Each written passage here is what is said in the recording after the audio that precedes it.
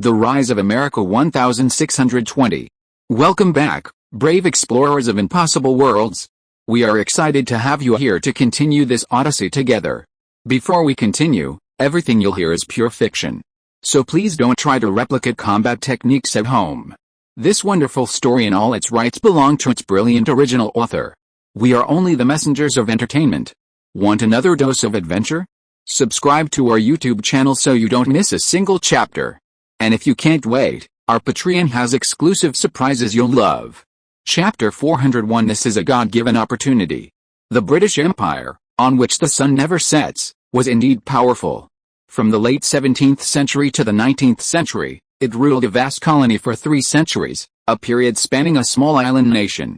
This was a unique example in world history. However, the British Empire ultimately declined, and the American Empire rose in its wake. Britain, in turn, became a mere lackey of the United States. In Zhao Hongai's time, the United States was out of the question. As long as the Song Empire existed on the American continent, the United States would never have existed.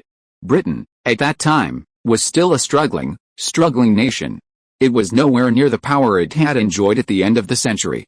Not to mention, Britain at that time couldn't even match the Dutch. At the very least, the sea coachman was beginning to reveal its true strength. The Netherlands now had the largest fleet in the world, with merchant ships reaching as far east as Macau and as far west as Manhattan, not to mention the Mediterranean. However, the Dutch were currently preoccupied with the war in the Netherlands. According to historical records, once the 30 Years' War was over, by mid-century, the Dutch would dominate the seas for decades, until they were finally defeated by the British. The British's strategy for tackling the Dutch was simple. They wooed the European powers into coalition to resist the Dutch. Each of these powers was insignificant individually, but united, they were immensely powerful. The Dutch, with their roots in Europe, were effectively defeated by the British. Ports were constantly attacked, and merchant ships at sea were plundered by pirates. The loss of goods and the resulting economic damage ultimately doomed the Dutch. The British, however, took advantage of the European struggles to profit from the Dutch and quietly consolidated their naval power. Once the Dutch and European powers were exhausted, the British swung in, subduing all the nations. Ultimately, the British reaped the rewards. It's a testament to the British's mastery of intrigue and scheming. This strategy has always been a key point of their government's administration, even in later generations. However, the British's tactics eventually became public knowledge, and they gradually lost favor. How could Zhao Hongaiu, a man from the future, not be aware of this? Wasn't it that summer? The British, having suffered a loss the previous year, resorted to cunning tactics, deploying hundreds of pirate ships to cause trouble for Manhattan. Fortunately, Manhattan was prepared and, with powerful external tools, weathered the crisis. If it had been any other nation, the outcome would have been disastrous. After all, a combined fleet of hundreds of pirate ships could have swept through Mediterranean colonies or major European ports. Pirates were no strangers to this practice. In that era, pirate attacks on ports were nothing new. After all, capturing a port allowed pirates to plunder even more wealth. Given the potential for wealth, it's no wonder pirates flocked to the area. Unfortunately, this time, the pirates encountered the perverse Song Empire and were quickly subdued. The organizer of the pirate alliance, Blackbeard Jack, was blamed after his defeat by other pirates, who then united to defeat him. Ultimately, he fell into the hands of Manhattan intelligence. Therefore, from Blackbeard Jack, the intelligence department learned the entire truth and the British's intentions. It was precisely because of this that Zhao Hongaiu decided to launch an immediate attack on the British colonies. A tooth for a tooth, blood for blood. As for the reason for the war, Zhao Hongaiu didn't even bother to find a reason. After all, he had the upper hand. He would take the British colonies first. Even if the British got angry, it wouldn't matter. Zhao Hongaiu didn't care about nonsense like serious protest, reserving rights or something. If you British are so powerful, you can take it back with cannons and troops. If not, Zhao Hongaiu won't care about just talking. We've been seizing British merchant ships lately, and all those galleons are being used as our warships. I bet the British must be feeling the pain, Wang Shan said to Zhao Hongaiu in a sly tone. At the outbreak of the war, many British merchants, unaware of the Song Empire's declaration of war against Britain, continued to flock to Manhattan. Determined to be the worst villains, Wang Shan and Zhang Tai decided to seize all British ships and use them as warships for their Caribbean invasion. As for the whaling British merchants, Wang Shan paid no heed. Those who behaved well were spared, but those who dared attack the islands were thrown into prison camps to build roads. Thus, a large number of British merchants, deprived of their ships and unable to return to Europe, were stranded in America. To maintain public order, Wang Shan and Zhang Tai built a concentration camp specifically for these British and imprisoned them there. In Wang Shan's words, "You, the British royal family, are conspiring to collaborate with pirates to attack Manhattan. We will not be polite to you either." He then released the intelligence department had gathered. Only then did everyone understand why the Song Empire was treating the British so harshly. Initially, everyone was somewhat skeptical of the news released by the Song Empire. However, Wang Shan, the villain, could resist, bringing Blackbeard and others who knew the truth to the fore. Gradually, everyone understood. Let the British suffer, what's their fault, they asked. They're so ruthless. They're still trying to pull some dirty tricks behind the scenes. Now they see how powerful they are, better to die than to die, my friend, so, let the Song Empire deal with the British. This was the thinking of the European merchants who came to Manhattan to do business. Due to the lack of communication, British merchant ships continued to arrive in Manhattan. And once these British ships arrived in Manhattan, they were essentially a waste of effort, with only a few ships to go back and forth. As a result, in a short period of time, the British naval power suffered a significant loss. By the time the British royal family received letters from the American colonies, learning of the events, the colonies had already fallen into the hands of the Song Empire. Meanwhile, hundreds of merchant ships were detained and confiscated in Manhattan, a bitter blow to the British. You have to understand that the British naval power they currently possess took over 50 years to amass. Now, with just a few tricks from the American Song Empire, 40% of that power has been taken over. To say the British aren't suffering would be a lie. The problem is, the British themselves know the disgraceful role they played in the pirate attacks in America that summer. So, now facing retaliation from the Song Empire, they can only swallow their anger. While they might try to argue, Blackbeard Jack has been captured by the Song Empire. Furthermore, Blackbeard's confidants, as well as those who knew the truth, are also in the Song Empire's hands. Therefore, even if the British wanted to argue, it would be difficult. In short, the British have already suffered the consequences. Zhao Hongyu chuckled. Who do the British think they are? They're trying to pull this trick on us. Remember, we're the ancestors of thick skin cunning. How could they possibly outwit us? Your Highness, although we're only targeting the British, we've also had a significant impact on the Spanish and Dutch. Their merchant ships are now few and far between. As Manhattan's military and political leader, Zhang Tai was also troubled by the shrinking trade. After all, the bulk of Manhattan's commerce was currently supported by Spanish, Dutch, and British maritime merchants. And the plan involved not only the British, but also the Spanish and Dutch. If they offended all three at once, who had come to America to do business? Zhang Tai was deeply concerned. Hearing this, Zhao Hongyu waved his hand nonchalantly and said, without the British, Spanish, and Dutch, we can just trade with the French and Swedes.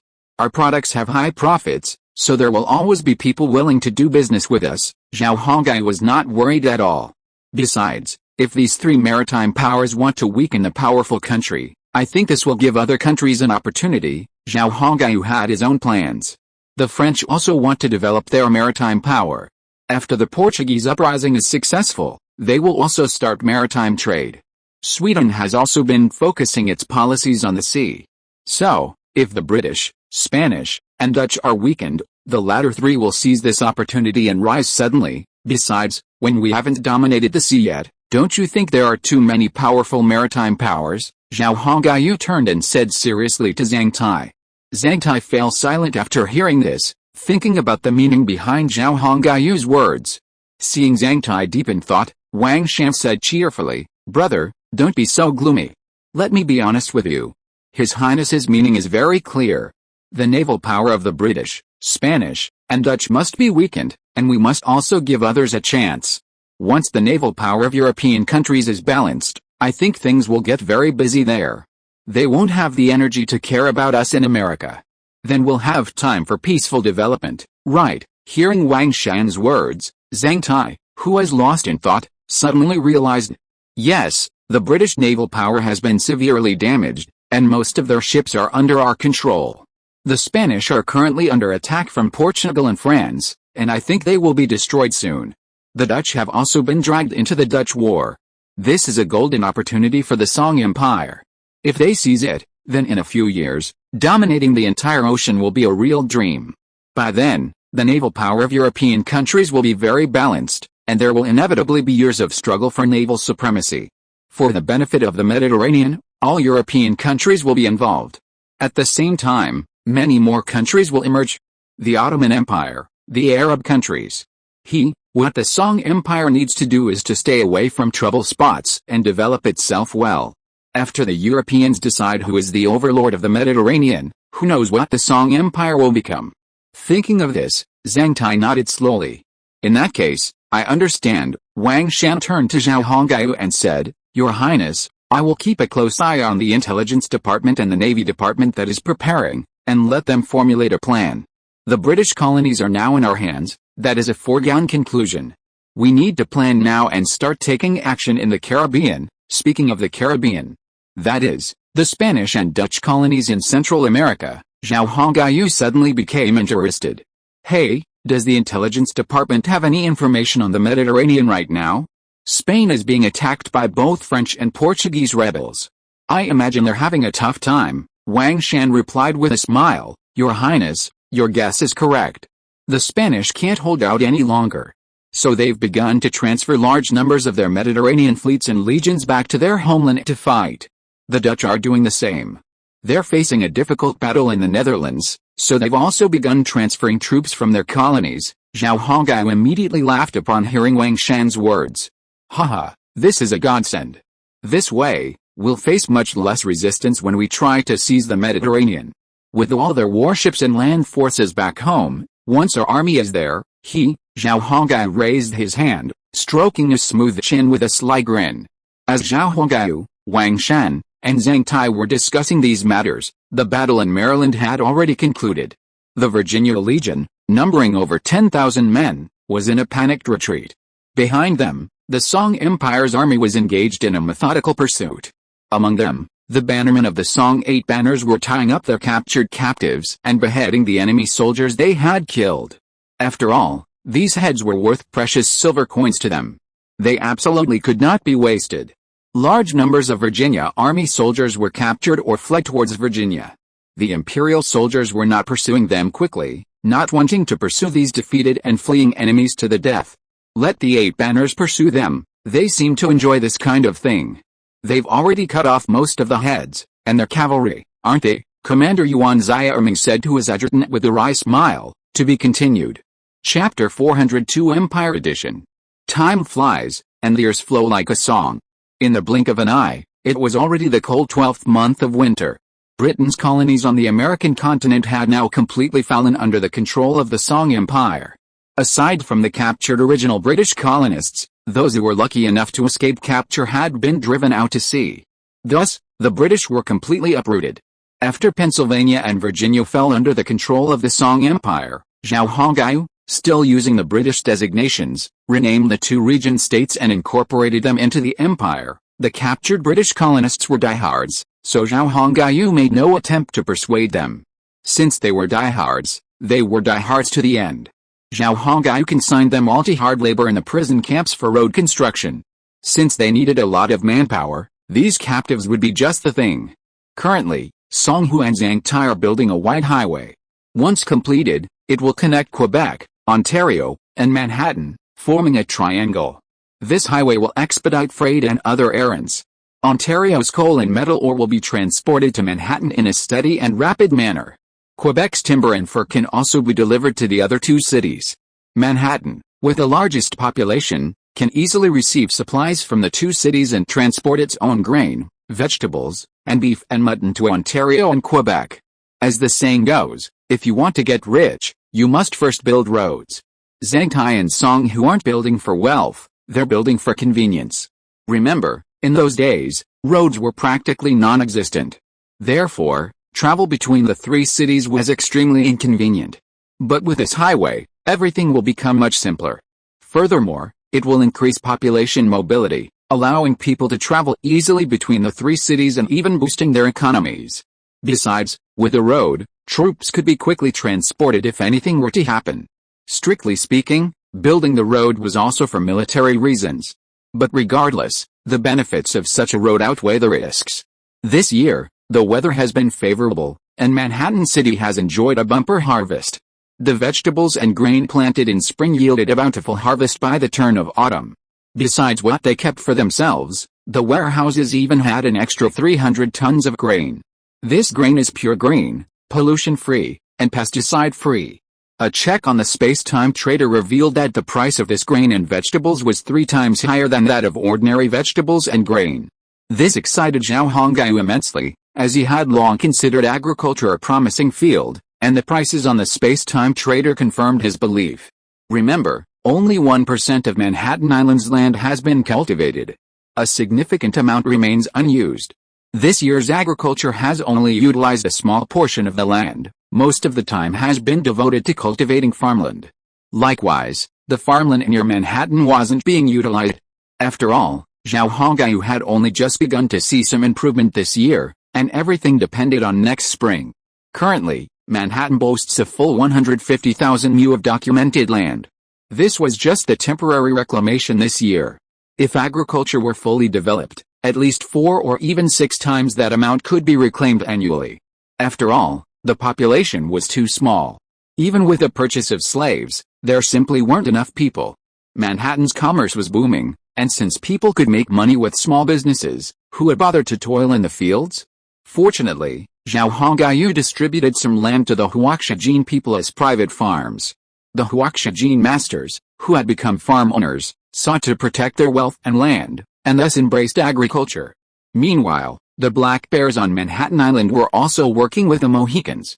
Otherwise, Zhao Hongyu wouldn't have been able to eat the food he'd grown this year. However, since the autumn harvest, Zhao Hongyu has said goodbye to stale rice. Moreover, winter food options became more plentiful. The Mohicans on Manhattan Island also benefited from animal husbandry.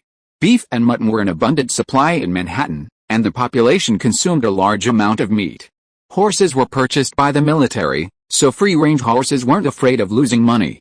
Pigs, chickens, ducks, geese, and other animals were also in high demand. It could be said that under Black Bear's leadership and Zhao Hongyu's arrangements, the Mohicans had achieved a comfortable life ahead of time. It's important to note that the most comfortable people in Manhattan were those with Chinese genetic heritage, as they either worked in the government, owned their own businesses, or were farmers with large tracts of farmland. Every month, those with Chinese genetic heritage earned a considerable amount of money per head. Of course, the black-haired, black-eyed nobles were known as masters in the Song Empire, the highest class. Although the citizens of the Song Empire were not divided into classes, the European slaves who came to work there tacitly accepted the class system. The first class was the black-haired masters. The second class consisted of the Somali blacks who looked like slaves, the stern yet ruthless Gurkhas, and the Indians. The Somali blacks were different from the slaves, so they shouldn't be confused. Meanwhile, the Indians revered the Mohicans. The third class consisted of the people the Chinese masters called Asan. These men, with their heads wrapped in cloth, were the most despised people in the empire, but their flattery was so effective that the European sycophants could only stare blankly. Then there were the Europeans who had passed the Imperial Immigration Bureau's application and officially become citizens. These people were viewed with envy and hatred. The fourth class consisted of the Europeans who had come here to work. These 4 classes were a self-determined and implicit division among the Europeans who had come here to work. Here, aside from the Huaxia people, the Mohicans were the first to prosper. As Zhao Hongyu's father-in-law, he was pleased with his people's prosperity, but he also constantly brainwashed them. Therefore, he constantly expressed his gratitude to the empire's crown prince, Black Eyes, and Emma, the queen of the empire's Indian tribe. It was they who brought such prosperity to the people. Black Bear had a reason for this. He knew full well that the Mohicans received such significant benefits solely because of his daughter Emma's kindness. Furthermore, the empire needed the Mohicans as an example to inspire the other Indians. After all, the Mohicans were no longer a simple tribe. With the empire's support, many Indians from other tribes were forced to join the Mohicans, becoming Mohicans. Therefore, Zhao Hongyu had to ensure that the Mohicans who first followed him enjoyed dazzling wealth. This would show them that following him was a sound path. It was precisely because of this understanding that Black Bear constantly spoke of the empire's benefits. He also had a selfish motive. Zhao Hongyu had promised him that the first son born to him and his daughter would become the king of this land. This child would carry Mohican blood. So, Black Bear believed he was doing this for the good of the Mohicans and his grandson, and so he delighted in doing this. Under his propaganda and leadership, the former Mohicans were truly steadfast in their allegiance to the empire. It's safe to say that if anyone spoke ill of the empire in front of them, they would be ready to wield their knives the next moment. Those who later assimilated into the empire and joined the Mohicans, while not as devoted as Black Bear and the other former Mohicans, were no less loyal to the Song Empire. The reason was simple: the empire treated them with no discrimination and provided them with all the benefits they were entitled to.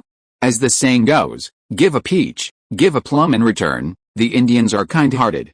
Furthermore, almost all of these Indian children were forced to attend school. In school, the curriculum they learned was essentially brainwashing. When these children returned home from school, under their influence, how could their parents' feelings toward the empire be any less favorable? Zhao Hongyu and his team had long predicted that the next generation of Indians would essentially become true citizens of the empire. The worst that could happen was that the empire would have more ethnic groups, nothing special. After all, in later times, the Huaxia Empire also had 56 ethnic groups, right?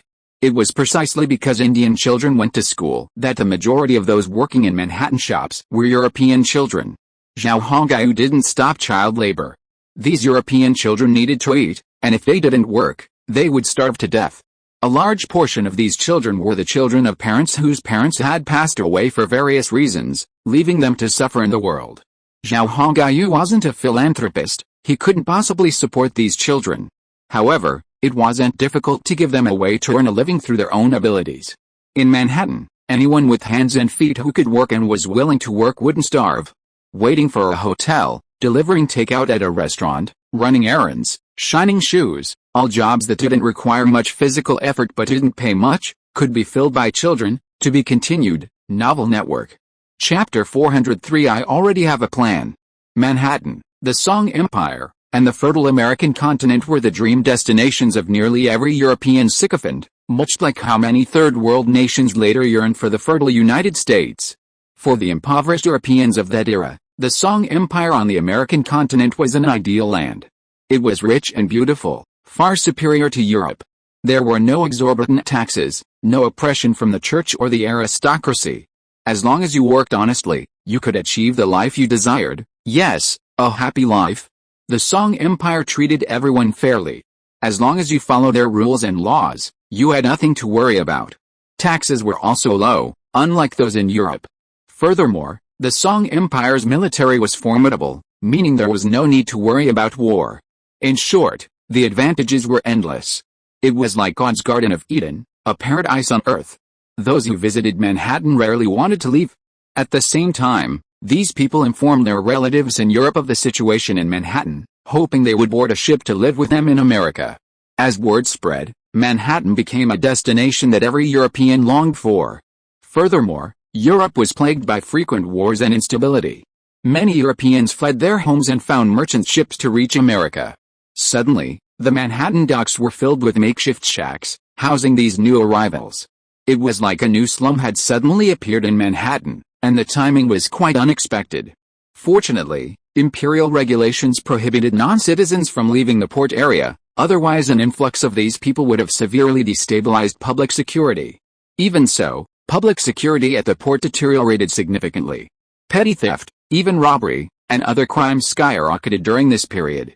To address this, Zhang Tai used his privileged position to purchase a group of Indian soldiers to serve as security guards, thus suppressing the growing problem. The Indians were truly servile lackeys. Backed by the empire, they showed no mercy to anyone who dared to defy imperial rules. Upon discovery, they would be severely beaten and thrown into prison. Some were even thrown directly into the road construction crew. These Europeans weren't fools either. After a few attempts, they became more obedient.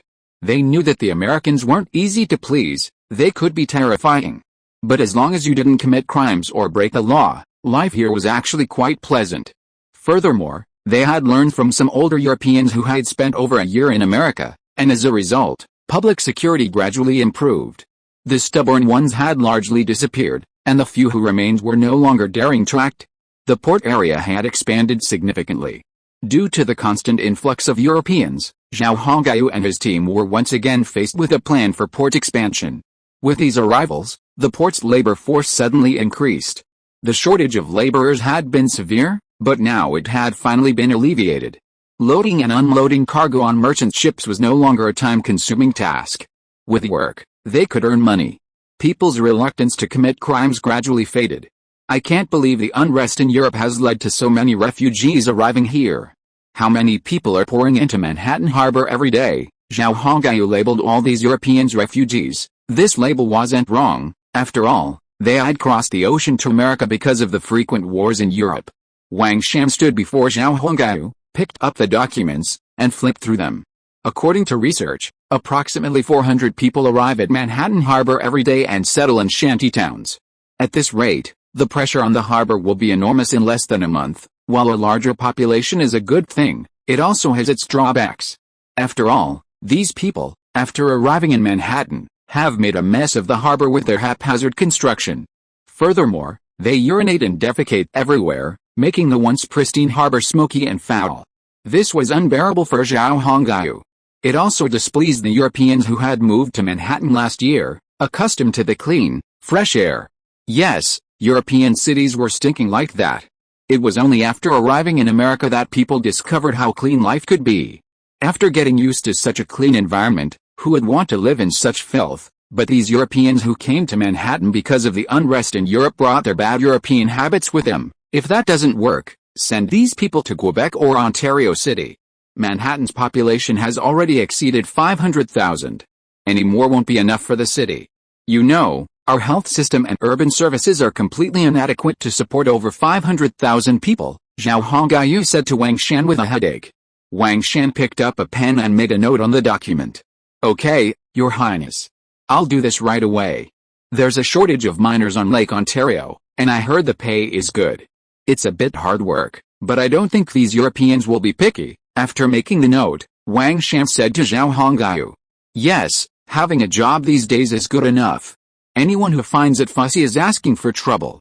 Moreover, the salary of miners in Ontario City is 30% higher than that of laborers in Manhattan. It can be said to be a very good job. The level of the empire's young masters is very high, and the price of goods is very low. The living conditions are like heaven compared to Europe. Instead of starving in the port of Manhattan, it is better to go to Ontario City. Wang Shan already has a plan for this and knows what he should do. Zhao Hongyu continued, let's put this matter aside for now. How many warships do we have available now? The British colonies have been taken into our hands, so the next step is the Caribbean strategy. Now the American continent is in constant war, and Spain and the Netherlands are both dragged down by the war. This is a good opportunity for us. It would be a great sin not to take advantage of what God has given us. Zhao Hongyu talked about this matter and also used a rather unreliable word. Upon hearing this, Wang Shan quickly replied, we now possess 13 heavily armored warships, 165 knockoff Dutch warships, and recently we also seized over 200 British galleons. These ships have been organized into 13 fleets, with the flagships primarily consisting of heavily armored battleships. Zhao Hongyu carefully calculated the situation after listening to Wang Shan's report.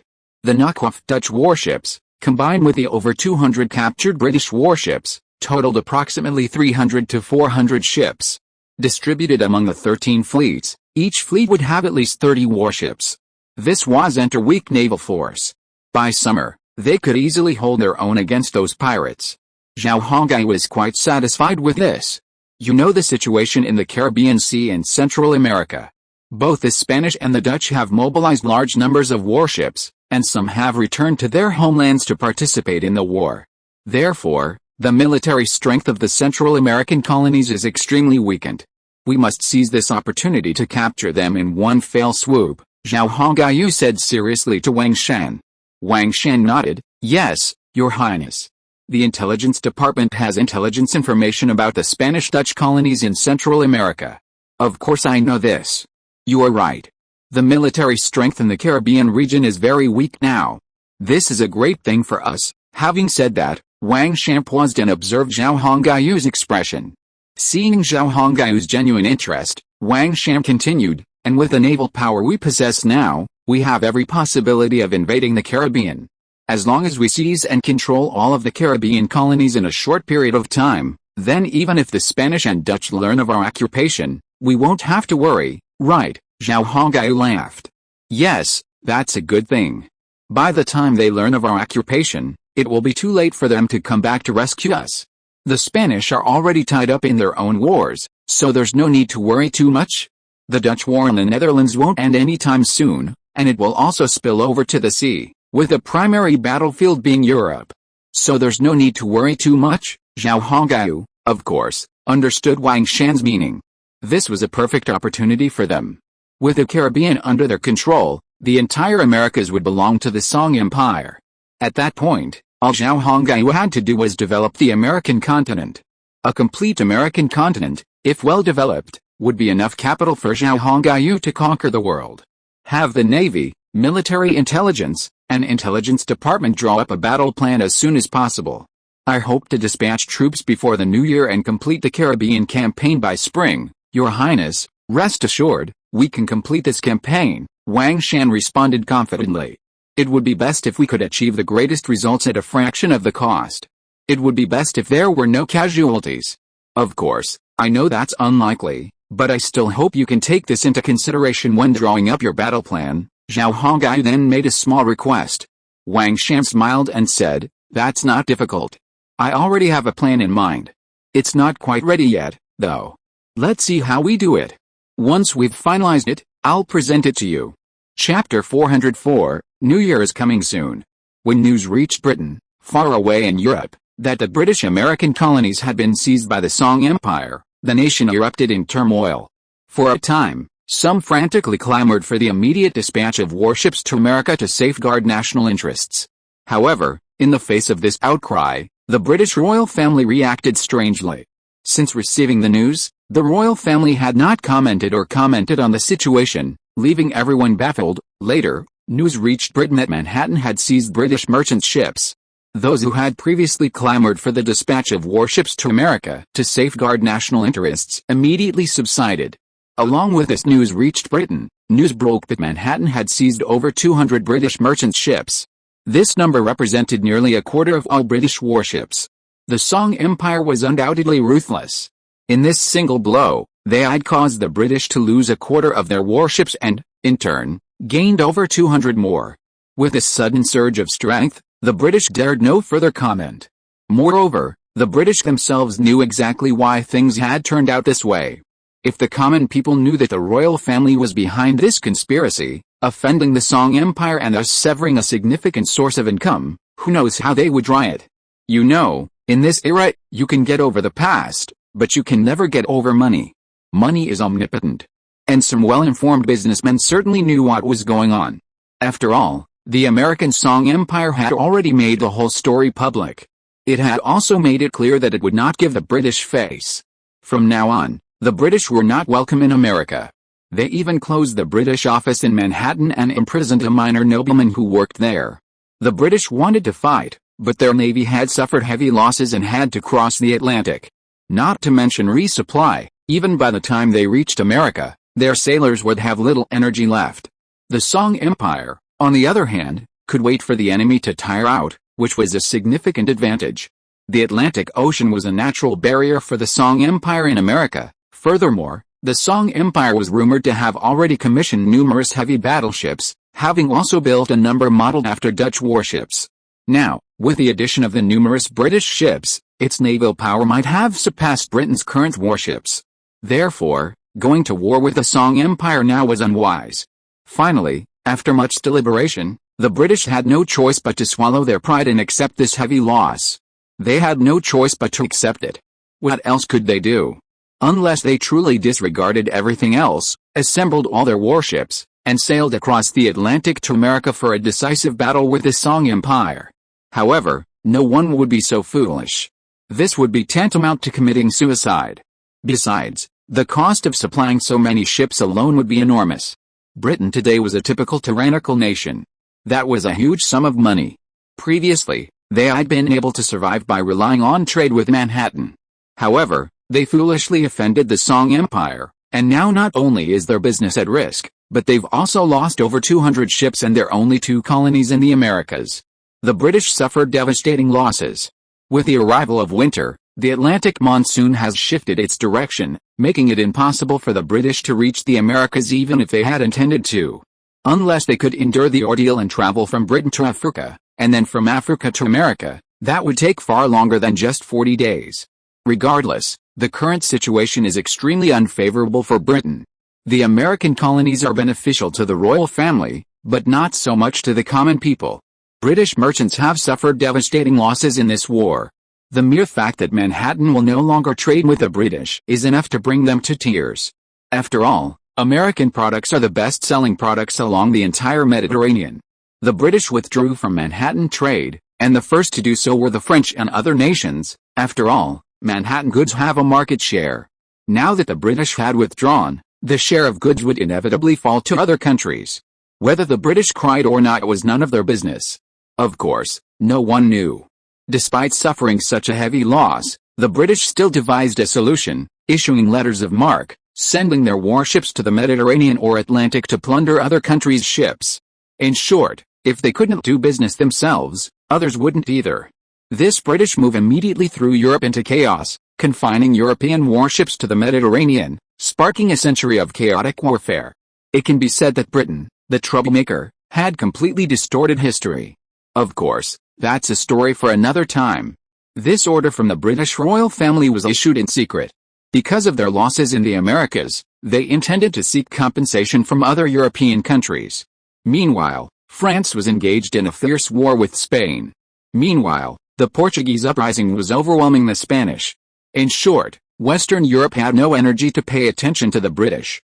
Meanwhile, the Protestant coalition organized by the Dutch was confronting the Church's military forces in the Netherlands, engaging in a frenzied exchange of blows.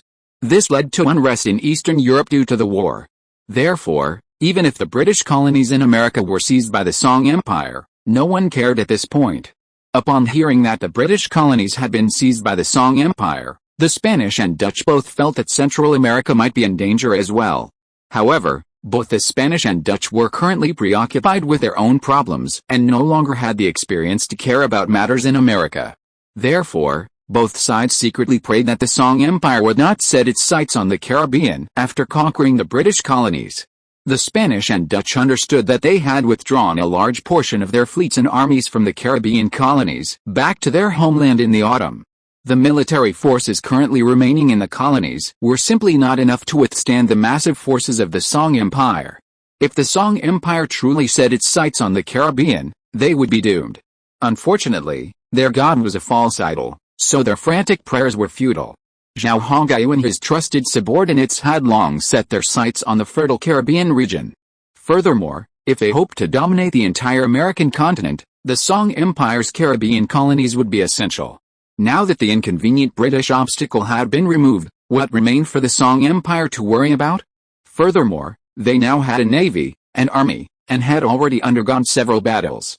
Therefore, no one could stop the Song Empire's advance.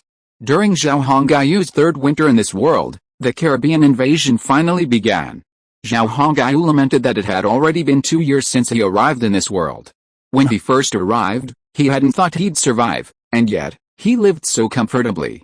But now, with such status and power, he was determined to rise to the next level.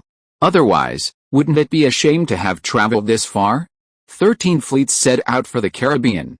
It could be said that the Song Empire, founded by Zhao Hongyu, had mobilized all its naval power.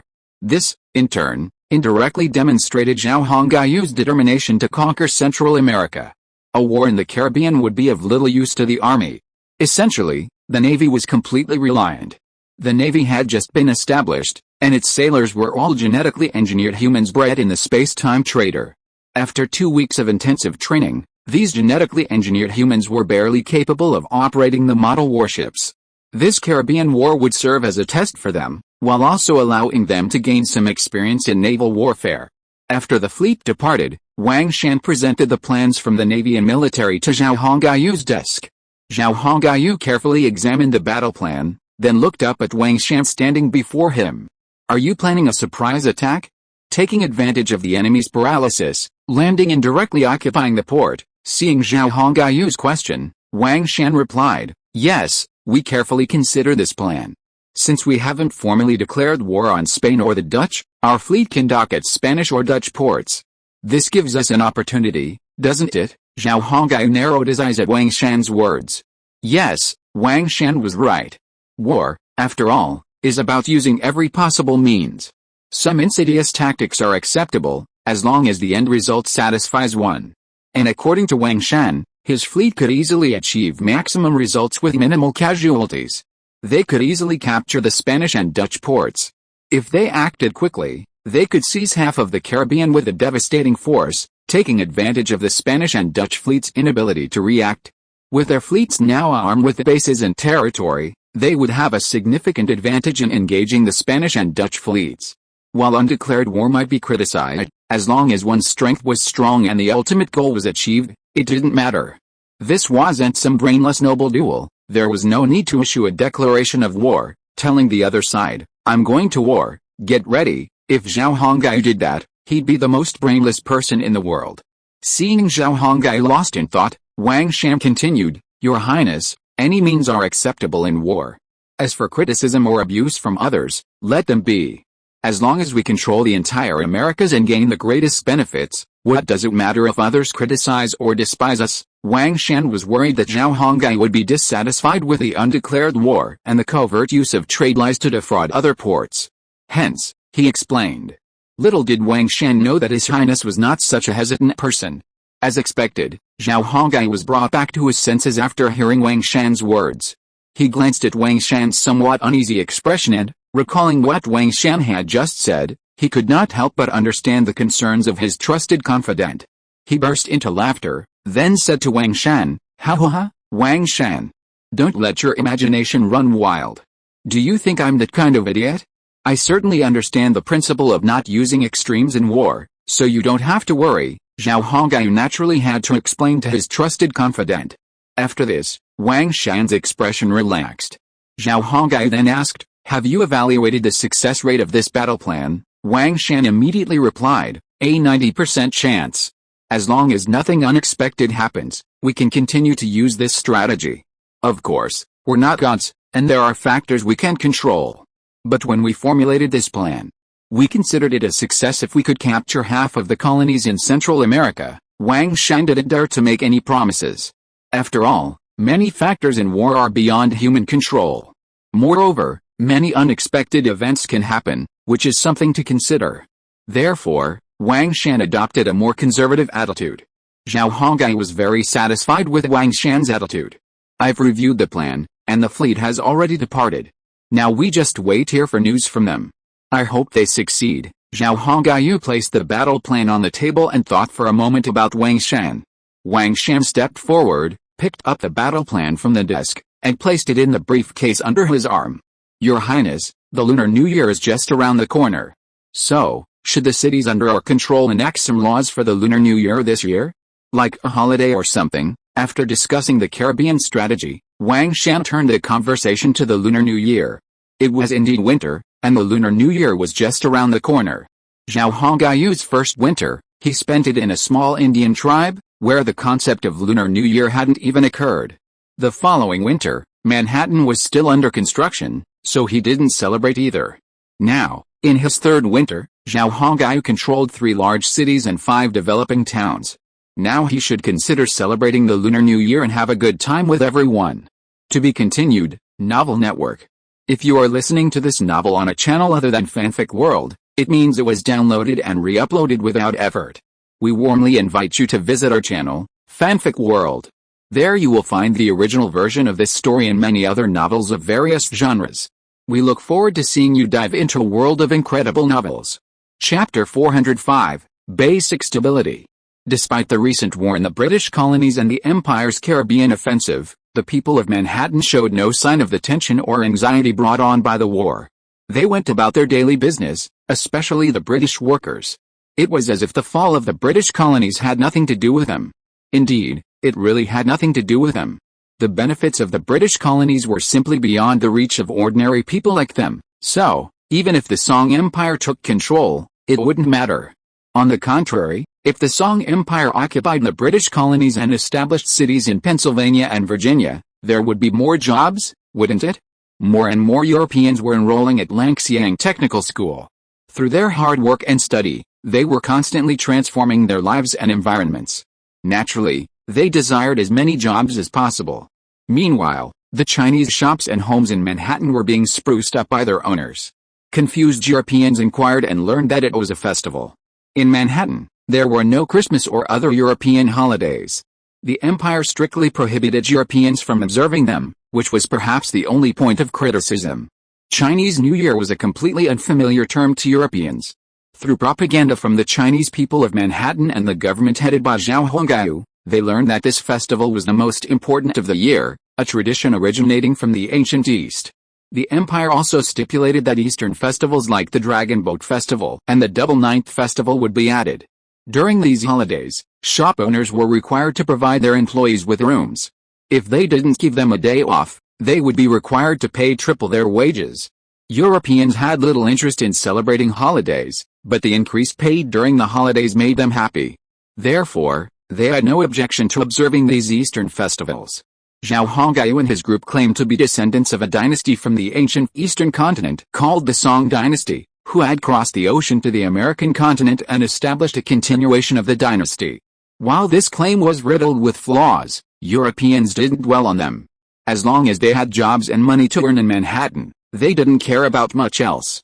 Manhattan's commercial streets were already filled with the thick atmosphere of the Lunar New Year. Various New Year decorations, couplets, red paper, and other small items began to appear on the streets and in shops. The Chinese people's longing for the Lunar New Year also sparked great interest among the Europeans. As the Lunar New Year approached, the Europeans working in Manhattan noticed that the Chinese people they encountered were becoming increasingly friendly and approachable. In the past, the Chinese were very arrogant and usually ignored these European sluts. The Chinese gentleman's attitude seemed to be related to the approaching Lunar New Year. So, the Europeans working in Manhattan wanted to know what the Lunar New Year was all about. While ordinary people were busy preparing for the Lunar New Year, Zhao Honggao himself was also busy. After all, he had been in this world for 2 years and had survived 2 winters without festivals. By the 3rd winter, that is, now, he had all the conditions for the Year of the Dog. And according to the intelligence department, the lower-class people with Chinese genes were also eager to celebrate the New Year. By celebrating the New Year, they could raise their hopes for the future and reflect on the gains and losses of the year. How could Zhao Honggao object to such a request? So, he took a large sum of money from his own personal stash to buy Emma and Sarah a large amount of new clothes. He also found a major French slave trader, paid a deposit, and ordered a large number of slaves from him as gifts for Sarah and Emma. He also included a large sum of money as red envelopes for Sarah and Emma for the new year. In Manhattan, everyone was inspired by the Chinese people. Caught up in the anticipation of the new year, from now on, in the Song Empire, Europeans would also celebrate Chinese festivals. As for European festivals, let them fade from European minds. Zhao Honggao was not interested in European festivals. As an angry young man and a believer in Greater China, Wang Shan disdained European festivals even more. Therefore, he constantly instilled extreme ideas and concepts into Zhao Honggao, which inevitably influenced Zhao Honggao to some degree. According to Wang Shan, what's so good about European holidays? Our Chinese holidays are still better. As for the needs of Europeans, we don't need to consider them at all. Besides, do they have any needs? Indeed, the needs of Europeans in this era were indeed simple. They didn't have any need for festivals or anything like that. As long as they had food to eat, a job, and money to earn, they were perfectly happy.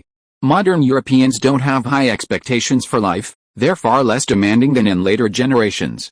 Besides Manhattan, Quebec, Ontario City, and 5 other developing townships have also begun preparing for the new year. Regardless, everyone just wants to be lively and festive. The Indians, however, are very enthusiastic about this, as they naturally enjoy a lively atmosphere. Since joining the Song Empire and becoming citizens, the Indians under imperial rule have adhered to rules and regulations, no longer engaging in the unbridled and boisterous activities they once enjoyed in their tribes. Now, with such an opportunity, how could the Indians not be happy? At heart, Indians are romantic and passionate. It seems most uncivilized peoples share this trait. However, with the advancement of knowledge and civilization, this trait has gradually disappeared. It's unclear whether this is a tragedy of humanity or true progress. With Zhao Hongyu's current status and position, he doesn't need to personally fight on the front lines. Like in so many novels, the protagonist, after becoming emperor, must participate in every battle and fight the enemy on the front lines. To Wang Shen and his men, such a thing is absolutely idiotic. They would never allow Zhao Hongyu to do so.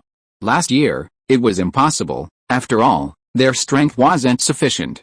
But now, compared to last year, things have changed dramatically. Therefore, Wang Shen and his men would never allow Zhao Hongyu to do anything like that, which required him to fight on the front lines. So, whether it was attacking British colonies or mobilizing the newly formed Imperial fleet to invade the Caribbean, Zhao Hongyu simply listened to reports and reviewed the documents. Battlefield fighting could be left to the subordinates. As the year drew to a close, Wang Shen and his men began to review the year. The framework of the Song Empire had been established, now all that was left was to wait for development. In the north, with Quebec City as the center, construction could extend to the northern continent, thus controlling the entire northern territory. Furthermore, with Quebec now part of the empire no longer had to worry about its northern territory. Meanwhile, news arrived from Quebec that the remaining Iroquois tribes had been completely annihilated after a year of pursuit. The last rebellious Iroquois tribe had finally been caught up and utterly annihilated by the army in the north. From then on, there would be no more unrest in the north of the empire. Furthermore, Quebec City began constructing forts and supply points along the St. Lawrence River, providing a future stopover for the massive fleet. The empire established a secret naval base in Ontario City, where warships would be repaired or hidden on Lake Ontario. Lake Ontario is more than capable of supporting the empire's heavy warships. Its vast surface and shores offer numerous suitable anchorages for warships. Failure to utilize this would be a real betrayal. Furthermore, the St. Lawrence River connects Lake Ontario with the Atlantic Ocean. Its importance is self-evident. Therefore, the construction of forts, artillery batteries, and security facilities along its shores is essential. If the enemy enters through the eastern estuary of the St. Lawrence River, they could directly penetrate the heart of the empire, a highly dangerous prospect. Therefore, protecting the St. Lawrence River became a paramount priority for Quebec. Furthermore, Quebec reclaimed a vast amount of fertile land this year. Combined with increased trade between cities, the lives of the French in Quebec City, now citizens of French descent, have greatly improved. With a better life, their minds have become more stable. Public security has remained excellent, with virtually no homicides reported in 3 months. From this point of view, the French also began to accept the rule of the empire and regarded themselves as a member of the empire. Of course, the external propaganda of the empire said that those French people were the people of Sarah's territory. After all, Sarah still owned a lot of land in Quebec. Although the empire controlled 80% of the land in Quebec, even so, the land under Sarah's personal name was not a small amount. And she was still the nominal lord of Quebec, so these French people who joined the empire would not do anything for Sarah's sake. Especially the propaganda department of the empire, in Quebec, always spared no effort to publicize Sarah in front of Zhao Hongyu, seeking better welfare benefits for the people in her Quebec territory, which made those French people very grateful. But Sarah herself knew that she had never done anything for them. Those words said by the propaganda department were all false. But no matter what, whether it was true or false, Quebec was now stable. Novel Network. Chapter 406. There is a surprise. The development, public security, and public sentiment of Quebec City have stabilized. The Somali and Gurkha leaders are both very satisfied with their governance in Quebec. Therefore, Zhao Hongyu doesn't need to worry too much about matters there. To the west, Ontario City, thanks to Song Hu's leadership, the integration of a large number of Iroquois people, and the rich local mineral resources, has become the empire's only heavy industrial city. Iron workshops, warship construction plants, and even agricultural tools and other products are among the highest in production. Song Hu also built a small hydroelectric power station, bringing electricity to the city. Like later generations, Ontario City, built on the foundations of the later American heavy industrial city of Detroit, has the necessary foundations. If nothing unexpected happens, Ontario City will eventually become the Empire's largest heavy industrial city. Furthermore, unlike Manhattan and Quebec, Ontario City is positioned as a port trading city, its primary source of income coming from commercial trade. It is also the Empire's only city open to the outside world. Quebec is positioned as an agricultural region, with agriculture being the primary focus of its development. Ontario, however, is a different matter. With its abundant mineral resources, Songhu's construction plan aims to transform Ontario into a super-industrial city. Therefore, it's no surprise that some modern features have appeared in Ontario. Zhao Hongyu didn't object to Songhu's development plans. He gave Songhu complete freedom to formulate and develop Ontario. At least, for now, Ontario's development appears to be quite promising. Simultaneously, Songhu has begun expanding the city's reach to other parts of the Great Lakes region, constructing fortresses in strategic locations and planning the development of villages and towns in the future, likely sites where the United States will establish cities in the Great Lakes region. Manhattan, Quebec, and Ontario City are currently the three largest cities under Zhao Hongyu's rule. Compared to these three cities, the other 5 developing township heads are still in the arduous construction phase. However, according to the news they have sent back, the Empire will have 5 more cities next year. This would put Zhao Hongyu directly or indirectly in control of a large portion of North America. Cities along the middle Mississippi River would be able to overlook the west coast of the Americas. As long as time permits and policies remain stable and unpredictable, the Empire's reach would extend to the west coast within a few years. After activating the village chief function, Zhao Hongyu felt a significant sense of ease. For things like this, he could simply stay in Manhattan and delegate to his subordinates. In short, there was no need to personally handle everything. Zhao Hongyu relished this ease, since he could reap the benefits. Why bother with the hassle? In Manhattan, some of the more intelligent and skilled Chinese people with genetic genes had handcrafted numerous red lanterns for sale. Zhao Hongyu also bought a number and hung them around the castle. While the Chinese people with genetic genes now enjoyed a comfortable life, and most could technically be considered wealthy, they weren't content to settle for a comfortable life. They still found ways to engage in activities, such as opening a shop or a small workshop. Zhao Hongyu was very encouraging of such initiatives. Consequently, numerous windmills and shops selling snacks and prepared foods appeared in Manhattan. The owners or proprietors of these shops were essentially all Chinese. Of course, some Europeans who became citizens of the Empire also opened bakeries and blacksmith shops. In short, anyone with a bit of skill could earn a considerable fortune by opening a small business in the Empire's cities. Imperial citizens had money, so they were willing to spend. This also boosted the Empire's tax revenue. The Empire's tax policy, now completely independent of Zhao Hongyu's funding, had entered a virtuous cycle, preventing self-sufficiency and even generating a surplus. With more and more businesses, the Empire's finances would improve. Zhao Hongyu was confident in this. However, he also had a concern: the Empire's small population. Indeed, with the incorporation of British colonies into the Empire's territories and the launch of its Caribbean expansion, Zhao Hongyu faced a real headache trying to control such a vast territory with a population of only a few 100,000. It seemed that developing too quickly was not a good thing. Fortunately, the Empire has gold mines, iron ore, and coal to support it. Therefore, the population of Chinese geneticists continues to rise steadily. After this year, the proportion of Chinese geneticists in the total genetic population has finally reached 50%. The crisis warning on the space-time trader has finally disappeared. And the pressure on the Indians has reached 800, making them no longer have any thoughts of resistance. Zhao Hongyu's personal account, after a year of savings, was surprised when he checked it at the end of the year. It had reached 50 billion. After all, the 7 township heads of 8 cities only have 1 billion yuan at their disposal. In other words, any excess amount will be deposited into Zhao Hongyu's personal account and they will no longer be able to use it. Since Zhao Hongyu became a hands-off boss, leaving all matters to his genetic subordinates, he rarely opened the space-time trader. Now, before the new year, he wanted to review the year's achievements, but he was completely surprised by such a big surprise. What can 50 billion do? There are many things that can be done. 50 billion is more than enough to invest in a single copycat research project. If the technological requirements aren't high, multiple projects could be invested. If used to cultivate genetically modified humans, 50 billion could produce a significant number of them. This would completely alleviate the empire's population shortage. After all, besides the genetically modified humans, a large portion of the empire's citizens are Native Americans, French from Quebec, and their descendants who have joined.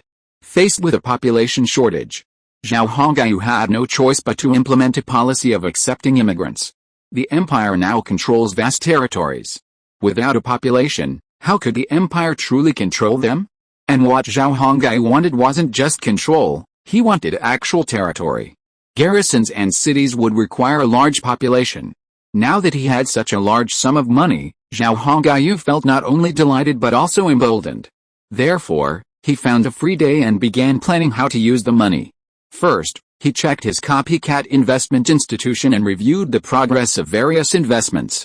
He discovered that the investments of the copycat research institutes were highly fragmented, with each geneticist village chief investing in a different field.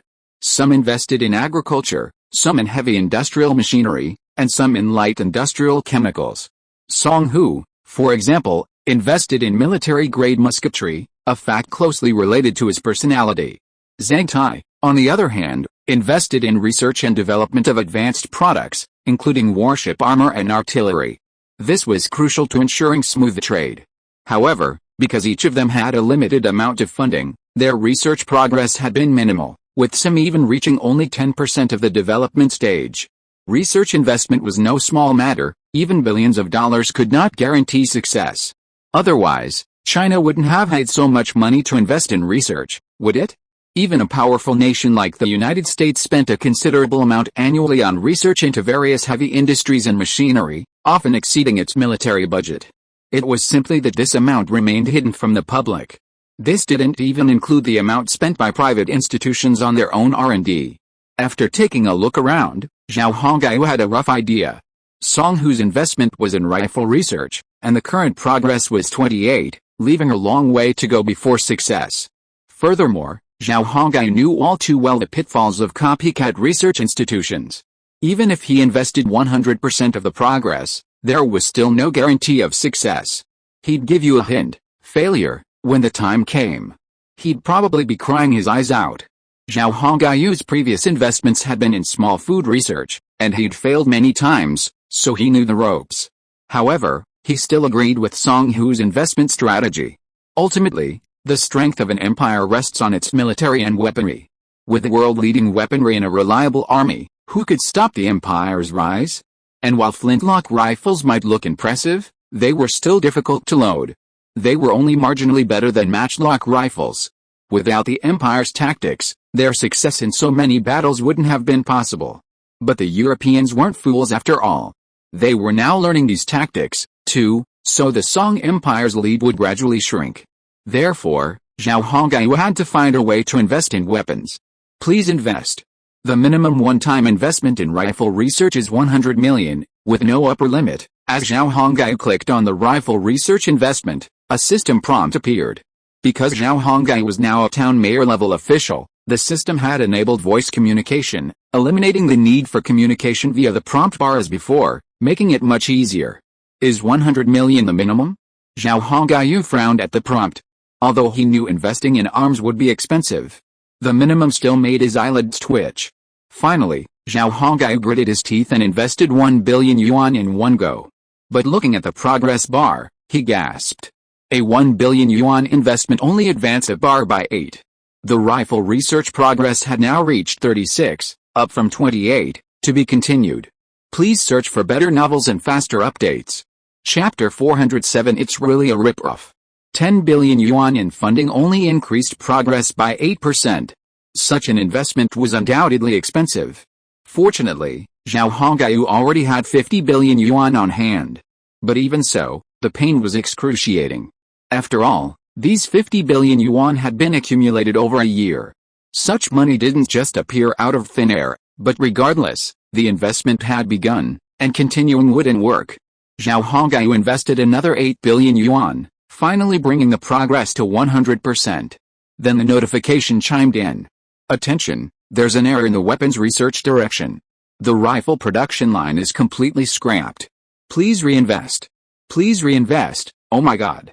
Zhao Hongyu cursed inwardly after hearing this notification. He knew investing in research was risky, but this was just too much of a rip-off. Almost 10 billion yuan, invested without a single ounce of feedback, a mere waste. Not only had his investment been wasted, but the original 28% of the investment progress had also been wasted. Zhao Hongyu felt a surge of bitterness and pain. But the reality was already there, so what else could he do? With no other options, Zhao Hongyu reinvested another 6 billion yuan, bringing the progress bar back to 48% as compensation. In less than 5 minutes, 15 billion yuan was gone. Zhao Hongyu was stunned, realizing the sheer amount of money required to invest in research. Furthermore, investing doesn't guarantee a return, it all comes down to luck. It's like Viagra in the future, it was originally a byproduct of a pharmaceutical company's failed research on another drug. Yet, this byproduct turned out to be a lucrative profit. It was sheer luck. But how many people could have such luck? At the very least, Zhao Hongyu felt like his luck had run out. Yes, he was destined to die in the plane crash. But he'd been incredibly lucky. He'd arrived in this era and survived. And he'd even brought along a super cheat. But good luck doesn't last forever. So, now, this cheat was starting to bite him. Fortunately, Zhao Hongyu was resilient and quickly recovered. Since investing was such a rip-off, he couldn't afford to throw his remaining money down the drain. Who knew if he continued to invest, he would continue to fail. He couldn't afford the losses if he continued to fail. So, after this setback, Zhao Hongyu quickly shifted his spending strategy, planning to invest all his funds in genetically engineered human breeding. Indeed, compared to research investment, increasing the number of genetically engineered humans was a crucial issue for him. Excluding the 15 billion yuan he had just wasted, Zhao Hongyu still had 35 billion yuan left in his account. If managed wisely, this amount would be enough to produce a large number of Chinese genetically engineered humans. Furthermore, with the 2 British colonies incorporated into the empire, the surrounding lands also became part of the empire's empire. Aside from a few Indian tribes, these lands were essentially his domain. Therefore, he needed a large population to populate and occupy these lands. Only then could he completely claim them as his own. A Chinese genetic template costs 450,000 yuan to cultivate one person. How many could be cultivated with 35 billion yuan? After some calculations, Zhao Hongyu's current funds could produce 77,000 people. These 77,000 people would all be of Chinese descent. Their presence would have a profoundly beneficial impact on Zhao Hongyu's rule. In Europe today, a city with a population of 200,000 is considered a large city, and 300,000 a megacity. This is incomparable to the East. Zhao Hongyu also planned to follow Europe's example and divide these 70,000 people into towns of several thousand people, occupying as much land as possible. In the Americas, large Indian tribes surrounding the empire are almost non-existent. Even if they exist, they are in the West. At least in the East, the large Indian tribes have either been wiped out or assimilated into the empire, becoming the Mohicans. Pennsylvania and Virginia could each station 15,000 people and establish a small town. With such a population, it would be a large city in Europe. Small villages were being built in the surrounding areas, with populations ranging from 1,000 to 2,000 people. This way, with just 50,000 people, the land surrounding the British colonies could be effectively occupied, effectively granting the empire control. The remaining 27,000 people could be relocated once the Caribbean strategy was successful. Having made this decision, Zhao Hongyu immediately began cultivating the genetically modified humans. The template had already been set, so it presented no difficulty for Zhao Hongyu. Soon, batches of genetically modified humans formed embryos and began to grow rapidly. Perhaps because the investment research institution had been defrauded, the space-time trader was very accommodating when Zhao Hongyu was cultivating the humans. The growth of these 77,000 humans was free of natural disasters, which finally gave Zhao Hongyu peace of mind. After the genetically modified humans were cultivated, Zhao Hongyu did not immediately transport all of them into the real world. Over 70,000 humans were too numerous, and their sudden appearance would cause considerable unrest. Although the cult of the Abyss had begun to spread throughout the empire, it hadn't yet achieved the anticipated popularity. Therefore, Zhao Hongyu couldn't be too explicit for the time being. Therefore, the genes that had been cultivated and ready for extraction were temporarily stored in a virtual world.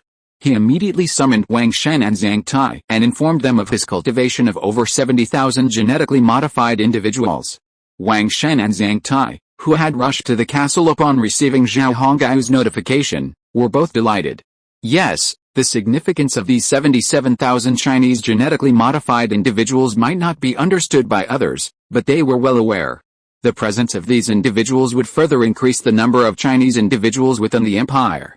Furthermore, it would stabilize the hearts of the genetically modified individuals within the empire, further strengthening the stability of Chinese rule. So, how could they not be happy? Especially after Zhao Hongaiu explained his plans for these 70,000 individuals, Wang Shen and Zhang Tai both expressed their approval. Zhang Tai and Wang Shen had also been vying to seize the Caribbean Sea. There was also the headache of post-war arrangements for the British colonies. Now Zhao Hongaiu had surprisingly resolved it. After the capture of the British colonies, Zhang Tai and Wang Shen were both in a difficult situation, lacking sufficient manpower to send. Furthermore, the Caribbean strategy involved hundreds of warships taking away an additional 10,000 to 20,000 troops. As a result, the number of geneticists stationed in Quebec, Manhattan, and Ontario City plummeted. This posed a security risk to the rule. After all, geneticists were the foundation and cornerstone of imperial rule. Although this wasn't widely discussed, it was a well-known fact. Pennsylvania needed population, and the troops there needed to be redeployed to stabilize Manhattan. Virginia, too, needed a large number of immigrants. Meanwhile, the troops needed to be mobilized and sent back to Ontario City. While Europeans could immigrate, they weren't as trustworthy as the Chinese geneticists. Furthermore, with geneticists occupying both colonies, Zhao Hongaiu and his men would have a fallback in the event of danger. At the same time, according to Zhao Hongaiu's plan, establishing small villages around the two colonies would indeed allow for actual control of the entire region, rather than just nominal control. This point resonated with Wang Shen and Zhang Tai. While the empire's territory might appear vast, most of it was theoretically owned by the empire. For example, in the north, theoretically, the entire future Canada region belonged to the empire. However, this was not the case, as the empire controlled only a few hundred kilometers around Quebec.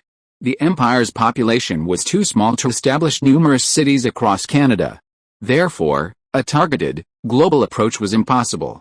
However, with Zhao Hongaiu's genetically modified population, while still a small number, at least the problems of the British colonies could be completely resolved. 77,000 people wasn't a large number, but they could provide over 10 or 20,000 soldiers, more than enough to form a militia. This way, the two colonies would have no worries, right? Your Highness, your plan is excellent, and I think it's very feasible. It really solves a big problem for us. Wang Shen and I have been struggling with this for a long time. After listening to Zhao Hongaiu's plan, Zhang Tai let out a long breath and said to him. Wang Shen, who was standing beside Zhang Tai, nodded repeatedly, expressing his agreement with Zhang Tai's words. As soon as Zhang Tai finished speaking, Wang Shen took over and said, Yes, Your Highness, our army has almost been dispatched, and now only the militia remains. Although those Europeans don't have any concerns now, without an army, we can't protect many things. Moreover, Pennsylvania and Virginia can't always have garrisons without immigrants. Without the people, how can we talk about development and construction? Wang Shen also spoke his mind to Zhao Hongaiu. After hearing this, Zhao Hongaiu smiled and said to Wang Shen and Zhang Tai, That's all well and good now. Your headaches are solved, aren't they? With these 77,000 men, we can solve a lot of problems. However, I plan to only deploy 50,000 of them to Pennsylvania and Virginia. I plan to migrate the remaining 27,000 men there after we conquer Central America. Wang Shen and Zhang Tai didn't object to Zhao Hongaiu's plan. Given the current situation, Zhao Hongaiu's arrangement wasn't the best solution. After all, the cities along the Caribbean coast needed people representing the empire's interests. So, who could be more reassuring than someone with Chinese genetic heritage? This should be done sooner rather than later. Let's begin migrating to Pennsylvania and Virginia now. Those geneticists are still in the virtual world, and I haven't transported them to the real world yet. I also need you to prepare clothing and winter supplies for 50,000 people. These won't be ready anytime soon, so you need to hurry. I hope to have this done before the Lunar New Year. Wang Shen and Zhang Tai both nodded in agreement. Then, in front of Zhao Hongaiu, Zhang Tai and Wang Shan divided the tasks between them. 50,000 people require a vast amount of supplies. Just the clothing and food alone would keep them busy for a while. Originally, these supplies could be purchased through the virtual exchange, but Zhao Hongayu's funds were all used up on breeding geneticists, and by the end of the year, Wang Shan and Zhang Tai's privileged quotas had been completely depleted. Therefore, they wouldn't be able to benefit from virtual trading for a month. Fortunately, there are numerous tailors in Manhattan, both geneticists and Europeans, who could solve this rather troublesome problem. Furthermore, Manhattan had a bumper harvest of grain and vegetables this year, so the food problem could be solved. The more pressing issue is that these 50,000 people would need a lot of tools to build homes in the newly conquered British colonies, and these tools were currently in short supply. Therefore, all these items had to be prepared in advance so that once the 50,000 people were transported to the real world, they could set off immediately. These supplies alone weren't enough. Wang Shan and Zhang Tai also needed to prepare a large number of tents for the genetically modified people to protect them from the winter cold upon arrival. These preparations would definitely take more than a day or two. 50,000 people. After assigning their tasks, Wang Shan and Zhang Tai took their leave. Zhao Hongyu wasn't idle either, volunteering to take on the responsibility of preparing food and carriages. After all, Zhao Hongayu's father-in-law had a large supply of food stored. Therefore, he could easily provide food for 50,000 people. Meanwhile, his father-in-law on Manhattan Island helps him herd a large number of horses and cattle.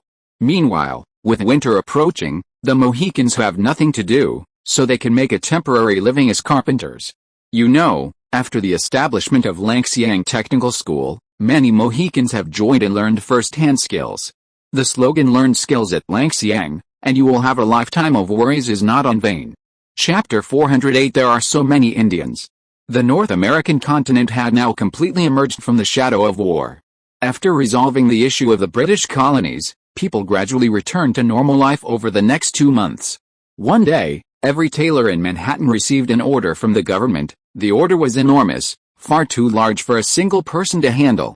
However, the profit was considerable, and the Manhattan tailors were thrilled. Over 300 tailors were tasked with producing 30,000 sets of winter clothing within a week.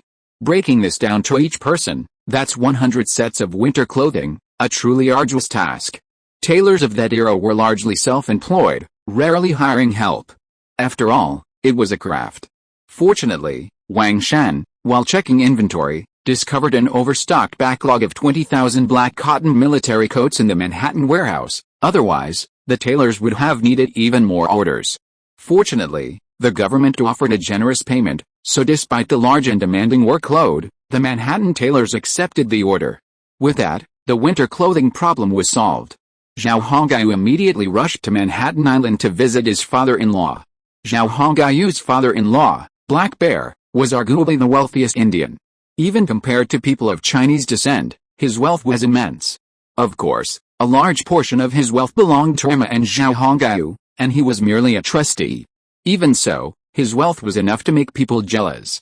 In the eyes of the Europeans, Black Bear was like a wealthy landlord. He owned the largest herds of cattle, sheep, and horses on Manhattan Island. He also had numerous chickens, ducks, geese, and pigs. He also owned a large tract of land, and he oversaw the land owned by Zhao Hongyu and Emma. His estate on Manhattan Island was the most luxurious, the envy of countless Europeans. However, Black Bear understood all that he had. He owed everything he had today to his son-in-law. Without Zhao Hongyu, he would never have achieved anything he had. At the same time, a large portion of the wealth he displayed publicly belonged to Zhao Hongyu and his daughter. As a father and father-in-law, he was merely managing it. While this was true, outsiders didn't see it that way. They simply assumed the wealth belonged to Black Bear. Black Bear had initially tried to explain, but in the end, he realized it was a waste of words, as no one believed his story. So, he simply gave up. Besides livestock and vast tracts of land, Black Bear also owned numerous slaves. You have to understand, in those days, slaves were considered a significant asset. Especially in America, the number of slaves one owned was a measure of wealth. Just look at the landowners of Chinese descent. Their estates had a vast number of slaves working for them. And that was just the slaves working on the estates. If you went out into the fields, you'd see even more. It was already winter, so such sights were no longer common. In the summer, slaves could be seen working everywhere in the estates and fields surrounding Manhattan. Of course, along with the slaves were the European guardsmen who had taken refuge with the estate owners. These Europeans played a rather ignominious role for the Chinese masters in America, lackeys and thugs. Their duties were simple: to keep an eye on the slaves and prevent them from escaping. This kind of work was highly sought after by these Europeans, who had no skills but only brute strength. This situation also occurred at the estate of Zhao Hongguyu's father-in-law, Black Bear. After all, the slaves generally did not come to America voluntarily, especially the African slaves. Most were captured due to tribal feuds, trades between rival tribes and Europeans, or were deceived and brought to America through other despicable means. Those who made it to America alive were considered extremely lucky. After all, at least half of the people died for one reason or another along the way, their bodies dumped into the vast ocean. It could be said that the foundation of the Song Empire under Zhao Hongguyu's rule was stained with the blood of slaves. However, Zhao Hongguyu had no way of doing anything about it. After all, the empire lacked population and labor, which was an indisputable fact. Besides, he hadn't captured these slaves; they were captured and sold to America by greedy Europeans. Therefore, the slaves couldn't really blame him. After leaving Manhattan, Zhao Hongguyu arrived at the harbor and boarded a pre-prepared galleon ferry to Manhattan Island. Because Manhattan Island and Manhattan City were separated by a channel, Zhang Tai had prepared several galleon-style ferries specifically for transporting the island's Mohicans and some Manhattan City merchants, making it convenient for everyone. Soon, Zhao Hongguyu arrived on Manhattan Island. The situation on Manhattan Island was completely different from that in Manhattan City. The guards were all Mohicans, and the architectural style on the island was significantly different from that in Manhattan City. Perhaps this was due to the different aesthetic standards of the Native Americans. The Mohicans have a special fondness for the Chinese courtyard houses, so many of them are found in the Mohican settlements on the island. Of course, European-style buildings do occasionally appear, but these are mostly used for offices. For example, the island's Mohican Military Commission, the Agricultural Production Office, and the Public Security Office. Zhao Hongguyu's father-in-law, Black Bear, lives in a typical European-style three-story villa. The island has changed significantly this year. Zhao Hongguyu hadn't been to Manhattan Island in over 6 months. The last time he was there was before he left for Europe. Back then, the island didn't have as many buildings. But this time, Zhao Hongguyu arrived and found that there were far more buildings than his last visit. And it was also much busier. Your Highness, do you think it's bustling here? Behind Zhao Hongguyu, his trusted lackey, Wang Shan, followed closely. Wang Shan had little to do, and he handled it quickly. After finishing his own business, he naturally followed Zhao Hongguyu. After all, he is Zhao Hongguyu's trusted henchman and a golden lackey. Hearing this, Zhao Hongguyu nodded. Yes, the island has become very lively. When I came here more than half a year ago, the island was not so lively. Wang Shan followed closely behind Zhao Hongguyu and responded, Your Highness, you may not know that there are not so few Indians living on the island now. After all, according to the policies and laws of the empire, those Indians who have integrated into the empire must abandon their previous tribes and join the Mohicans. As a result, the population of the Mohicans has increased rapidly. Manhattan Island can be regarded as the residence you left for the Mohicans, so most of the Indians moved to the island to live. Only a small number of Mohicans stayed in Manhattan City. Wang Shan explained the reasons to Zhao Hongguyu. Oh, there's such a thing. It seems I haven't paid enough attention to this aspect, and I'm completely clueless. After hearing Wang Shan's explanation, Zhao Hongguyu revealed a look of sudden enlightenment. At the same time, he felt a flicker of self-blame. Yes, since the appointment of the village heads, Zhao Hongguyu had indeed become somewhat idle. He was now much more relaxed than he had been last year. These are all trivial matters. Your Highness. It's normal that you don't pay attention, so there's no need to blame yourself. Wang Shan spoke quickly upon hearing Zhao Hongguyu's words. Sitting in the carriage, Zhao Hongguyu gazed at the scenery outside, lost in thought. Compared to the desolate landscape of last year, the highway leading from the Manhattan Island Pier to the Mohican town was now dotted with many more residences and shops. While it still seemed sparse, it was development after all, wasn't it? Well, what is the current population of the Mohican people? Zhao Hongguyu asked. Within the Song Empire, the Mohicans were no longer a simple tribe. According to imperial regulations, the Mohicans were considered part of the empire and possessed citizenship. Therefore, they were now the Mohican people. Externally, they were collectively referred to as the Mohican citizens of the Song Empire. After asking that question, Zhao Hongyu muttered to himself, if I remember correctly, after the First Virginia War, the Mohican population plummeted to just over 4,000 due to war and epidemics. Zhao Hongyu's mind reeled from those times. Wang Shan replied, the Mohicans today are no longer the same as they were before. Your Highness, don't forget that all the Indian tribes surrounding Manhattan have been assimilated into the Mohican people. Therefore, the Imperial Civil Affairs Department registers a very large number of Mohican citizens. Is there an accurate number? Zhao Hongyu continued to inquire. Wang Shan nodded and said, there are 163,872 people in total, and the number is still increasing. This is because many Indian tribes have recently applied to join the Mohican nation. And I only counted the situation in Manhattan. There is also Ontario City in Quebec, and there are other Indian tribes that I haven't counted. There are so many Indians. After hearing Wang Shan's words, Zhao Hongyu blinked and said, to be continued, Novel Network. Chapter 409 Father-in-law and Son-in-law. The journey from the Manhattan Island dock to his father-in-law, Black Bear's estate, wasn't very far. So, Zhao Hongyu and Wang Shan arrived at the estate while chatting. Wang Shan pulled a few fine copper coins from his pocket and handed them to the driver. Manhattan's economy was no longer so monolithic. Copper coins had officially made their debut as a supplementary currency. After all, having only large and small dragon coins wasn't enough, even low-value goods required smaller coins. When Zhao Hongyu and Wang Shan arrived at the estate, they happened to see Black Bear directing the servants in the general cleaning. He'd heard that this year's festival, celebrated only by the ancestors, would be the most important of the year, so he treated it with great caution. In Manhattan, the Indians were slowly beginning to accept the idea that they and people like Zhao Hongyu shared a common ancestor. After all, the children were being taught this kind of brainwashing in school. And when those children returned home, they would influence their own parents. As this influence spread, the Indians' mindsets would gradually change. Besides, what the teachers at the school said was quite plausible. Precisely because they all shared a common ancestor, the Indians of the empire were now being asked to revive a forgotten festival. According to Manhattan legend, the Indians accidentally arrived in America long ago due to some unusual circumstances or war. However, their transportation was destroyed, preventing them from returning home. Consequently, they remained and multiplied, forgetting their ancestors and the glory of their civilization. The Indians' ancestors in the East were the Shang dynasty, a status Zhao Hongyu had assigned them. This narrative of all hailing from the East fostered a sense of kinship between the Indians and Zhao Hongyu and his team. It was precisely with this in mind that Wang Shan's intelligence department began this brainwashing campaign on campus. Furthermore, many intelligence officers deliberately steered conversations with the Indians in this direction, engaging them in discussions.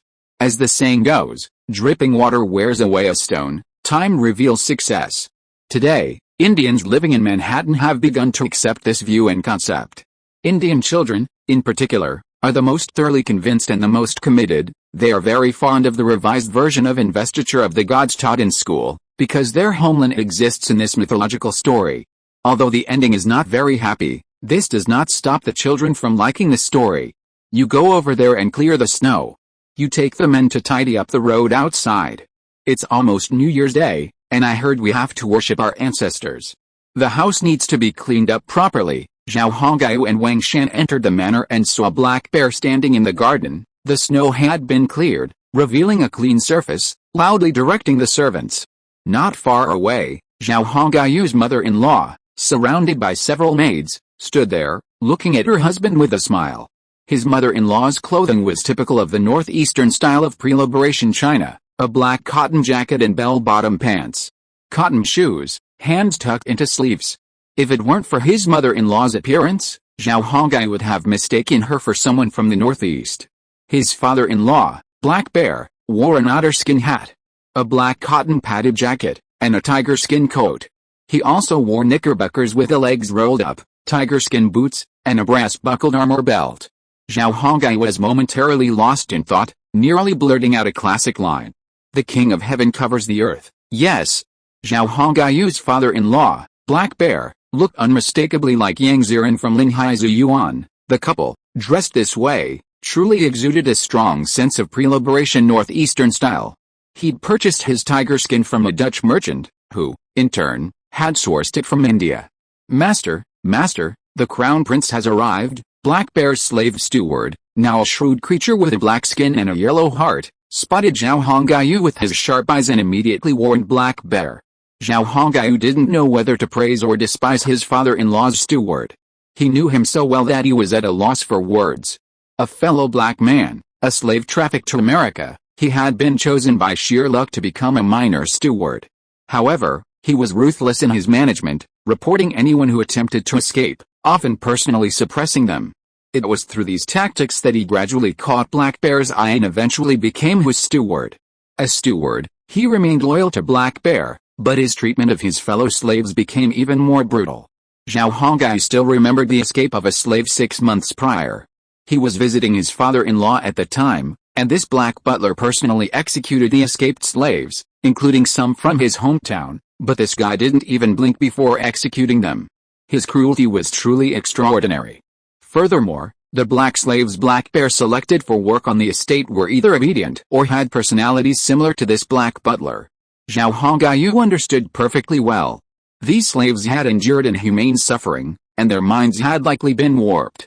Now, to survive, they had to pretend or hypnotize themselves into believing they were human, like the Indians, ignoring the fact that they were black. This was like the banana man of later America. Cases like his father-in-law's black butler were common throughout colonial American history and were not particularly surprising. Zhao Hongyu even remembered a later American blockbuster depicting this very scene. A black butler, working for a white man, was brutally cruel to his fellow black people, showing no sympathy and even contempt. Yet, this black butler was fiercely loyal to his white master. Even his thinking had shed African ways, becoming more like that of a white man. This was the case with a black butler currently serving his father-in-law, Black Bear. Black Bear turned and saw Zhao Hongyu and Wang Shan approaching from the manor's gate, unaccompanied by a large guard. Black Bear didn't bother directing the servants. He hurried toward Zhao Hongyu, arms wide open and a loud greeting as he walked. Haha, my remarkable son-in-law. You finally thought of an old man like me. Zhao Hongyu's mother-in-law, accompanied by her maid, also approached at a leisurely pace. She gave her father-in-law a hearty hug, then let go and took a step back. Father-in-law, you're still so strong. You don't look old at all, indeed. Black Bear was only in his 40s, in the prime of life in later times. How could he possibly be old? But Zhao Hongyu knew Black Bear had a reason for saying so. Because of the hardships faced by the early Indians, who also had to contend with the ravages of nature and various animals, few lived past 50.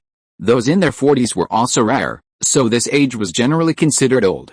Life in those days was far less comfortable than in later generations. While the streets of later generations were filled with people in their 60s and 70s, that was unthinkable in this era.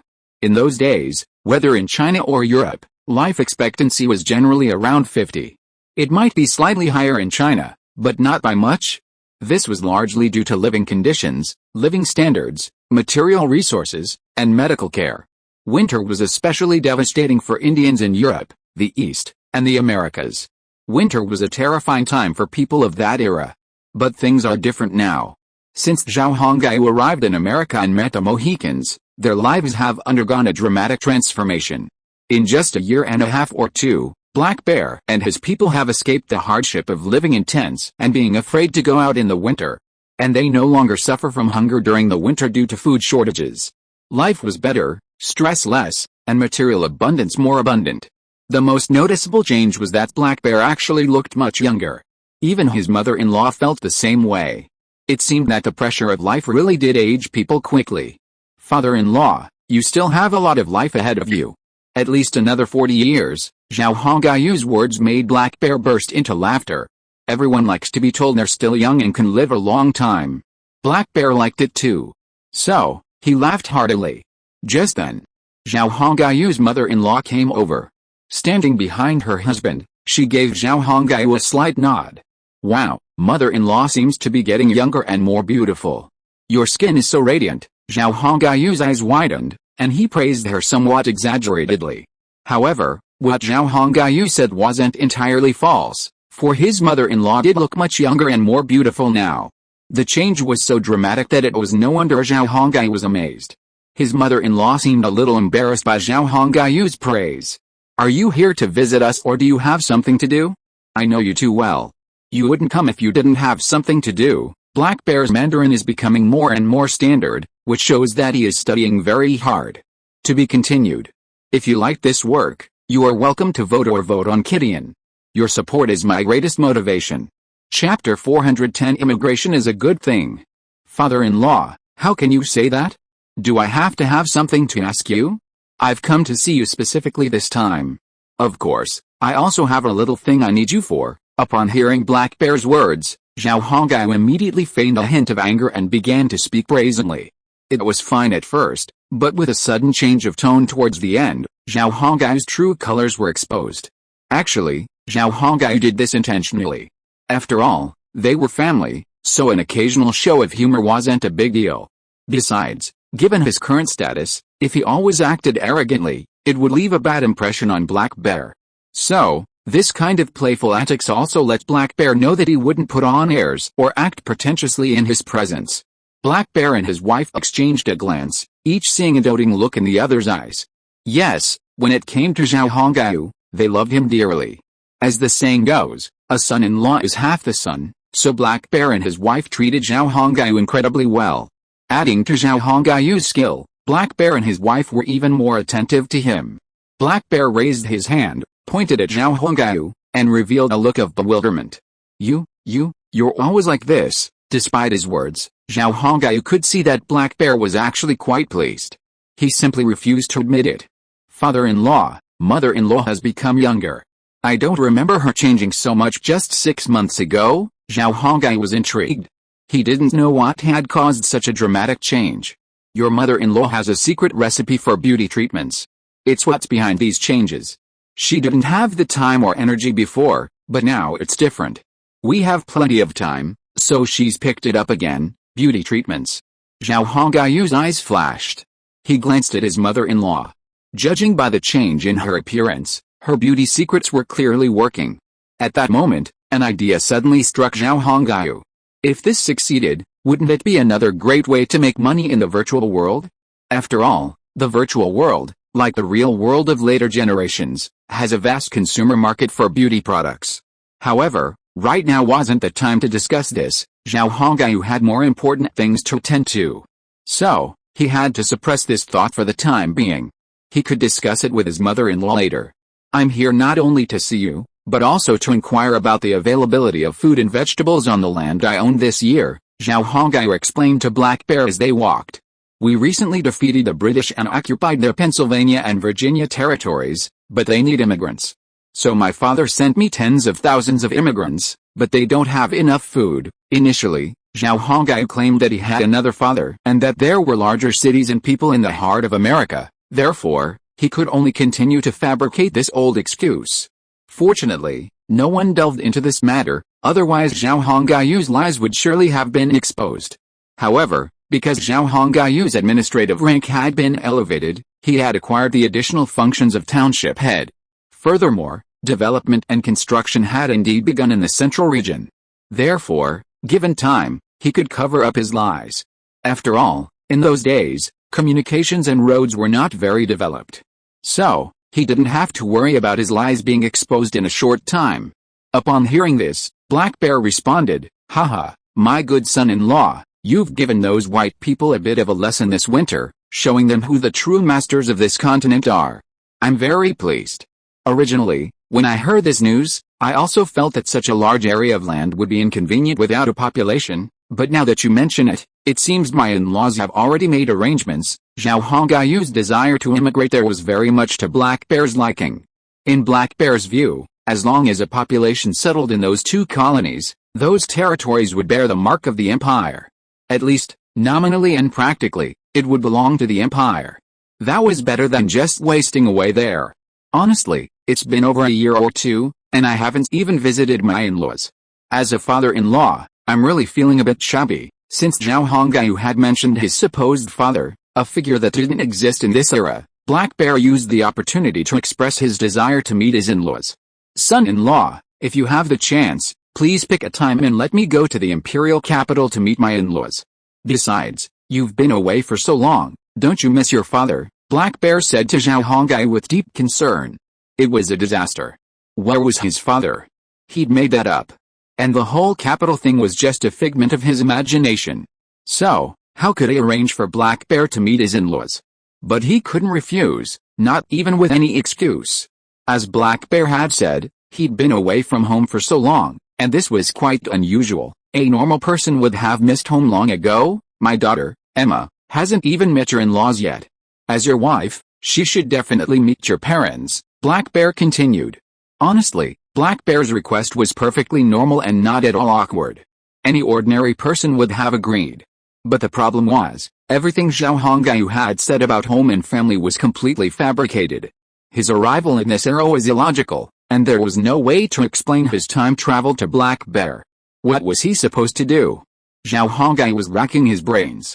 After much deliberation, he decided to agree first. No excuse would be justified. Thinking of this, Zhao Hongai smiled and nodded. Yes, I do miss home. Besides, my father is getting old, and I need to go back to see him. I think once we finish our Caribbean expedition, we can find a time to go to the capital together. While Zhao Hongai said this, a silent prayer rose within him. I hope the genetically engineered village chief heading to Central America can develop a decent city, which will solve his current problems. As for his supposed father, he'll just have to die of a serious illness. Amitabha, Zhao Hongai muttered silently to himself. Even if this father wasn't real, such a curse was still a bad omen. Black Bear didn't dwell on it, he seemed delighted by Zhao Hongai's response. Haha, then I'll have to prepare well. I can't look shabby in front of my in-laws. I owe all this wealth to you, my son-in-law.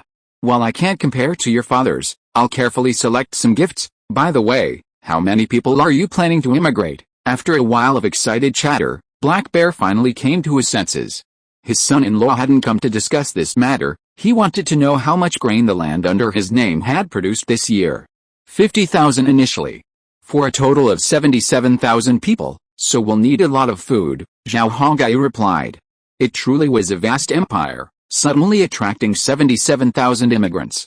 At the height of the Moxican tribe's prosperity, it had a population of just over 10,000. Compared to the empire, no.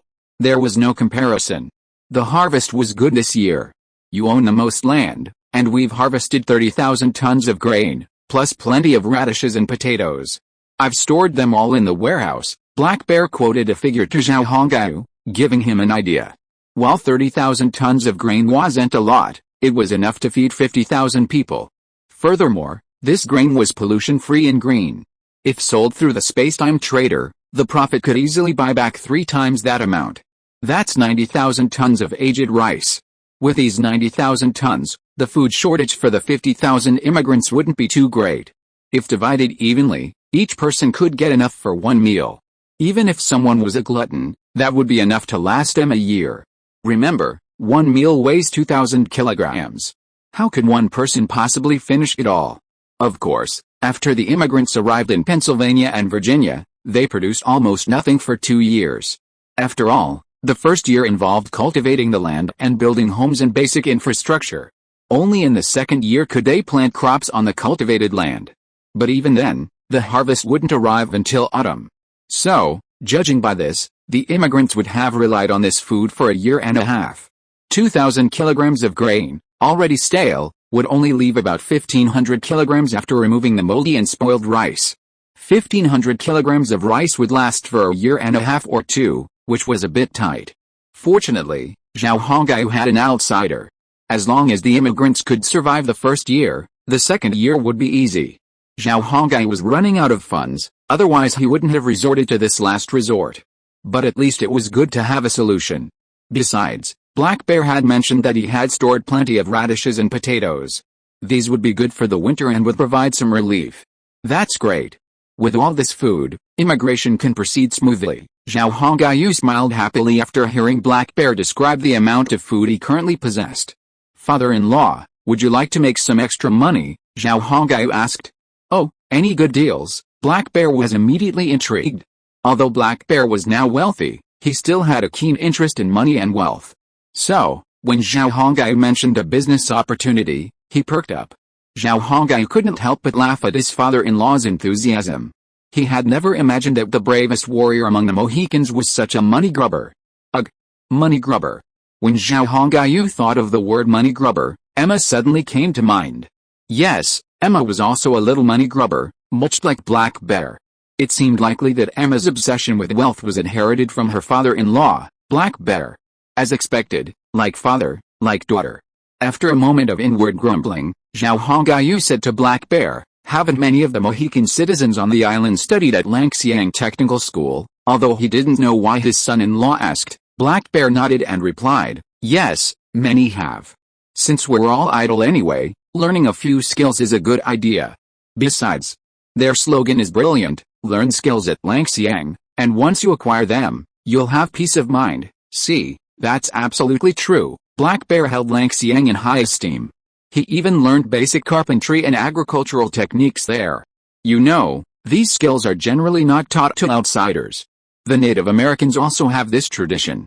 So, when everyone learned about the many skills they could learn at this school, they were all excited. Of course, the basic technical colleges at Langxiang Technical School were only open to citizens. If you weren't a citizen, you wouldn't be able to learn anything. Anyone caught stealing the knowledge would be thrown into a dark dungeon. Wang Shan explained that this was called protecting technical knowledge. In reality, the knowledge taught at Langxiang Technical School would be commonplace in later generations, nothing surprising at all. But in this era, it was truly remarkable. The first to reap the benefits were the Mohawks, led by Black Bear. Native Americans have a natural passion for learning technology. They understand that to live a better life, they must master a wide range of skills. This principle was already well known among Native Americans before Zhao Hongai arrived. After learning the simple skills taught at Langxiang Technical School, many Mohawks, in addition to hunting, would help repair furniture and farm tools to earn extra income. This proved the usefulness of their skills. As a result, every Mohawk living on Manhattan Island became a skilled carpenter. Zhao Hongai was one such beneficiary. In his castle, there are many Chinese-style mahogany furniture donated by the Mohican people. This is to express the gratitude of the Mohican people to Zhao Hongai for opening the Langxiang Technical School, so that they can learn the skills they have. To be continued. Chapter 411, China leads the trend. P.S. The move was a mess, but finally, the cleanup was done. A long sigh of relief followed. Zhao Hongai and his father-in-law, Black Bear, entered the manor villa. The servants continued their work after they left. "When do you plan to receive the food?" After settling into the luxurious living room, a black maid brought a cup of hot tea to Zhao Hongai. About 10 days later.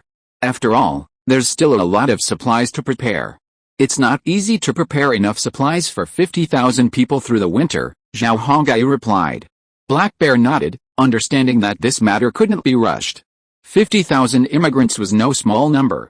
Back when the Moxigan tribe had a population of over 12,000, it wasn't easy for the old chief to manage the tribe.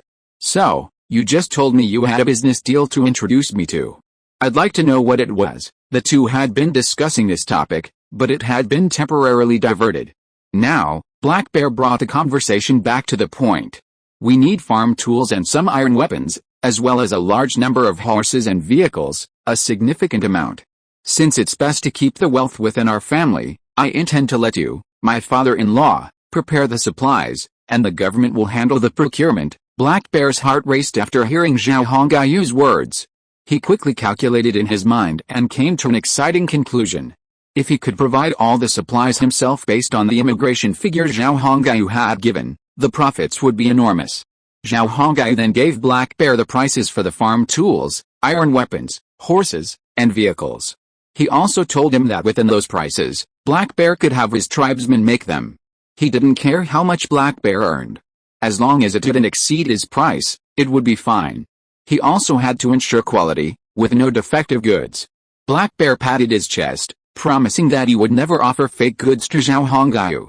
However, he also told Zhao Hongai that one type of supplies was more difficult to obtain. "Son-in-law, I can prepare most of the supplies you mentioned. I know you're giving me money to earn. But there's something I think I'd better tell you first. Otherwise it will have a significant impact on the immigration plan. Oh, what is it? Zhao Hongyu saw his father-in-law's seriousness, and couldn't help but be curious. Black Bear said, farm tools, iron weapons, and vehicles are no problem. My people have acquired excellent blacksmithing and carpentry skills after studying at Langxiang Technical School. However, horses are now restricted by the military and are used as a strategic reserve. The horses sold by your herd, which I manage, every year are subscribed to by the military. Yes, the Song Empire lacked cavalry. Fortunately, Zhao Hongyu purchased a large number of horses from the space-time trader and raised them in this world. It can be said that his herd is unique on the American continent. And the formation of the Empire's cavalry also depends on the herd Zhao Hongyu has managed.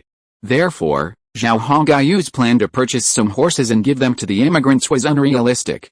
The cavalry corps was still being formed, and there was a huge shortage of horses. Therefore, there were no extra horses for sale. Even if there were, they had already been ordered by the military. Of course, Zhao Hongyu could intervene temporarily and forcibly take the horses away. Given his status, no one would say anything if he did so. However, the impact would be negative. Moreover, the military had already paid a deposit and reserved all the horses for sale within 10 years. Therefore, Black Bear had to remind his son-in-law. In Black Bear's opinion, there was no such thing as special privileges. Indians valued fairness and integrity. Although Black Bear was herding the horses on Zhao Hongyu's behalf, he was the one who collected the money. Since he had already agreed to it, Black Bear felt he had to do it. If he sold the horses ordered by the military to those immigrants, wouldn't Black Bear be considered dishonest? An Indian without integrity would be despised by all Indians.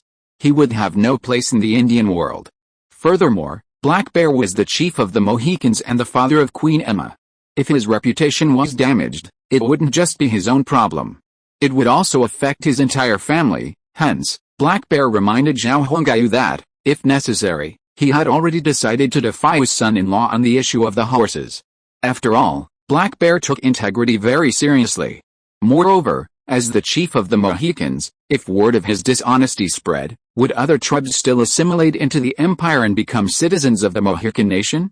Indians held dishonest tribal leaders in high esteem. Clearly, compared to the moral decline of later Chinese civilizations, the Indians of this era valued integrity as much as their lives. Although the horses are yours, I'm merely herding them on your behalf. However, the military's funds did pass through my staff and were subsequently stored in your cellar. Therefore, I must clarify this matter. Black Bear's expression was extremely serious. Zhao Hongyu, upon hearing this, suddenly remembered, that's right. How could I have forgotten this? At the same time, Zhao Hongyu felt a surge of regret. He knew the Indians valued integrity, and he wouldn't blame Black Bear for disobeying him. He simply forgot about it, and he would never allow it to bring his father-in-law into disrepute. Father-in-law, I'm so sorry. I completely forgot about this. It's my fault for not remembering. Therefore, the horses will continue to be provided to the military as previously agreed. Despite Zhao Hongyu's distinguished status, he wouldn't use it to assert his power. Seeing Zhao Hongyu so readily accept his advice and offer his explanation, Black Bear breathed a sigh of relief.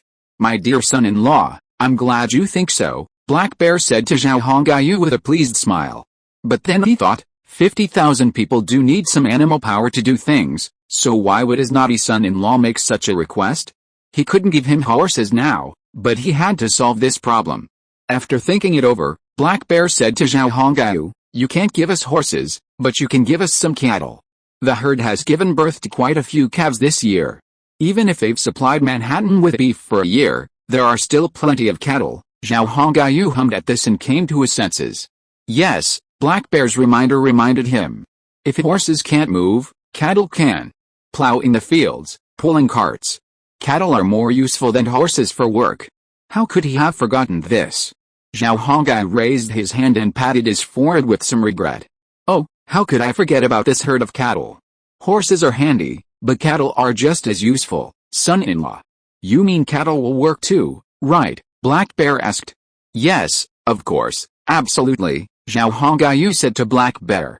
Black Bear said, in that case, I can provide 2,000 oxen for the immigrants.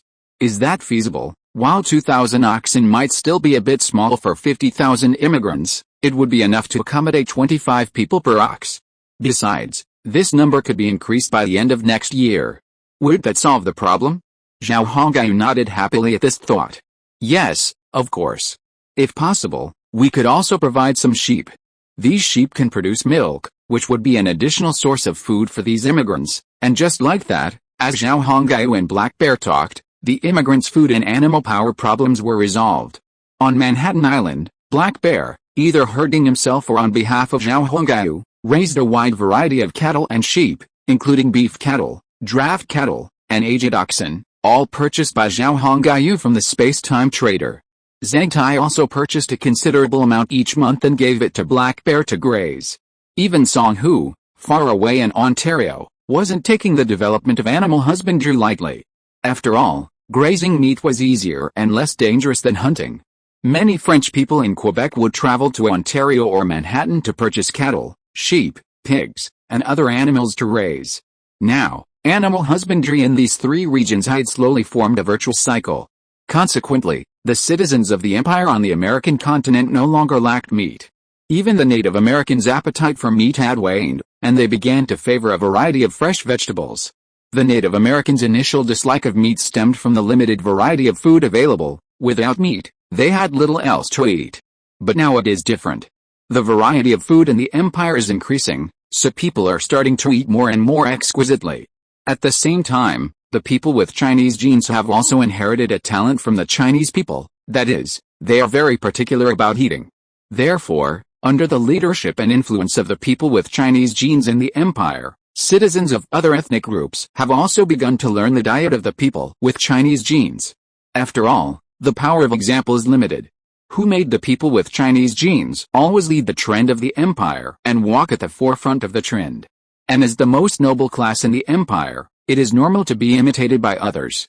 Because people have such a blind obedience mentality, they like to learn everything about those high-class people, so that they can become like them. Perhaps, this is vanity at work. Novel Network. If you are listening to this novel on a channel other than Fanfic World, it means it was downloaded and re-uploaded without effort. We warmly invite you to visit our channel, Fanfic World. There you will find the original version of this story and many other novels of various genres. We look forward to seeing you dive into a world of incredible novels.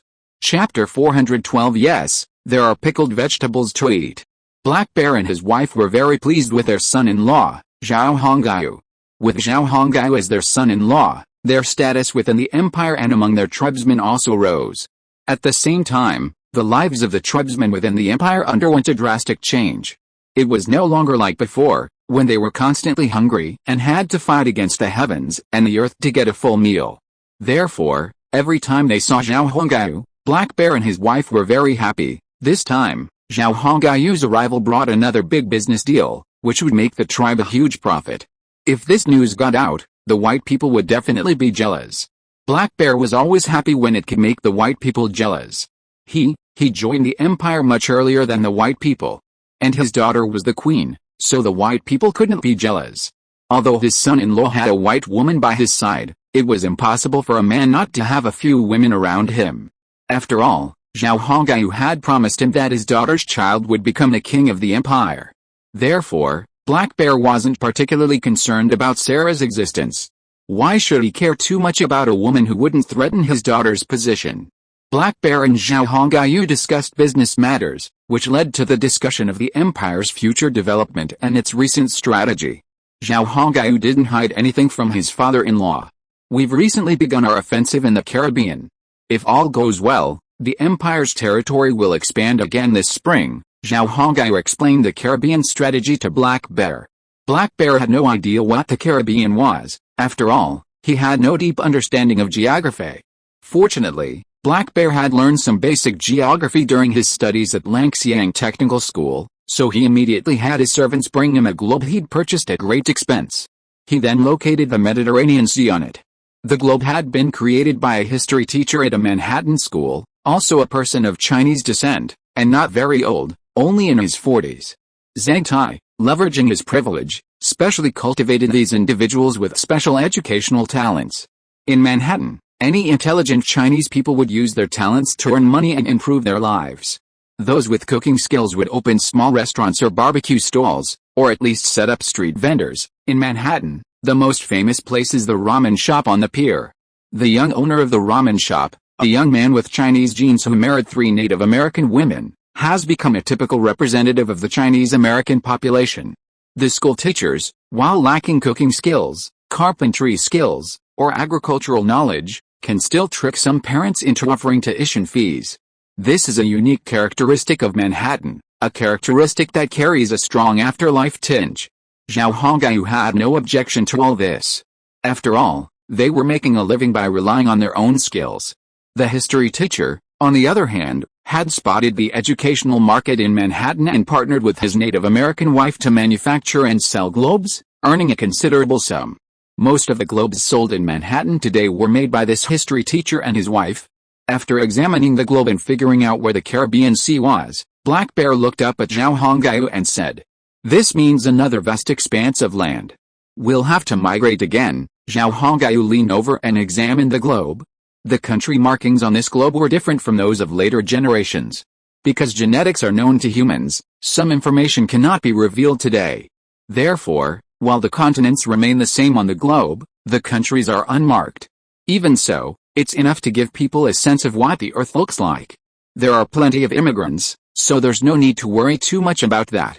Our goal is to rule the entire American continent. Our lives will get better in the future, won't they? Zhao Hongyu pressed his palm against the void, covering the American continent on the globe. On the globe, the American continent looked small. But Black Bear, having learned the basics, knew that this seemingly small America was actually very large.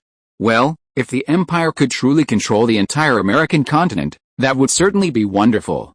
I also wonder what a better life would be like than now. Black Bear had originally thought his current life was paradise, but his teachers at school told him it was far from perfect. What would the best life be like? People could use a means of transportation to cover thousands of kilometers in a short period of time. Even crossing the Atlantic would be as easy as starting in the morning and arriving the next day. Furthermore, people could communicate through the air, using horseless transportation, and cities would glow like daylight at night with neon lights. It all sounded a bit like a fairy tale, but many of the empire's Indian citizens believed it. Their lives had changed so dramatically in less than 2 years. So, they didn't think it was fake. Even Black Bear wanted to know what that life would be like.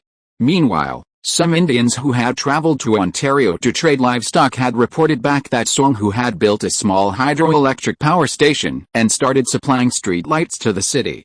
In Ontario, there are magical street lights that illuminate at nightfall, seemingly unbeknownst to the Indians. The Indians pondered for a long time, but could not figure out how this was accomplished. Meanwhile, within the Ontario mines, a monster unmanned to dig coal, capable of mining more coal in a single day than 100,000 men could. All of this sounds so miraculous, even more mythical than myth. But since the tribesmen had witnessed it with their own eyes, it's hard not to believe it. So, having heard so much about this, Black Bear developed a deep curiosity about a better life.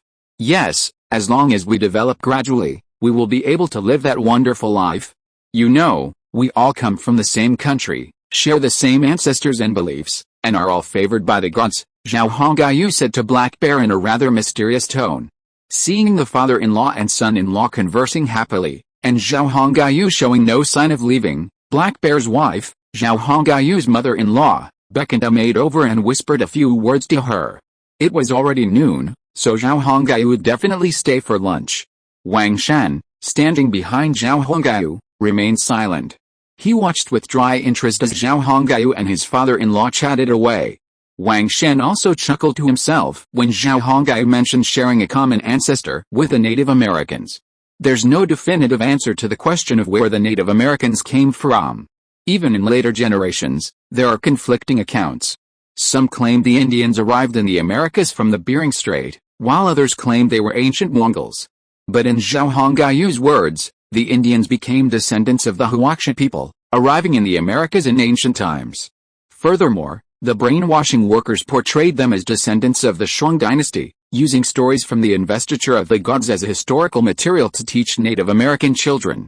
Whether this approach is a scam or not is a matter of opinion. But at least judging by the current situation, Zhao Hongyu believes it's been quite effective. Zhao Hongyu and his father-in-law chatted and laughed, while his mother-in-law watched them from the side, her face brimming with happiness. Zhao Hongayu's mother-in-law didn't have high ideals or aspirations. Like most Native American women, she felt that as long as her husband and daughter were happy, that was enough. She was content and satisfied with her current life. However, she didn't pay much attention to the men's affairs. Although she could hear from her son-in-law and husband's conversation that the men's topics always seemed to be about war, she followed the Native American rule that women shouldn't interfere in men's affairs, so she could only do her duty and listen.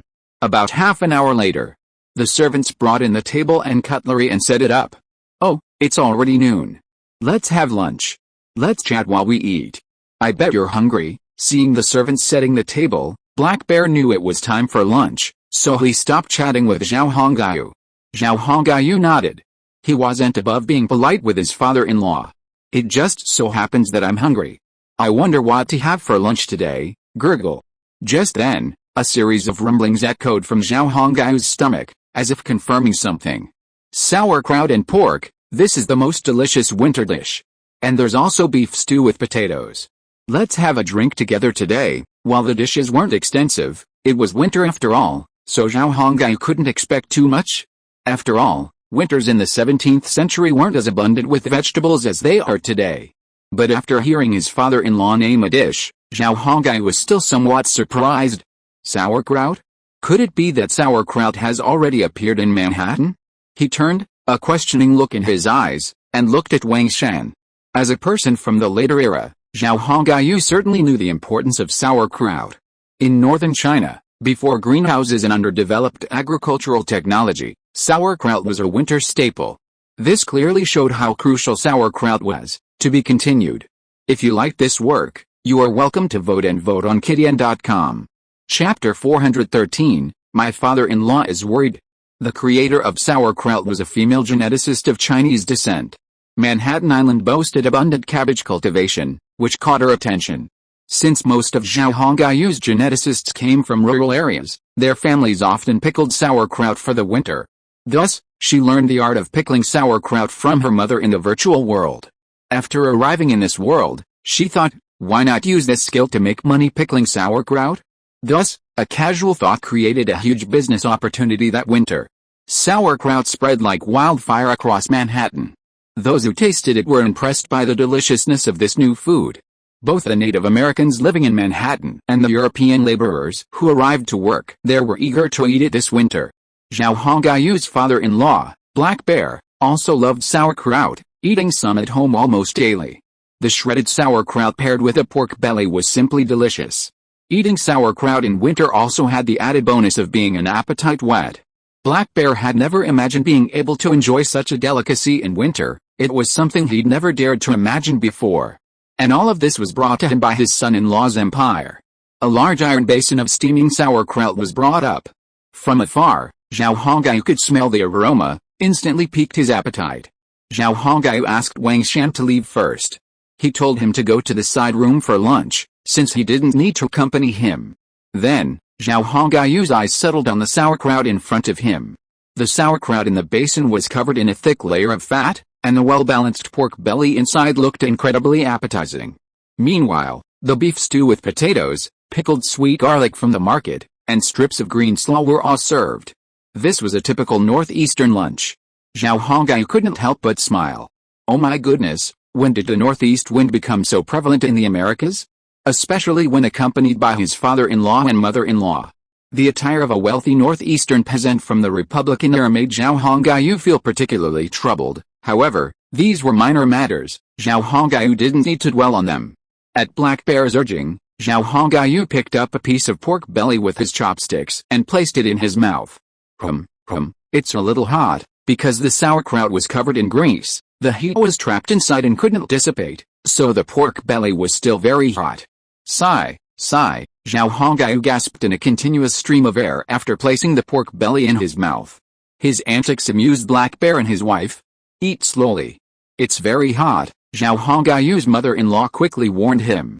Black Bear was even happier seeing Zhao Hongyu eating heartily. He calmly picked up the small porcelain wine pot and filled a glass of erguo tao for Zhao Hongyu and himself. These small commodities are becoming increasingly common in Manhattan these days. They're also inexpensive and practical, making them quite popular with Manhattanites. Zhao Hongyu filled a bowl of sauerkraut soup, adding a few slices of pork belly from later times, and gulped down the entire bowl. He let out a long breath. Delicious. Fragrant. Putting down his large bowl, Zhao Hongyu exclaimed in admiration. Just enjoy it. I really love this sauerkraut. My appetite isn't great in winter, but after eating this, I can eat 30,000 liters of rice every meal, Black Bear said to Zhao Hongyu with a smile. Oh, my father-in-law has a good appetite now, Zhao Hongyu said, looking at his large bowl. Black Bear waved his hand, his face full of humility. Alice, I can't do it anymore. It's just my age. Maybe it's also because I'm living a life of luxury and not working. You know, I used to eat at least 5 bowls of rice per meal, but now I can only eat 3. Black Bear said this, his face revealing a look that was not sure whether it was happy or sad. Zhao Hongyu understood Black Bear's words. In the past, Black Bear was always out hunting or doing manual labor, so it was normal for him to eat a lot. But now, Black Bear has become a big master with a large number of black slaves and white guards. Therefore, he is now completely out of the property market. A man who doesn't work will definitely not eat as much, but even 3 bowls is not bad. At least, Zhao Hongyu doesn't eat that much.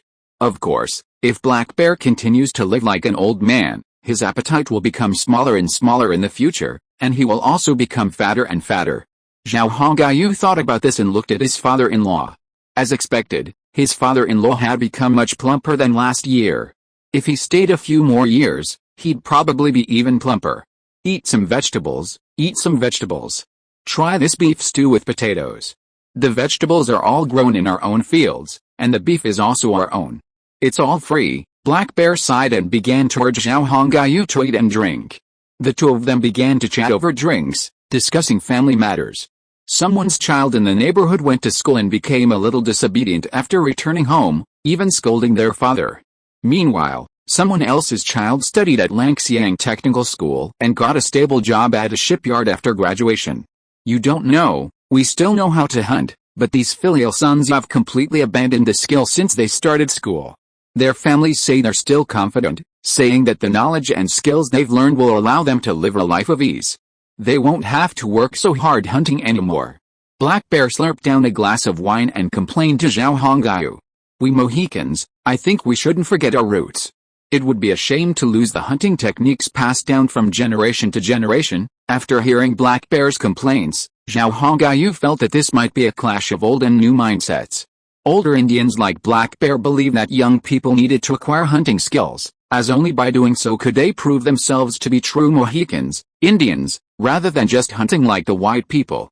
Furthermore, battling wild beasts could also help a man gain courage and wisdom. Hunting is more than just hunting. However, those children and teenagers were completely dismissive of such thinking. They yearned for an imperial lifestyle. They wanted to work in a shipyard, join the military, or start a small business. They definitely didn't want to hunt like their grandparents or parents. The empire offered many job opportunities. While a bit more demanding, it certainly didn't compare to hunting in the wild, and the pay was good, without the danger. It was a choice any normal person would know how to make. Furthermore, the children and teenagers were learning knowledge they had never known before, broadening their horizons and perspectives considerably. Their thinking was fundamentally different from that of their grandparents and parents, the Chiang of their generation. Furthermore, when imparting knowledge, teachers would also incorporate some personal insights to brainwash them, which would accelerate and thoroughly transform the children. Therefore, it was no wonder Black Bear complained like this. Father-in-law, children have their own paths, and yours may not be suitable for them. If you haven't become citizens of the empire, then your thinking may be correct. But you also have to understand that children now have more choices than before. Zhao Hongyu pondered for a moment, then spoke to Black Bear with consideration. Black Bear nodded heavily. I understand that. I'm not stupid. I just think that if this continues, these children will become too weak, which is not a good thing. I've always believed that our population is too small, and the white people will surely covet our land. Therefore, war is inevitable in the future. Oh. Black Bear's words actually left Zhao Hongyu stunned. You know what? Black Bear's words made a lot of sense, and he saw the situation very clearly. As he'd said, the empire's population was relatively small. At least, Black Bear thought so at the moment. Although Zhao Hongyu had once lied to him about the empire behind him still having tens of millions of people, Black Bear hadn't seen it with his own eyes, so he held back a bit. Furthermore, the empire's territory had become vast, possessing vast tracts of land. These tracts of land were practically deserted, completely abandoned. Faced with such a vast expanse of land, wouldn't the white people across the ocean covet it? Black Bear knew the white people's greed for land and wealth. Therefore, he felt a sense of crisis. Technically speaking, Black Bear's attitude was correct, and Zhao Hongyu agreed. Thus, Zhao Hongyu understood what his father-in-law was worried about. He was worried that the Mohican children, the second largest group of citizens in the empire, would become increasingly weak and their courage gradually waned. If another war with the whites truly broke out, these children would be left without the weapons to defend their homeland. Zhao Hongyu didn't believe Black Bear's concerns were unfounded. As a future generation, Zhao Hongyu had a deep understanding of this. In later Chinese history, boys became increasingly milky, even becoming fashionable. Such boys would definitely not serve on the front lines if a war broke out. Furthermore, young people's physical fitness was weakening, and their courage was growing weaker. With the influx of mainstream European and American culture, a European-dominated peace mentality began to take root in the hearts of Chinese youth. Fans of Japan and South Korea. Fans of Europe and the United States. Even fans of Vietnam and the Philippines appeared. It could be said that the signs of cultural and ideological invasion were already showing, and the consequences were already apparent. Children like these were definitely not suitable for military service. Asking them to defend the country with guns was a joke.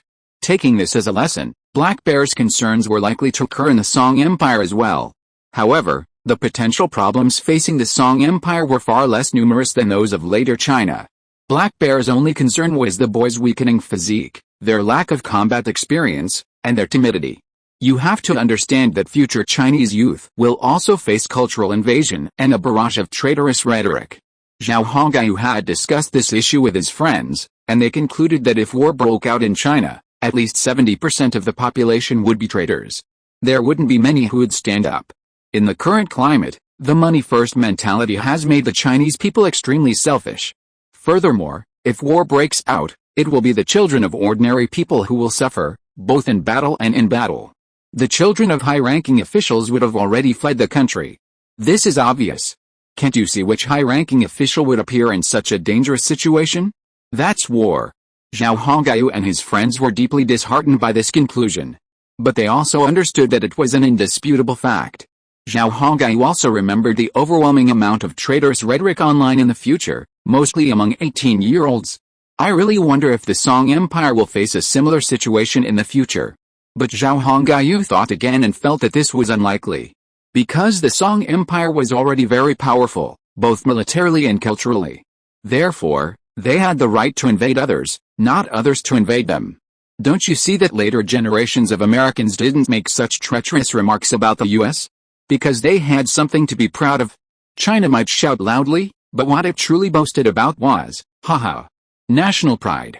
As long as we had national pride in something that the empire could make its citizens proud, then there would be no need to worry about anything. Zhao Hongyu, having figured this out, relaxed.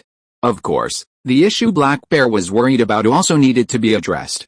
Thinking of this, Zhao Hongyu put down the chopsticks in his hand, smiled and said to his father-in-law, "Father-in-law, your worries are not unreasonable. But I have a way to solve this problem, so that you can completely put down this worry." "Oh, how do you plan to solve it? Tell me quickly. You know, you have been worried about this matter and are almost worried to death. You don't know, many tribesmen have come to me to complain about their children's problems." Hearing Zhao Hongyu say that he had a way to solve this headache, Black Bear immediately became energetic.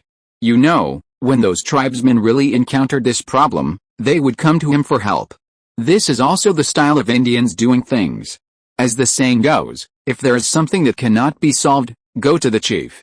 If it was a small tribe, it would be easy to say, but after being integrated into the empire, the population of the Mohican people has grown too much, and Black Bear has no way to deal with so many people. To be continued. If you like this work, you are welcome to vote and vote on Kidian.com. Chapter 414, Teasing Wang Shan. The meal was a delightful one. The sauerkraut pork made Zhao Hongyu sweat profusely. The potato stew with beef was also quite good, and with the sweet garlic to whet his appetite and the mixed flour steamed buns, Zhao Hongyu felt quite comfortable. After the meal, Zhao Hongyu also learned his mother-in-law's beauty secret recipe, which was a valuable asset. Zhao Hongyu envisioned using this secret recipe to build a small workshop in this world, producing these beauty products and selling them in the virtual world. Beauty products would probably fetch a good price in a virtual world similar to the real world of the future. As someone from the future, Zhao Hongyu knew all too well how easy it was to make money from women. Furthermore, his mother-in-law had seen very noticeable results after using it. Therefore, Zhao Hongyu had great confidence in this beauty product. After dinner, he sat with his father-in-law and mother-in-law for a while, drinking some tea and chatting, before he left. Before leaving, Zhao Hongyu and Black Bear agreed on a date to ship the grain. Only after everything was settled did Zhao Hongyu and Wang Shan depart Manhattan Island. Black Bear and his wife stood for a long time, watching Zhao Hongyu and Wang Shan's retreating figures. Only after they had vanished did they turn and return to the manor. Shouldn't we persuade Emma to have a child quickly? My son-in-law's territory and power are growing, and it's not good for Emma to be so clueless. Zhao Hongyu's mother-in-law expressed her concerns to her husband with some concern. Indeed, Zhao Hongyu's power and influence were growing, but Emma's pregnancy remained quiet. This was unusual. Furthermore, the presence of a white woman by Zhao Hongyu's side, while not a threat to Emma's position, was not to be ignored. The most important thing now, in the mother-in-law's view, was to have a child quickly. With a child, Zhao Hongyu's future with other women would be irrelevant. As the legitimate son, he would surely receive many benefits. Upon hearing this, Black Bear glanced at his wife and said, "My son-in-law and I have an agreement. His child with Emma will be the king of the empire, and the Indians will also regard that child as their leader after Emma. This is crucial to the stability of the empire, and my son-in-law won't take it lightly. As for when to have the child, I don't think it matters much. After all, he was a man, and his considerations weren't as complex as a woman's." After hearing her husband's words, Zhao Hongyu's mother-in-law rolled her eyes, a look of frustration on her face. "You men are so careless. Some things can be ignored, but some things absolutely cannot be taken lightly. Emma and our son-in-law's child is very important. Don't you understand?" Black Bear grinned and said, "I don't understand." "Tell me, then." She detailed her concerns and worries to her husband. She was worried that if her son-in-law got a new woman, he would become indifferent to Emma. Furthermore, Emma was young and naive, not understanding family matters. Without children, things were bound to change. Furthermore, Zhao Hongyu's mother-in-law suspected Emma and Zhao Hongyu hadn't had any intimate contact yet. That was why she was so worried. While Emma didn't understand the affairs between men and women, her mother was well aware. It was precisely because of this understanding that she was so worried about her daughter. That seems to be the case. After listening to his wife's words, Black Bear pondered for a moment and nodded. Yes, what his wife said was absolutely correct. It was indeed something to be mindful of. Men, as their status rises, their hearts change. Emma was naive and inexperienced, and if they didn't have children, it would be a real problem. Furthermore, while the Indian citizens of the empire kept silent, they were watching closely. Everyone knew Zhao Hongyu's promise that as an Emma's child would become king of both the empire and the Indians, because a child with both Chinese and Indian blood would be more likely to win the hearts of the Indians. It was precisely because of this promise that Black Bear easily persuaded his tribe to join the empire as citizens. This promise also made it easier to assimilate the surrounding Indian tribes into the empire without their resistance. Although the Indians didn't understand the principle that those not of our race must have different hearts, they were still somewhat wary of those of Chinese descent with dark hair and dark eyes. However, the Chinese citizens led by Zhao Hongyu were always friendly and sincere toward the Indians, which contributed to the smooth integration process. After all, the Indians were the kind of people who would treat you well and be kind to you. If you were open-hearted to them, they would be open-hearted as well. Furthermore, everyone was eager to see if a king of Indian descent would truly emerge in the empire. After all, bloodlines were extremely important in that era. Moreover, the appearance of a prince of Indian descent had a powerful effect on the cohesion of the Indian citizens within the empire. My son-in-law isn't that kind of person, so don't say that anymore. But I think we really should persuade Emma to have a child soon, Black Bear said to his wife. Zhao Hongyu was unaware of the conversation between Black Bear and his wife. He and Wang Shan had already arrived at the Manhattan Island dock and boarded the ferry to Manhattan City. Young master, Chinese citizens are gradually producing some of the goods of later times. The sauerkraut and sweet garlic we ate today are both very popular products in Manhattan. After boarding the ferry, Wang Shan and Zhao Hongyu chatted. I can't believe it. They already have sauerkraut and sweet garlic. Won't they have braised tofu and other foods in the future? Zhao Hongyu sighed. He welcomed the growing variety of food. After all, with more food, people have more choices. This is a great thing. Besides, food is scarce in winter, so everyone appreciates having a new variety. But you have to talk to Zhang Tai and ask him to ensure the food quality is up to standard. I don't want to eat poisonous food like in the future. That's absolutely unacceptable. Thinking of the food safety issues of the future, Zhao Hongyu's expression suddenly became serious. Wang Shan, noticing Zhao Hongyu's seriousness, nodded and said, Your Highness, I will talk to Zhang Tai about this. I also think it's worth noting. After all, we've all been harmed by the counterfeit food of the future. Alright, let's not discuss such serious matters anymore. Perhaps Zhao Hongyu felt that constantly discussing such serious matters was taking its toll on his mood, so he changed the subject. Wang Shan, have you ever thought about starting a small business?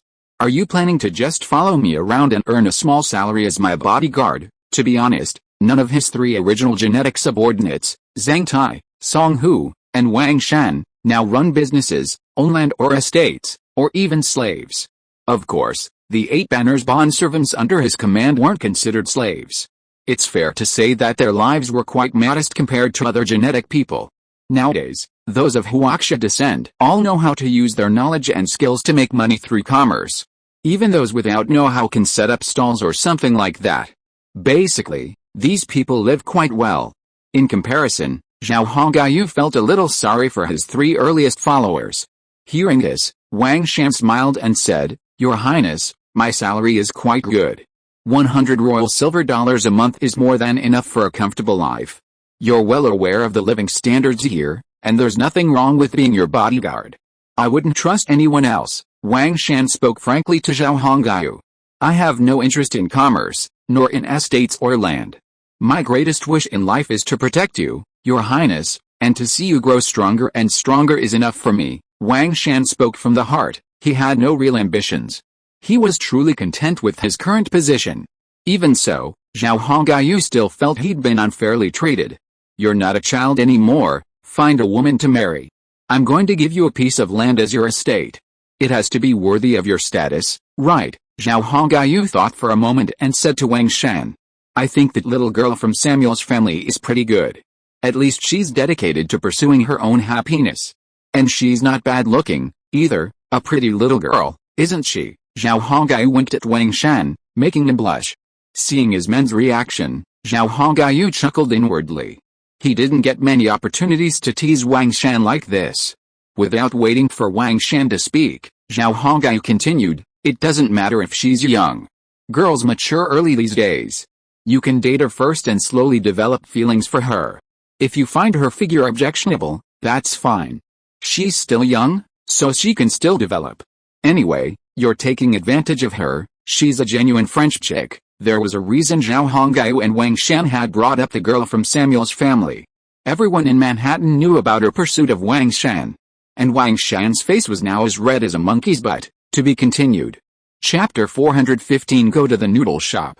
Since arriving in America, the women of the Samuel family have become noticeably more energetic than they were back in France. Every day, their faces are filled with a yearning for happiness and a vibrant look. It's clear they're enjoying life in America. The people here are polite and open to them. Of course, it would be great if they could find someone with Chinese genes to add some masculinity to the family. That girl named Anais, accompanied by several white guards, comes to Manhattan every day to chat with Wang Shan. She's actually pursuing him. Faced with a woman pursuing a man, Wang Shan is completely helpless.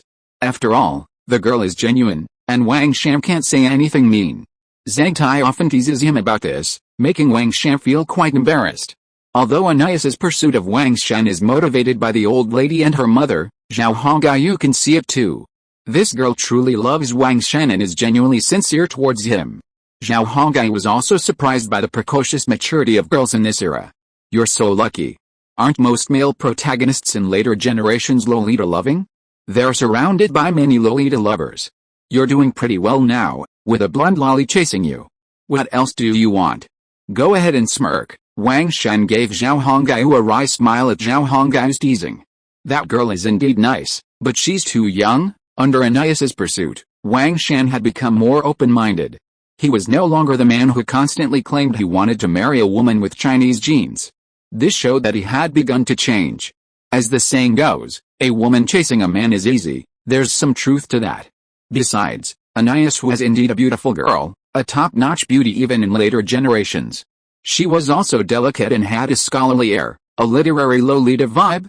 Wang Shan really should have smirked. In the future, Wang Shan, a young man from a mountain village, wouldn't have had the opportunity or luck to encounter such a thing. Actually, I think Anais is quite good. She's not the overly assertive type. I've met her, and she has a very gentle personality, definitely a homemaker. She's still very young, but that doesn't matter, she'll grow up. And judging by her current appearance, she'll definitely be a beauty when she grows up, Zhao Hongyu said to Wang Shan. In fact, Zhao Hongyu desperately hoped that Wang Shan and Anais would become a couple. Regardless of whether there were any ulterior motives, at least Anais genuinely loved Wang Shan, and that alone was enough.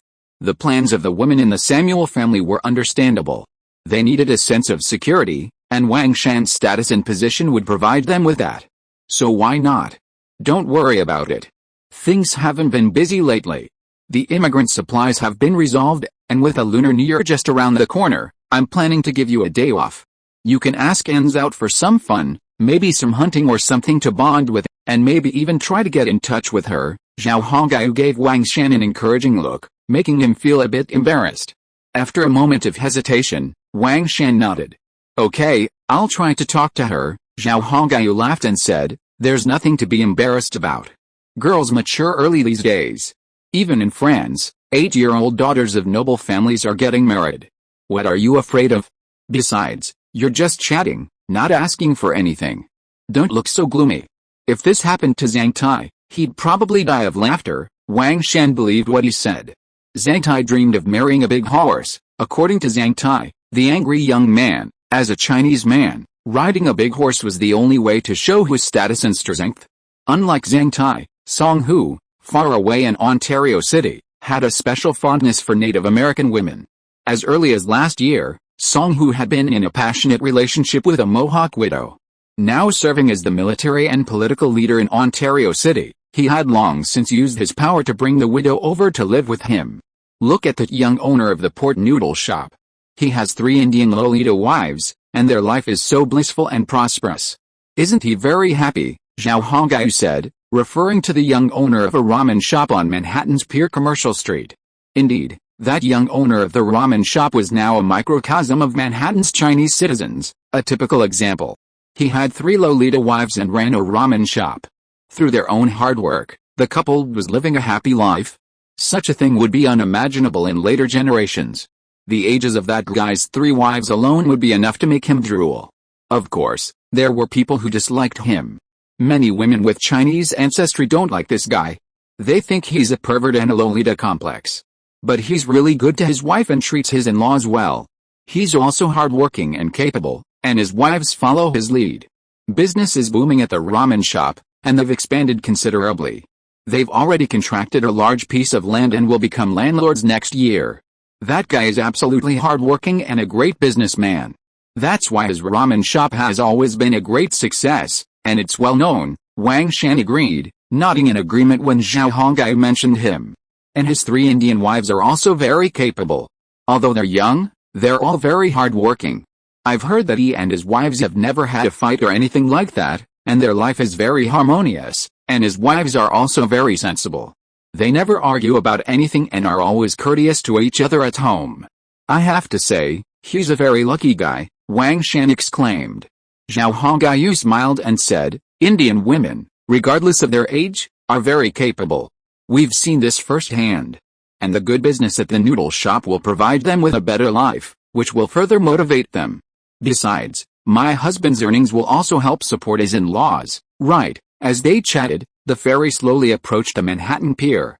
It was already past 7 p.m., and because it was winter, The sky seemed particularly dark. The grease-coated street lamps on the Manhattan Pier were already lit, casting a dim, milky yellow glow across the pier, allowing people to clearly see the road.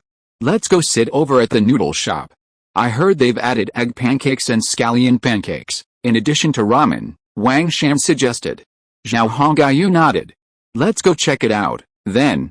I haven't seen that guy in ages. I want to see how his business is doing.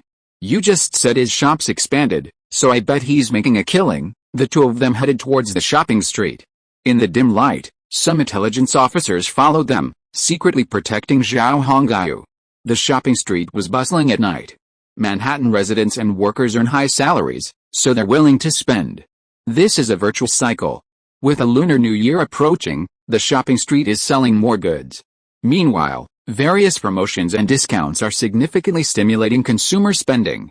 A large sign, "Couples Noodle Shop," towered over the shopping street, easily visible. Originally a small 80-square-meter noodle shop, after expansion and the renovation of a nearby shop, it now boasts over 400 square meters of space. At the entrance of the noodle shop, several young European boys, dressed in cotton coats and hats, were welcoming guests with eagerness, offering compliments. "Hey, guests, there's room inside. Our noodles are famous in Manhattan. You look unfamiliar, so you must be in Manhattan on business." The young European boys, serving as customers, spoke fluent Mandarin. It seemed Mandarin was becoming popular in Manhattan. Perhaps it was because children had a strong aptitude for learning languages, but these European children were the most fluent in Mandarin in Manhattan. Wang Shan and Zhao Hongyu walked straight to the entrance. Wang Shan waved his hand, indicating that he didn't need the children's guidance, indicating that he was a regular. Seeing Wang Shan's gesture, the children didn't offer further greetings, but they did lift the cotton curtain, lean in, and call out. "Guests have arrived. Please take a seat." Upon entering, Zhao Hongyu's eyes lit up. The restaurant was clean and tidy, and nearly every table was filled with diners, a testament to its booming business. Zhao Hongyu spotted several tables of customers gathered around Hot Pot. "Haha, this boss knows how to run a business. Just this year, when chili peppers became available, he already introduced Hot Pot," Zhao Hongyu said to Wang Shan. "Yes, he's a very good businessman. He often organizes promotions and events. That's why his business has always been booming. Otherwise, he wouldn't have expanded to this size. Please come this way. Would you like noodles or hot pot?" A young European girl in a cotton-padded jacket and trousers ran over, smiling and asking. Zhao Hongyu glanced around and noticed that the waiters busy serving food were all European children, no older than 13. His brows furrowed. Why are they using child labor? Zhao Hongyu ignored the girl who had come to greet him and turned to Wang Shan, to be continued. Please search for astronomy. The novels are better and updated faster. Novel Network. Chapter 416 Wang Shan's Small Proposal. Zhao Hongyu was quite critical of the noodle shop's exclusive use of child labor. But he had to ask, just in case there was a special reason. Led by the young woman, the two men arrived at a secluded booth reserved for distinguished individuals. Clearly, the owner of this noodle shop was quite considerate. After settling down and sending the young woman away, Wang Shan explained, "Your Highness, there's nothing we can do about it. These children are all European, originally from Quebec or former British colonies. Their families have all left for various reasons, so they've come to Manhattan to make a living. Originally, these children worked as waiters in small hotels or as maids in small shops. But with the influx of migrant workers, their competitiveness has clearly declined. Jobs have become extremely difficult to find. Most employers are unwilling to hire child laborers. Although their wages are low, the work they do is also minimal," Wang Shan explained. "But we have to find a way out for these children. We can't let them starve to death in Manhattan." So Zhang Tai asked businesses to hire as many child laborers as possible to give them a way out. Technically, the owner of this noodle shop has responded to Zhang Tai's call. After hearing Wang Shan's explanation, Zhao Hongyu finally understood what was going on. "How are the wages? They won't be skimping on them, will they?" Zhao Hongyu asked. Wang Shan said, "No, these children only earn a third of what adults make, but they work diligently and obediently, so shop owners who hire them love them. It's just that they're a bit weak, so they can't do many things." Zhao Hongyu nodded. "If that's the case, then so be it. As you said, we can't let these children starve to death in Manhattan. Besides, it's winter now. If we don't take them in, I don't think they'll survive the winter. Winters in the Americas are extremely cold. Before Zhao Hongyu arrived in this world, freezing to death was commonplace among both Native Americans and the people of European colonies. It was only after Zhao Hongyu arrived in this world and founded Manhattan, and after the development of a large number of warm clothing, that this phenomenon was curbed. After a brief conversation, the two of them summoned a waiter and ordered hot pot. Although they had previously dined at Black Bear's, they decided to try hot pot here for a novelty. The noodle shop was bustling with activity, people gathered around, savoring the delicious food and chatting loudly about all sorts of things. Zhao Hongyu, for his part, thoroughly enjoyed the atmosphere. "Your Highness, would you like to visit the East?" The hot pot was quickly served. Wang Shan deftly dipped the mutton into the pot, then dipped it in the seasoning and popped it into his mouth. As he ate, he asked Zhao Hongyu, "Going to the East is a bit too far. Besides, it's still under the rule of the Ming dynasty. Wouldn't I have to kowtow 3 times and 9 times? Too much trouble." Zhao Hongyu's heart was stirred at the thought, but he quickly declined. Although he was tempted, considering the current state of the Eastern Huaxia dynasty, Zhao Hongyu felt that going there would be too much trouble. Wang Shan shook his head non-committally. "Your Highness, your status is comparable to that of the Ming Emperor, so you don't need to be servile to Ming officials. Besides, aren't you planning to immigrate some people from there? This is much more cost-effective than breeding genetically modified humans. You can migrate directly from the Pacific to the West Coast, and you can also see the East." His suppressed thoughts suddenly resurfaced. Actually, Zhao Hongyu was quite busy in Manhattan. After all, many things were already being handled by Zhang Tai and the others. So, he might as well go to the East. The East was now under the rule of the Ming dynasty, while the Qing dynasty was still eyeing it covetously from the north. Since he had arrived in this era, why not experience the Chinese customs of this era? Seeing His Highness's excitement, Wang Shan put down his chopsticks and continued, "Actually, on our way east, we could also look for an Australia. You know, it hasn't been discovered by Europeans yet. If we do, we'll have a vast new territory." Wang Shan spoke of something he had been planning for a while. "Yes, Australia. That place is as large as the territory of later China, and it's rich in mineral resources. They would be truly remiss if they didn't conquer such a vast expanse of land. It would take another 100 years for Europeans to discover an Australia. That 100 years was plenty of time for Zhao Hongyu to develop Australia. Your Highness, you don't need to be in charge of Australia yourself. Just post a village chief with authority there. The indigenous people of Australia are very weak in combat," Wang Shan said to Zhao Hongyu. Wang Shan was right. Now that Zhao Hongyu had some authority, he could fully utilize it. Just as Wang Shan had said, simply send a village chief to Australia and let him develop according to his own preferences. This would also serve as a declaration of sovereignty over an Australia. Proving that Australia belonged to the empire would suffice. As for the indigenous people of that continent, they were indeed just as Wang Shan had said, their combat effectiveness was far from impressive. Therefore, Zhao Hongyu had nothing to worry about. Zhao Hongyu, tempted, thought for a moment, but suppressed the urge. "Let's not discuss this for now. We definitely have to go to Australia, but we have to eat one bite at a time, one thing at a time. We haven't even solved the Caribbean issue yet, and we haven't even occupied all of South America yet. Isn't it a bit too much to immediately think about Australia?" Zhao Hongyu reminded Wang Shan. Indeed, Zhao Hongyu's warning was not without reason. The Caribbean and Central American campaign had just begun, and everything wasn't yet complete. Suddenly dwelling on the situation in Australia was a bit too much. Moreover, once the Central American conquest was complete, the empire would have to devote considerable effort and energy simply to immigration and stabilizing the situation there. And then there were the threats from Europe. So, how could they possibly spare the energy to search for an Australia?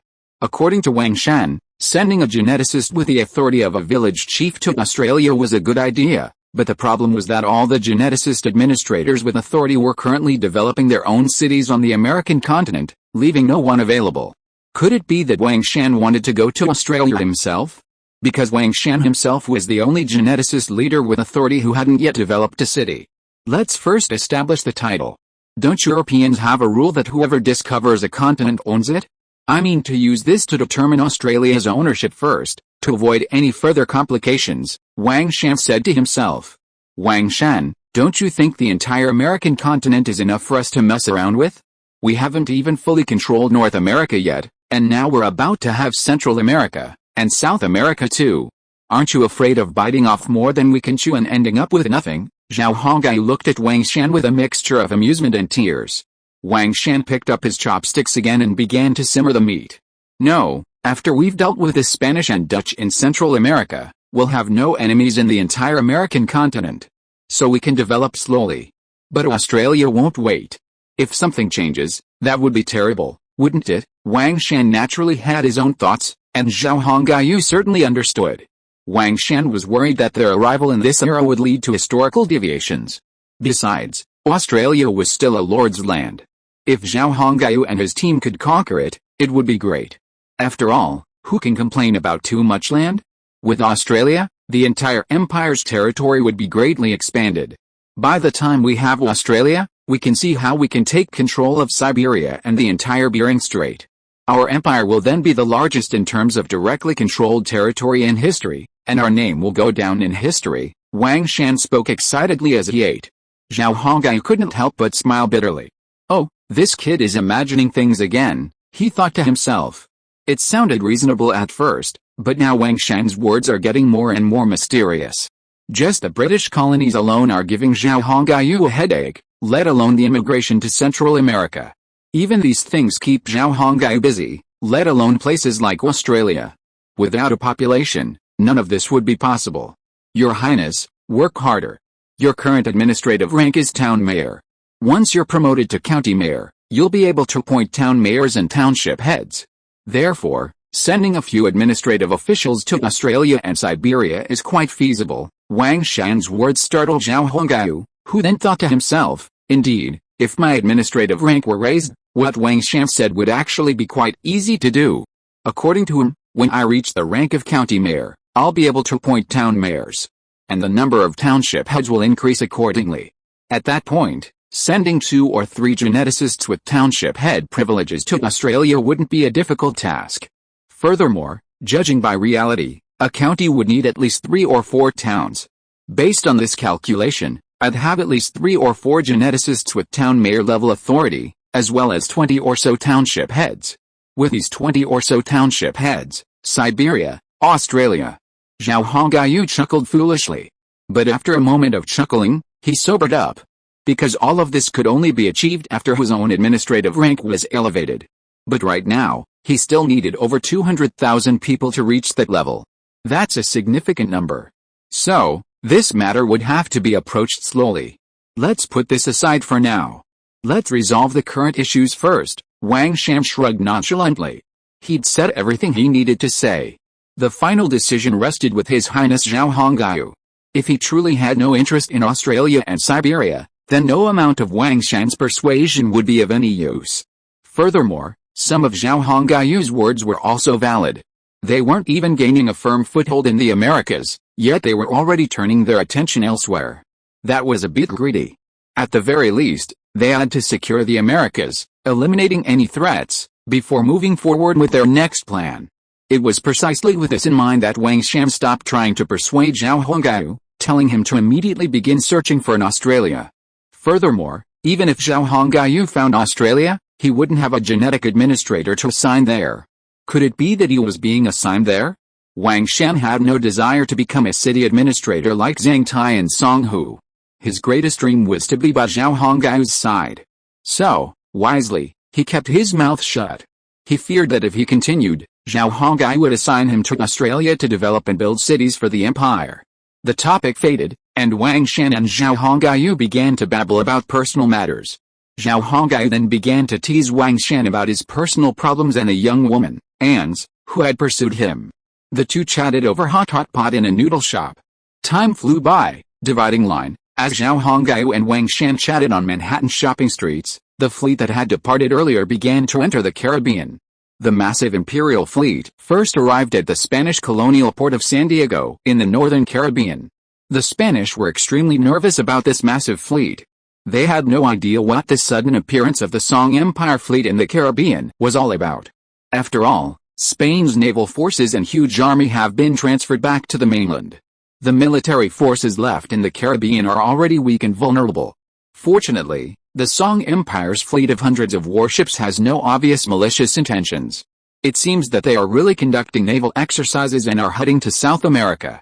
Now they hope to temporarily stop at the port of San Diego and replenish some supplies. To be continued. Chapter 416 Wang Shan's Small Proposal.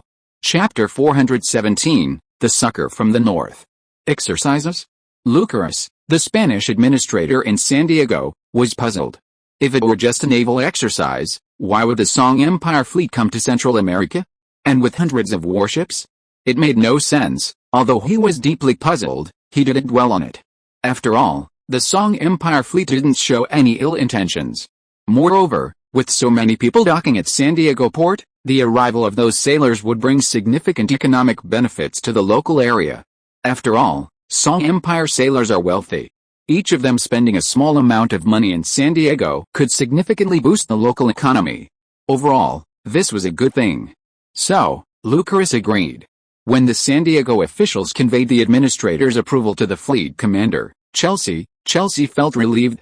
As the first former British captive to defect to the Song Empire, Chelsea now held the highest position among all European citizens. Now, he was the commander of the Imperial fleet, second only to several men.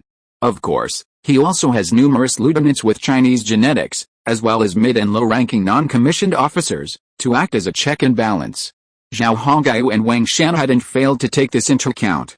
Earlier, Chelsea had accompanied Zhao Hongyu on a trip back to Europe. During this trip, Zhao Hongyu had observed and remembered Chelsea's quiet devotion. Zhao Hongyu was quite satisfied with Chelsea's performance. Overall, Chelsea had integrated into the empire and embraced his role as an imperial citizen. It was precisely with this in mind that Zhao Hongyu was considering appointing Chelsea as the fleet commander for the Caribbean campaign, allowing him to demonstrate his abilities.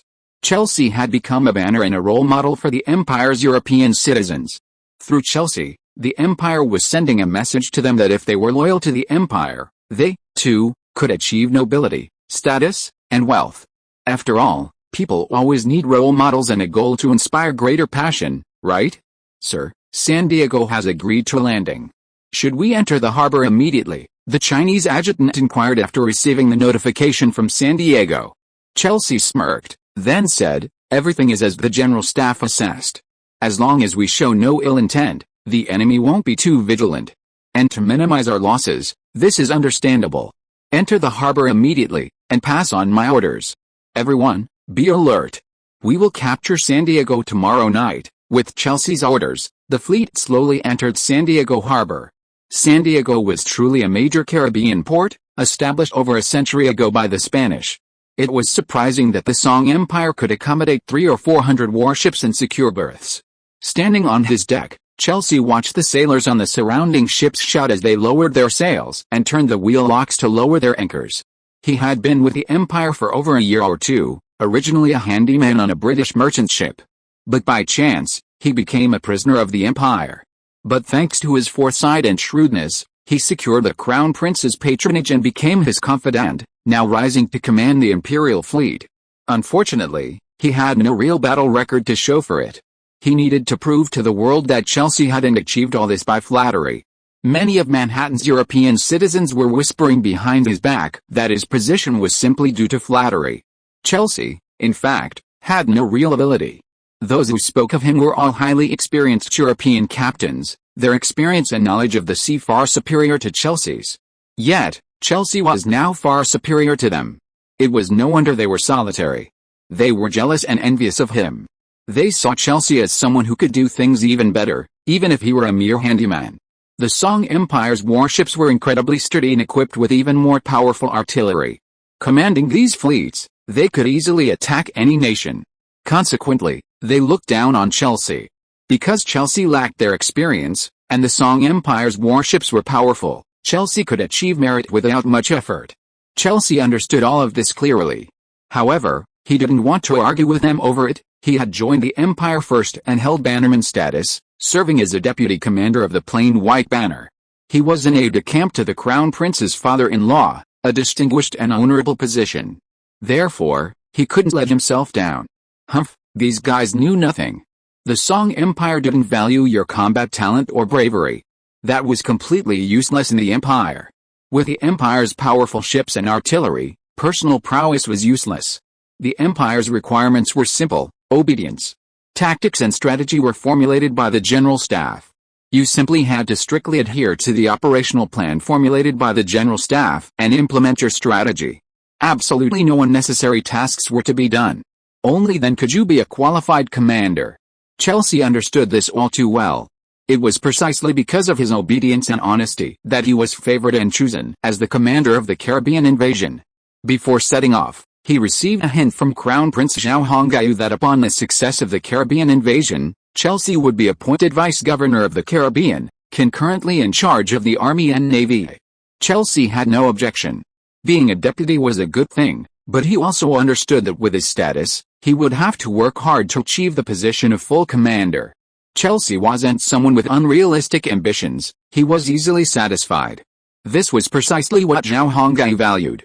Those who spoke ill of Chelsea behind her back and envied her were indeed more talented than her, but their ambitions and arrogance made them difficult to manage. Therefore, Zhao Hongyu would rather choose Chelsea than them. Of course, experienced captains were still qualified to manage a warship. Zhao Hongyu had been keeping an eye on them, hoping they would eventually become captains of warships. However, their status would remain limited, as they were not as obedient as Chelsea. Tell everyone. Have a good rest today. Wait for the signal tomorrow, and everything will proceed as usual. Just as Chelsea's thoughts were wandering, he felt a jolt as he felt a heavy warship's hull strike something hard. It was the ship's collision with the dock as it approached. Chelsea then instructed his Chinese lieutenant. The lieutenant nodded and immediately turned and left. If anyone from San Diego comes to me and asks me to attend a banquet, just say I'm not feeling well. I don't want to reveal any flaws at a banquet. Chelsea was extremely cautious. He instructed his guards and then went to his captain's cabin. At the San Diego harbor docks, Spanish immigrants and the local Mayan people came out of their homes and onto the docks, curiously observing the fleet from the Song Empire. These people had heard about this empire that had emerged in the north and had long been curious about it. Now that they had the opportunity to see it with their own eyes, how could they miss such an opportunity? Some courageous Mayans. They even boarded their own small boats at the dock and slowly rowed closer to the imperial warships, offering their wares to the busy sailors on deck. They offered their products, including fruits and women. It was dusk, and the setting sun was slowly sinking into the sea. Its golden glow shone across the water, casting specks of golden light. At the horizon, a fiery crimson cloud appeared, adorning the sky like a dream. Coconut trees swayed in the breeze, and seagulls circled the warships, chirping constantly. Mayans, with large earlobes crammed with thick ornaments and blue tattoos on their faces, dressed in either their native or Spanish attire, offered bananas, coconuts, fire lotus, and other fruits to the sailors on deck. On one small boat, 3 or 4 Mayan women, dressed in Spanish attire and holding parasols, flirted with the sailors. Such things weren't uncommon in European ports. The poor Mayans, conquered by the Spanish, had even adopted these European practices. Genetic sailors weren't particularly interested in women, but they were willing to buy some fresh fruit. Therefore, the Mayan vendors who bravely came to sell fruit were beaming with joy. San Diego is located in the tropics. While North America is already covered in snow and ice, San Diego is still scorching hot. Many fruit vendors were shirtless. Precisely because of its tropical location, the fruit sold here is exceptionally fresh and delicious. Had the fleet sailed further south, the temperatures would have been even higher. Taking advantage of the late afternoon, before darkness had fully settled, the Mayan vendors, seeing how easy it was to deal with the Song Empire, gradually grew bolder.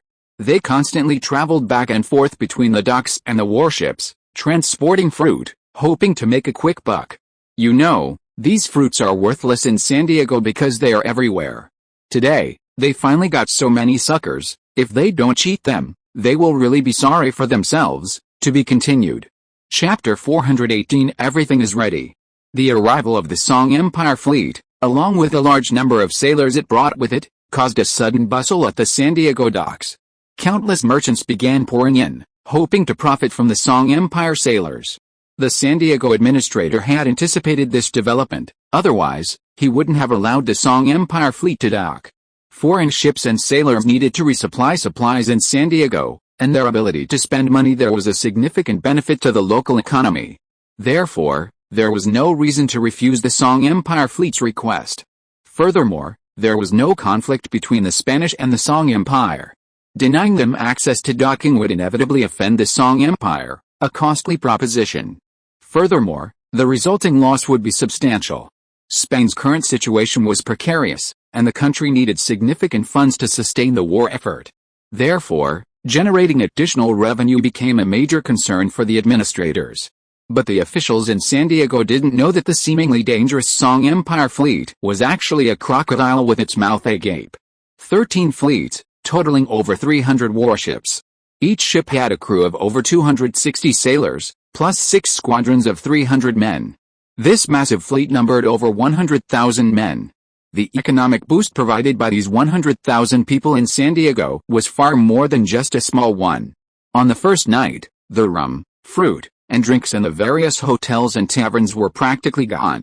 The merchants' faces were filled with smiles, for in just one night, they had earned a net profit equivalent to 2 months' worth. Of course, the tax collectors in San Diego were also delighted. The temporary tax collection was substantial, bringing in a significant amount of revenue for the San Diego government's coffers. Therefore, everyone in San Diego hoped the Song Empire fleet would remain for a few more days. Clearly, having money is good. The Song Empire's heavy warships also deeply shocked the locals. This was especially true for the Spanish, whose rise to power stemmed from the Age of Discovery. Seeing these heavily armored warships, like sea behemoths, was more than just awe-inspiring. They even secretly compared the situation. If war broke out between Spain and the Song Empire, relying solely on these heavily armored warships, could inflict nightmarish damage. Of course, some believe that while these warships looked formidable, they still had significant disadvantages in actual combat. First, they believed the artillery's range was limited, and the massive size of these heavily armored warships meant they took a long time to turn or maneuver. These were the weaknesses of these heavily armored warships, so they didn't need to be overly concerned. However, they didn't realize that their assessment was based on data about the heavy warships. If they knew the data, they would likely be less optimistic. However, beyond the heavily armored warships, the sheer number of Dutch copycat dual-purpose warships, for both commerce and war, still worried the Spanish. Hundreds of warships. The Song Empire was a considerable armed force in the Caribbean. With so many warships, it was clear that its fleet would grow even larger in the future. This would inevitably lead to a reversal of naval power in the Americas. This would be extremely disadvantageous for the Spanish. Spain was now engulfed in war, with many shipyards destroyed and a large number of its Caribbean fleets transferred home. Who knows how long the war on home soil will last? By the time it was over, how much more powerful would the Song Empire have become?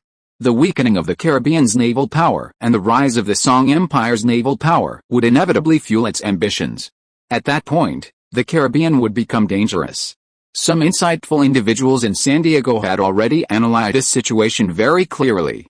There was no shortage of intelligent individuals in that era.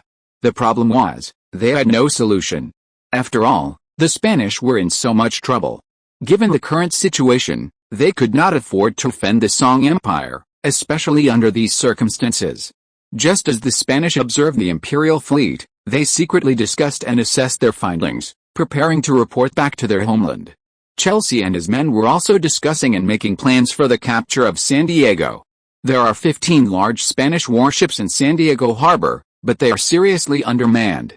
It seems they have all been withdrawn to fight on the mainland or in the Mediterranean, a Chinese-born geneticist observing intelligence from San Diego harbor reported to Chelsea.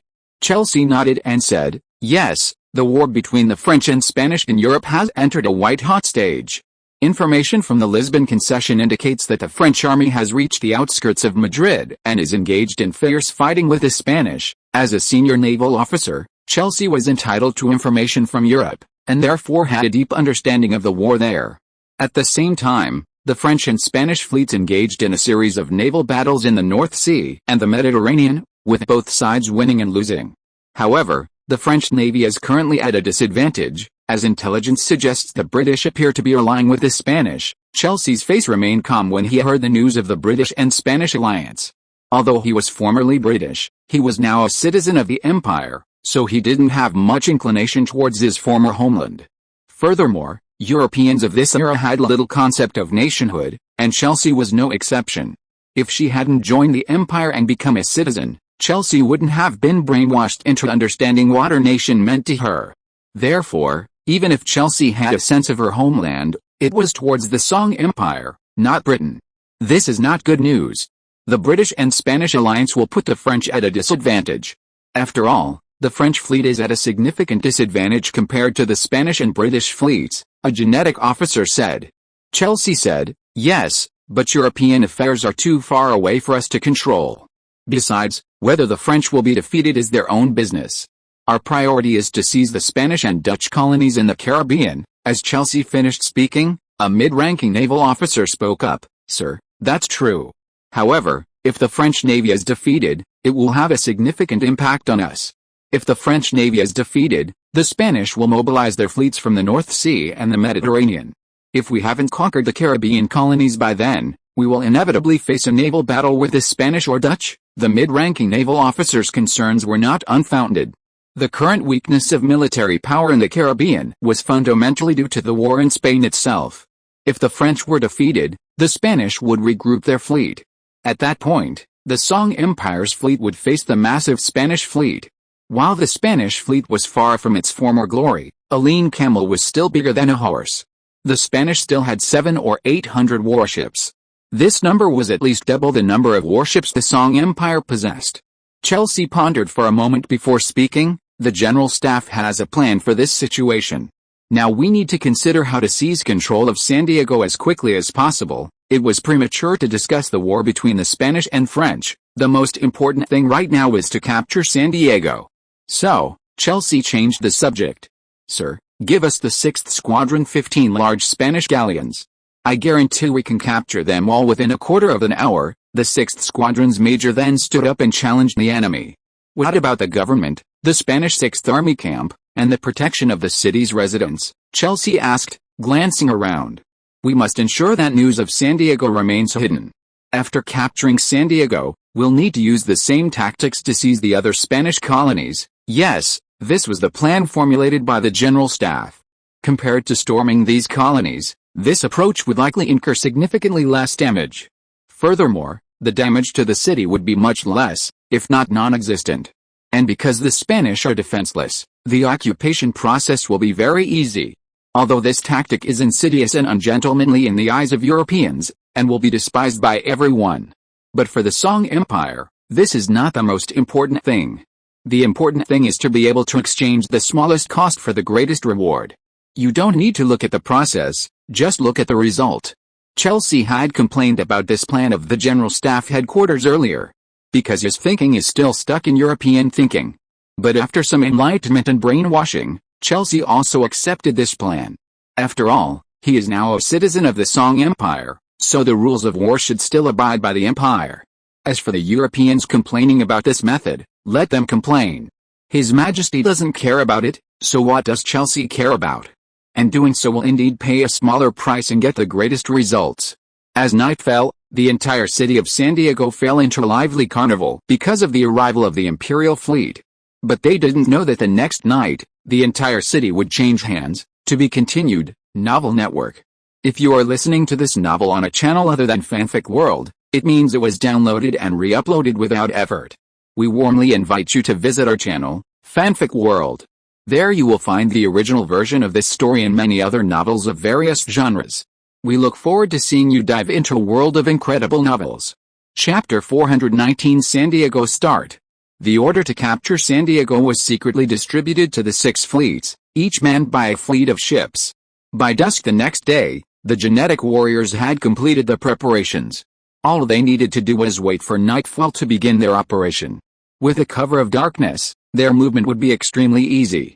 To paralyze the Spanish garrison in San Diego, Chelsea sent word to the local administrators that the fleet would depart early the next morning, bound for South America.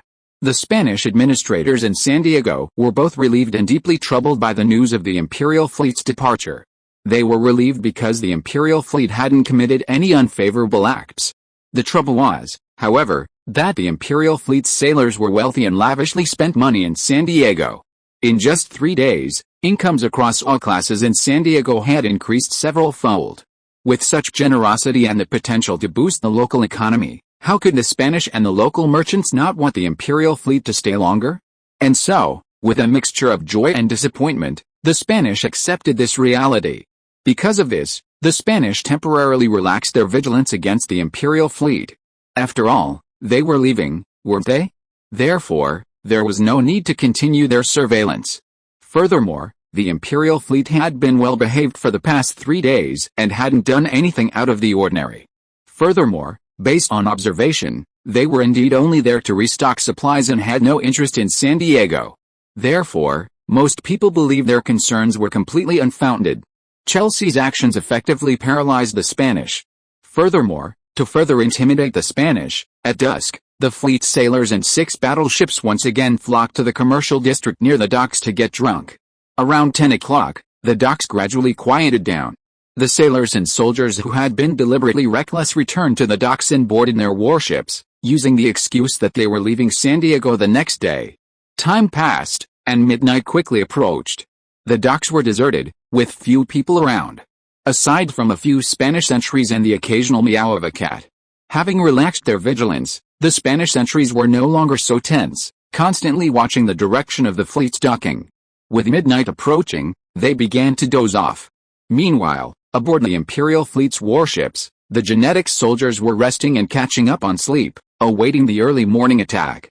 The planned attack was scheduled for 2:30 a.m. This was precisely when the human body was most sleepy and entering deep sleep. An attack at such a time would leave the Spanish no time to react. On the battleship deck, observers kept a close eye on the Spanish sentries at the dock, providing immediate feedback to Chelsea and his men in the operations room. Time slowly slipped by, and soon it was 1:30 a.m. The genetic soldiers resting aboard the warships all called out quietly. In the dim light of the dock, several dark figures flashed by, but the dozing sentries took no notice. Everything is normal. The attack may begin. Chelsea checked her pocket watch. Then, nodding to the surrounding non-commissioned officers, she gave the order to attack. Soldiers began to walk onto the deck from the cabin. And the landing boards on the outside of the warship were also lowered and extended to the shore. Hey! Look at how there are so many people on the Song Empire's warships. What are they doing? Could it be, a Spanish sentry noticed this unusual situation. But before he could finish his words, a dark shadow appeared from behind him and hugged him. The sharp blade of the knife passed through his throat, and his lifeless body twisted and fell to the ground. His companions were killed in the same way before they could react. Then, their bodies were dragged into the dark corner of the street. After the 6th team landed, they began to run towards their respective targets as planned. The Spanish sentries along the way were dealt with one by the scouts. Therefore, when the troops arrived at their respective target buildings, they did not encounter any trouble along the way. The government building, the administrator's residence, the Spanish military camp, the outpost at the dock. Dividing line, why are you doing this? There is no friction between us, Spain, and your empire. After an hour of fighting, San Diego fell easily into the control of the empire. The entire city has changed its owner, but the people of this city don't know it yet. The empire's troops encountered no resistance at all, and the Spaniards surrendered. The reason it took an hour was that it included the waiting time from 1:30 and the travel time on the road. The Spanish soldiers were all gathered together and detained, and the administrator of San Diego was taken to Chelsea. The administrator, who was captured in his own residence in his pajamas while he was sleeping, was still a little confused about the situation at this moment. He didn't know why the empire suddenly made such a big fuss and was going to attack them. So, when he saw Chelsea, he asked loudly. In response to the pajamas-clad Spanish administrator's questioning, Chelsea simply replied, "San Diego is now under our empire's control. And not just San Diego, but all of Spain's colonial interests in Central America will belong to the empire." If the administrator didn't understand Chelsea's words, he'd be a complete fool. Before the administrator could even curse or beg for mercy, Chelsea waved his hand and had him escorted away. "Sir, what should we do with the Spanish soldiers and officials?" Chelsea's Chinese lieutenant approached and whispered. Hearing this, Chelsea paused. "Do you have any suggestions?" The lieutenant suggested. "We've already captured San Diego, but we're about to move on to our next objective. While we'll need to leave a garrison, it won't be too many. Therefore, we'll have to use extraordinary measures to deal with these Spanish officials and soldiers to avoid potential trouble later." Chelsea's expression froze, understanding the lieutenant's meaning. After careful consideration, Chelsea thought, just as the adjutant had said, I couldn't leave too many troops garrisoned. After all, the plan to occupy the next colony was imminent. The number of troops left behind would also be needed to guard the city, so I couldn't spare too many to watch over the Spanish. But keeping these Spaniards would also be a nuisance. They were warriors, ready to fight once armed. If something unexpected happened and they escaped, San Diego would be in serious trouble. Then eliminate these Spanish officials and soldiers, but quickly. Although Chelsea felt reluctant about slaughtering the prisoners, he knew it was the best solution at the moment. Without these people, the garrison could quickly control the situation in San Diego. This way, he could focus all his energy on attacking the next target. The adjutant who had advised Chelsea left without immediately relaying the order. Instead, he left the headquarters and went to a dark corner on the street outside. Chelsea didn't react much to my advice. It seems his thinking has begun to slowly accept the Empire's governing principles. He's slowly being assimilated by us. Record this and we'll continue to observe. It turned out that this genetic person, besides being Chelsea's aide-de-camp, was also a member of the intelligence department staff to monitor and observe him. Wang Shan did this as a precaution. After all, Chelsea held a high position and was a high-ranking member of the fleet. Furthermore, he was European, so Wang Shan had to keep a close eye on him. Zhao Hongyu turned a blind eye to Wang Shan's actions, but he knew the situation well. It's always better to be cautious than to actually cause trouble later. If Chelsea did have any ideas in the future, the intelligence department would quickly eliminate him and eliminate the potential threat. After contacting the intelligence department personnel within the fleet, the aide-de-camp left the street and found a team of 6th Army soldiers to convey Chelsea's orders to the captain. He then temporarily requisitioned this team of soldiers and led them to the site where the Spanish were being held. The Chinese lieutenant prepared to deal with the imprisoned Spanish soldiers. He first arranged for the soldiers to strengthen the guard and then headed to the place where the Spanish officials were being held. Once there, he conveyed Chelsea's orders to the imperial officers guarding the officials. Then, they began to bring the Spanish officials out one by one and quietly deal with them. The task of dealing with the officials was brief, taking only about half an hour. The soldiers then began digging a grave and collectively burying the bodies of the slain Spanish officials. The lieutenant led his troops back to the place where the Spanish soldiers were being held and began the methodical slaughter. Overnight, San Diego was completely transformed. Every Spanish soldier and official, an entire tribe, had been annihilated. The next morning, the residents of San Diego opened their doors and realized something was amiss. It took a long time before anyone realized what was wrong. The Spanish flag that had once flown from the administrative building was gone, replaced by the 5-star red flag of the Song Empire. The usual patrolling Spanish soldiers had also vanished, replaced by uniformed imperial soldiers. As a Spanish colony, San Diego was home to many Spanish immigrants and a small population of Mayans. Although the Spanish military had been neutralized overnight, the immediate challenge was to stabilize the Spanish population. A display of force, and a public announcement. The next day at noon, Chelsea prepared a grand military parade and announced in the city's central square that San Diego had been occupied and annexed by the Empire. Chelsea also publicly announced the Empire's laws and tax rates. The citizens of San Diego finally realized what had happened. It turned out that San Diego's master had changed, and the Song Empire was simply declaring war without a declaration. But more people were curious. San Diego had changed hands in a single night. How had the Song Empire managed to do it? And where had the former Spanish garrison and officials gone? They seemed to have vanished. The Spanish immigrants living in San Diego were feeling a bit uneasy. They didn't know how the new rulers would treat them. The Mayans, however, were unconcerned. To them, it was just a change of rulers. It didn't matter who ruled San Diego. Besides, the generous Song Empire was more popular with the Mayans than the stingy Spanish. And the tax rate Chelsea just announced was over 10 times lower than when the Spanish ruled. This meant they would no longer have to worry about high taxes and would have some extra money each year. That was a good thing. Of course, some expressed cautious concern. These issues weren't Chelsea's concern. After announcing the tax rate and promulgating the imperial laws, he appointed trusted governors in San Diego, left behind a fleet of 36 warships and a 3,000-man army, and set sail for his destination. Chelsea left San Diego, and the new rulers began registering the residents. The governors, whether Spanish or Mayan, asked each visitor whether they wished to remain or return to Spain. They offered two options. Those who wished to return to Spain would have to abandon their property in San Diego. Imperial ships would transport them back to mainland Spain. Those who remained would later have to undergo a course of indoctrination and become citizens of the empire. The governors explained clearly the benefits and obligations of citizenship. The choice was left to the Spanish immigrants. However, one thing the governors knew: those who chose to leave San Diego would not be sent back to mainland Spain. A hellish fate awaited them. To be continued. Chapter 420. You are too young. Bang! Bang! After a burst of gunfire, a row of bodies fell to the beach. Oh, no. You can't do this. This is utterly inhumane. Bang! The genetic soldiers paid no heed to the Spanish's cries. Finally, the colonial civilians who chose to return to the Spanish were taken by the imperial soldiers to a secluded beach and massacred en masse. The imperial soldiers' actions would surely draw worldwide condemnation in the future. But this was the 17th century, when information technology was not yet fully developed.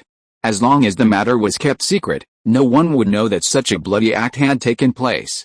It seems that a lack of information technology has its advantages. Besides, would the genetics spread such a thing? Obviously not. To maintain the stability of San Diego, the Spanish mainland had been kept from learning so early, so some things had to be done. For example, such a massacre. Although Chelsea felt a little reluctant, he also knew that this was the best solution at the moment. Furthermore, this proposal was highly favored by many high-ranking and junior Chinese non-commissioned officers. What could he do?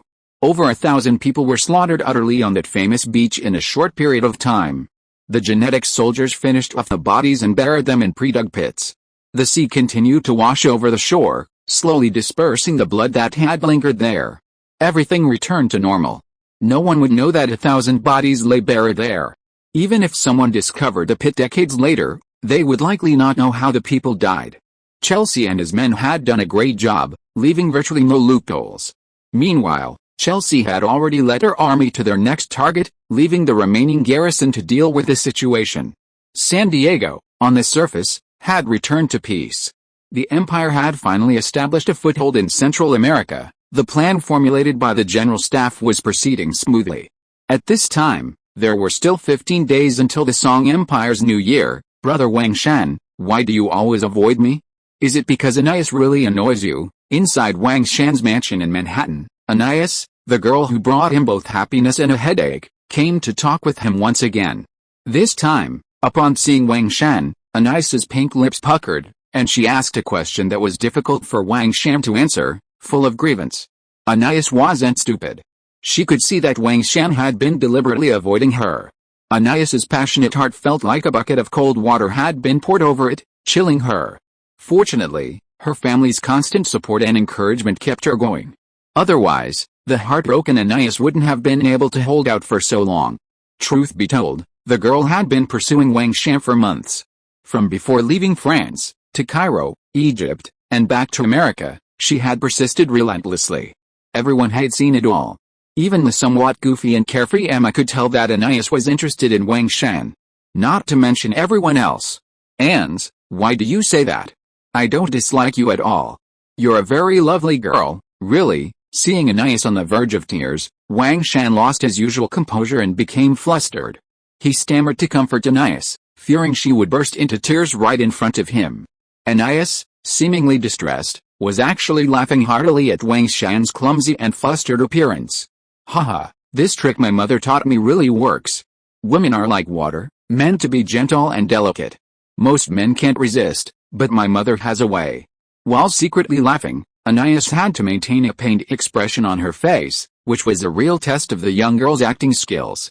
But for her own happiness, Anais risked everything. Wang Shan, strictly speaking, was not bad-looking, the typical sunny Chinese boy.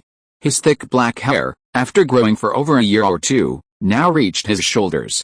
Wang Shan also resembled a certain Hong Kong or Taiwan celebrity, so Zhao Hongyu privately teased him, calling him Ekin. Furthermore, the empire's dazzling uniform accentuated his youthful spirit, making it no wonder Anais was immediately drawn to him.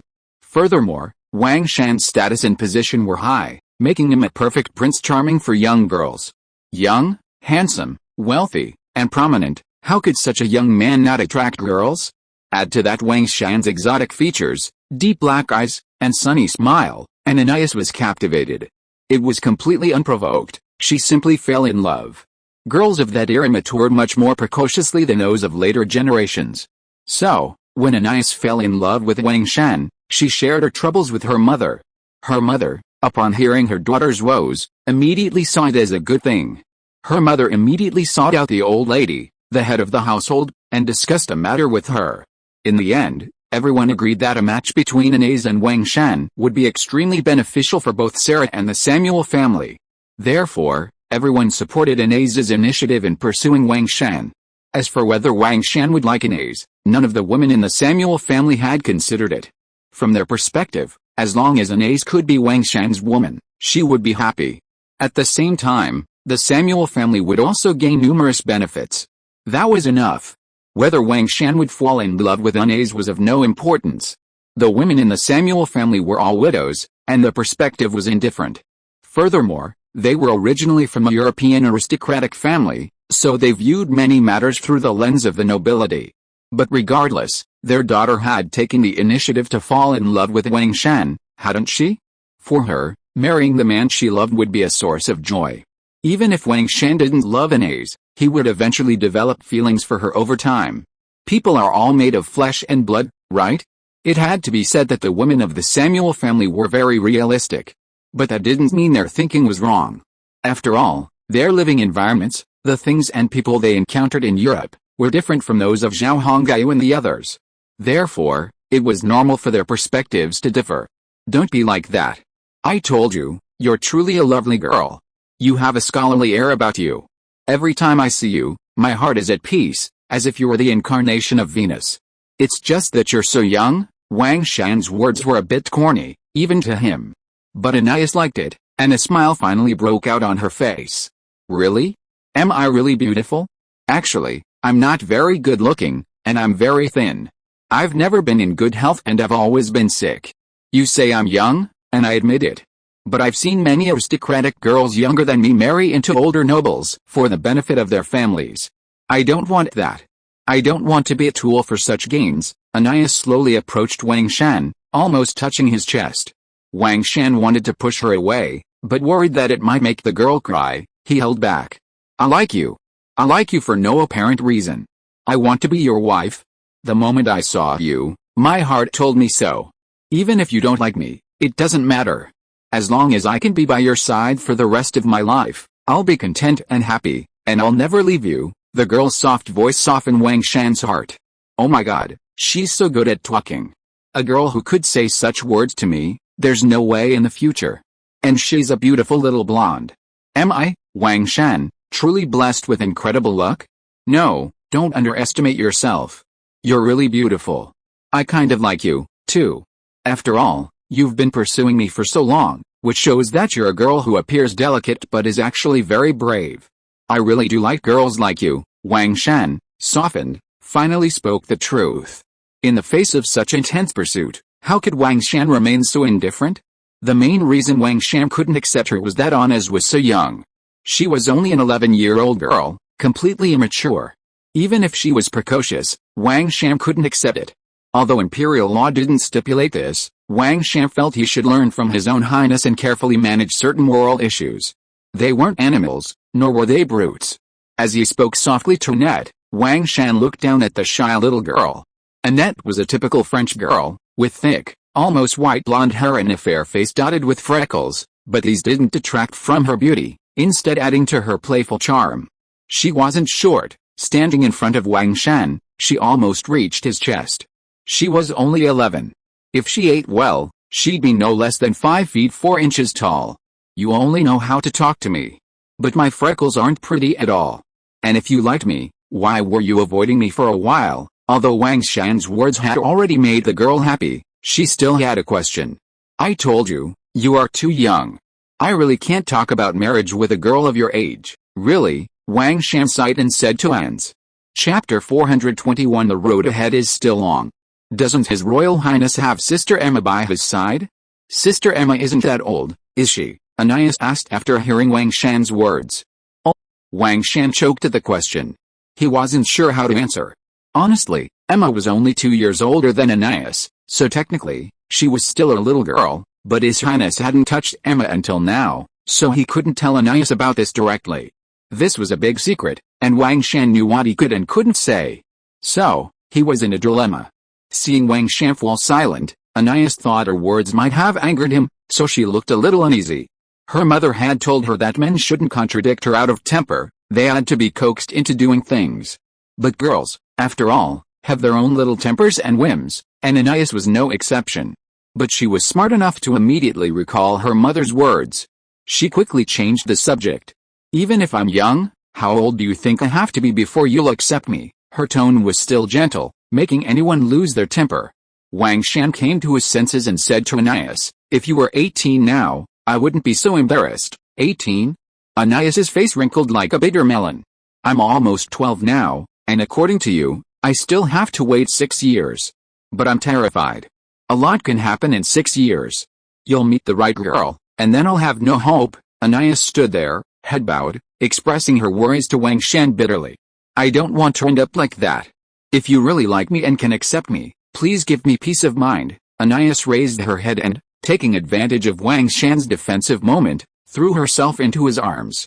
This finally allowed them to have some intimate contact, closing the distance. Watching Anais throw herself into his arms, Wang Shan couldn't say goodbye. He could only watch as she clung to him, her little head rubbing against his chest.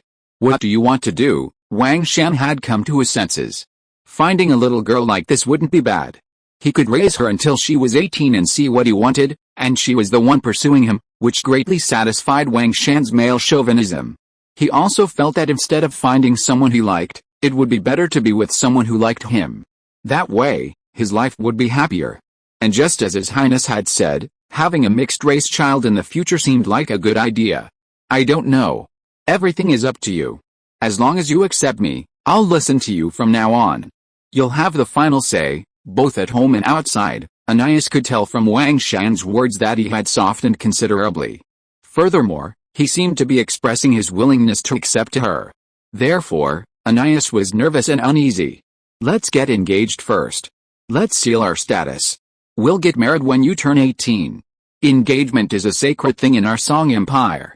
Once you're engaged, there's no going back, so you'd better think it over carefully, Wang Shan decided. To reassure the girl and prevent her from constantly pursuing him, he decided to get engaged. It was just an engagement. It didn't mean anything. When Anais turned 18, barring any unexpected events, Wang Shan would marry her. Of course, all that talk about the sanctity of engagement was Wang Shan's own nonsense. If Zhao Hongao, Zhang Tai, Song Hu, and the others were here, they would surely despise him. Everyone understood the meaning of engagement in later times. Even divorce after marriage, let alone engagement, was a recurring problem. But Anais believed it. That's great. I've pursued you for so long, and it seems I've really touched you, the girl said happily, her head tilted back as she hugged Wang Shan tightly. It's you who's chasing me, making me the laughingstock of everyone. Of course, I'm also moved by you. And being chased by you all the time isn't a big deal. I'm not losing out anyway, so why should I keep avoiding you? Might as well agree to it, and put my heart at ease, and your family at ease too. Wang Shan looked down at the beaming Ans, grumbling inwardly. Regardless, Ans was delighted that Wang Shan had agreed to his advances. When are you going to meet my mother? Ans asked eagerly. Wang Shan looked at her seriously and said, there's no rush to meet your mother, but there are some things I need to clarify with you. He gently led the girl to a seat. Seeing Wang Shan's seriousness, the girl grew nervous. Don't be so nervous. Relax a little. I'm not a cannibal, Wang Shan said with amusement, seeing Anne suddenly so nervous about him. After waiting for the girl to calm down, Wang Shan said, you're still young. As you said, 6 years can be full of unexpected events. You're worried I might meet the right girl, but you might also meet another attractive boy. Before Wang Shan could finish his words, Anais quickly shook her head and said, no, I only like you. Wang Shan simply smiled at Anais's assurance. Although this was a virtual world, it was a self-contained system, just like the real world of later generations. Therefore, Wang Shan knew too much. Even vows of love could not withstand the reality of reality. Especially since Anais was still so young, She was still immature in many aspects. As she grew older, her experience grew, and her horizons broadened. Would she look back on her current decision and find it ridiculous and childish, and regret it? Such a thing wasn't impossible. It had been played out countless times in those ridiculous TV dramas of later generations. Therefore, Wang Shan didn't take Anais' assurance seriously. At the same time, he had to speak out all his concerns to Anais, so she could understand them. It's precisely because you're young that I've been avoiding you. You're still immature, and you still see many things too simplistically. As you grow older and gain more experience, your worldview will slowly change, becoming completely different. You might even regret the decision you made today. Seeing Anais about to speak again, Wang Shan smiled and raised his hand to stop her. Listen patiently. I'm older than you and have more life experience. If you don't believe me, go back and tell your mother about what I'm saying. She'll analyze it for you, and you'll know if I'm right. Wang Shan kept a smile on his face. Although Anais didn't agree with him, she heard some very valid points in his words. These were questions she had never considered or pondered. Now that Wang Shan had spoken them, Anais was incredibly happy. She was happy because the man she had chosen was indeed outstanding and intelligent. If Wang Shan knew what Anais was thinking now, he'd probably be unsure whether to laugh or cry. So let's not finalize this yet. Go back and discuss it with your mother. When you're truly certain you won't regret it later, come back and find me. Wang Shan greatly admired Anais' courage in pursuing him. Otherwise, he wouldn't have given her this opportunity just yet. Despite Anais' intense pursuit, Wang Shan didn't become foolish. He knew his status and position, as well as his youth, were all attractive. He was sure there would be many women pursuing him in the future. After all, he was an undisputedly promising young man in this kingdom. As the empire expanded, his position as Zhao Hongguyu's closest confidant would only grow in importance. He understood this all too well. If Anais hadn't been so close and had the courage to pursue him, Wang Shan probably wouldn't have given her this opportunity. This also gave the Samuel family an opportunity. Okay, I'll go back and ask my mother for advice. Perhaps, as you said, I'm still young and haven't thought things through thoroughly. But I can truly promise that I won't change my mind about you. I'll study hard and become more worthy of you. Anais raised her little face, looking at Wang Shan with a twinkling gaze. I've already signed up for school, but it's just vacation now. I'll be able to start studying again after the new semester begins after the Lunar New Year. To prove her commitment, Anais even told Wang Shan about her enrollment. This made Wang Shan's smile grow even wider. Stay for dinner today. I'll cook for you. I don't have many servants, so you can try my cooking. He checked the time. It was already noon. So, Wang Shan offered to have Anais at his home for a simple meal. As Wang Shan had said, his mansion was filled with burly men, not a single slave, enslaved person, or maidservant. He wasn't used to having such people serve him. So, he simply let his guards live in his house and serve as servants. When Anais heard Wang Shan say that he would cook by himself, she immediately widened her eyes and looked at him in disbelief. Oh, you can cook? All the male nobles in Europe can't. Wang Shan smiled when he heard it. My biggest ideal is to let my wife eat the food I cook for the rest of her life, so that she won't run away with other men. Wang Shan made a little joke. When Anais heard it, a look of longing appeared in her eyes. I will eat the food you cook for the rest of my life, the little girl said silently in her heart. Then she stood up from the sofa, skipped to Wang Shan's side, and hugged his arm. Let me help you, I can cook too, and my cooking skills are pretty good. To be continued. Novel Network. Chapter 422 Song Hu and Professor Liu. Winters in Ontario are bitterly cold, but Lake Ontario, near Ontario City, remains unfrozen. Numerous dhows ply the lake, catching the rare fresh fish. Winter fish are exceptionally delicious. After a year of growth, they are plump and strong, making them a perfect treat. Compared to Manhattan, freshwater fish are more abundant here. And because of its connection to the St. Lawrence River, which leads to the Atlantic Ocean, Lake Ontario even boasts some freshwater shrimp and even crabs. Therefore, the residents of Ontario City inevitably find more freshwater food on their tables. Fortunately, Ontario City's population is small, and overfishing isn't a problem. Therefore, Song Hu, the highest military and political administrator, refrained from issuing decrees to prevent residents from venturing into the lake. Besides, there weren't many fishermen in Ontario. The Indians had all gone to work in the mines or on construction sites, willing to work hard to earn a living. This was a significant difference between Ontario's original Iroquois Indians and the Mohican-dominated Indians of Manhattan. And the people of Chinese descent in Ontario, like their counterparts in Manhattan, had established small businesses and opened shops. After all, no one wanted to sell their labor when they could. A few of them found work in the Ontario government, becoming standard civil servants. Europeans from Manhattan and Quebec also found work here, serving as guards for major merchants or mercenaries for caravans. In short, everyone could find a satisfying job here, and the pay was very good. Some Europeans also took up fishing as fishermen. Everything in Ontario was on track, steadily improving. One day, a boat appeared on Lake Ontario, unlike any other. This ship, which looked similar to a Spanish galleon, lacked a mast, but instead had two round wheels on either side. Those wheels resembled the water wheels used to irrigate the land on Lake Ontario, which was quite puzzling. What was the purpose of having wheels on both sides of the ship? Could such a ship even sail on the water?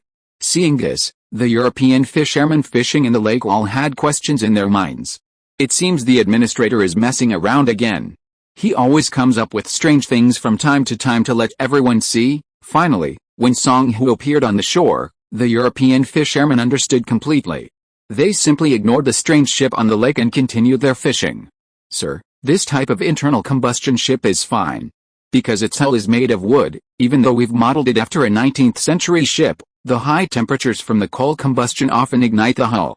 Therefore, this type of ship is simply incapable of long-distance travel, and even short-distance travel is impossible. Next to Song Hu, an elegant, elderly man in his 60s was conversing with him.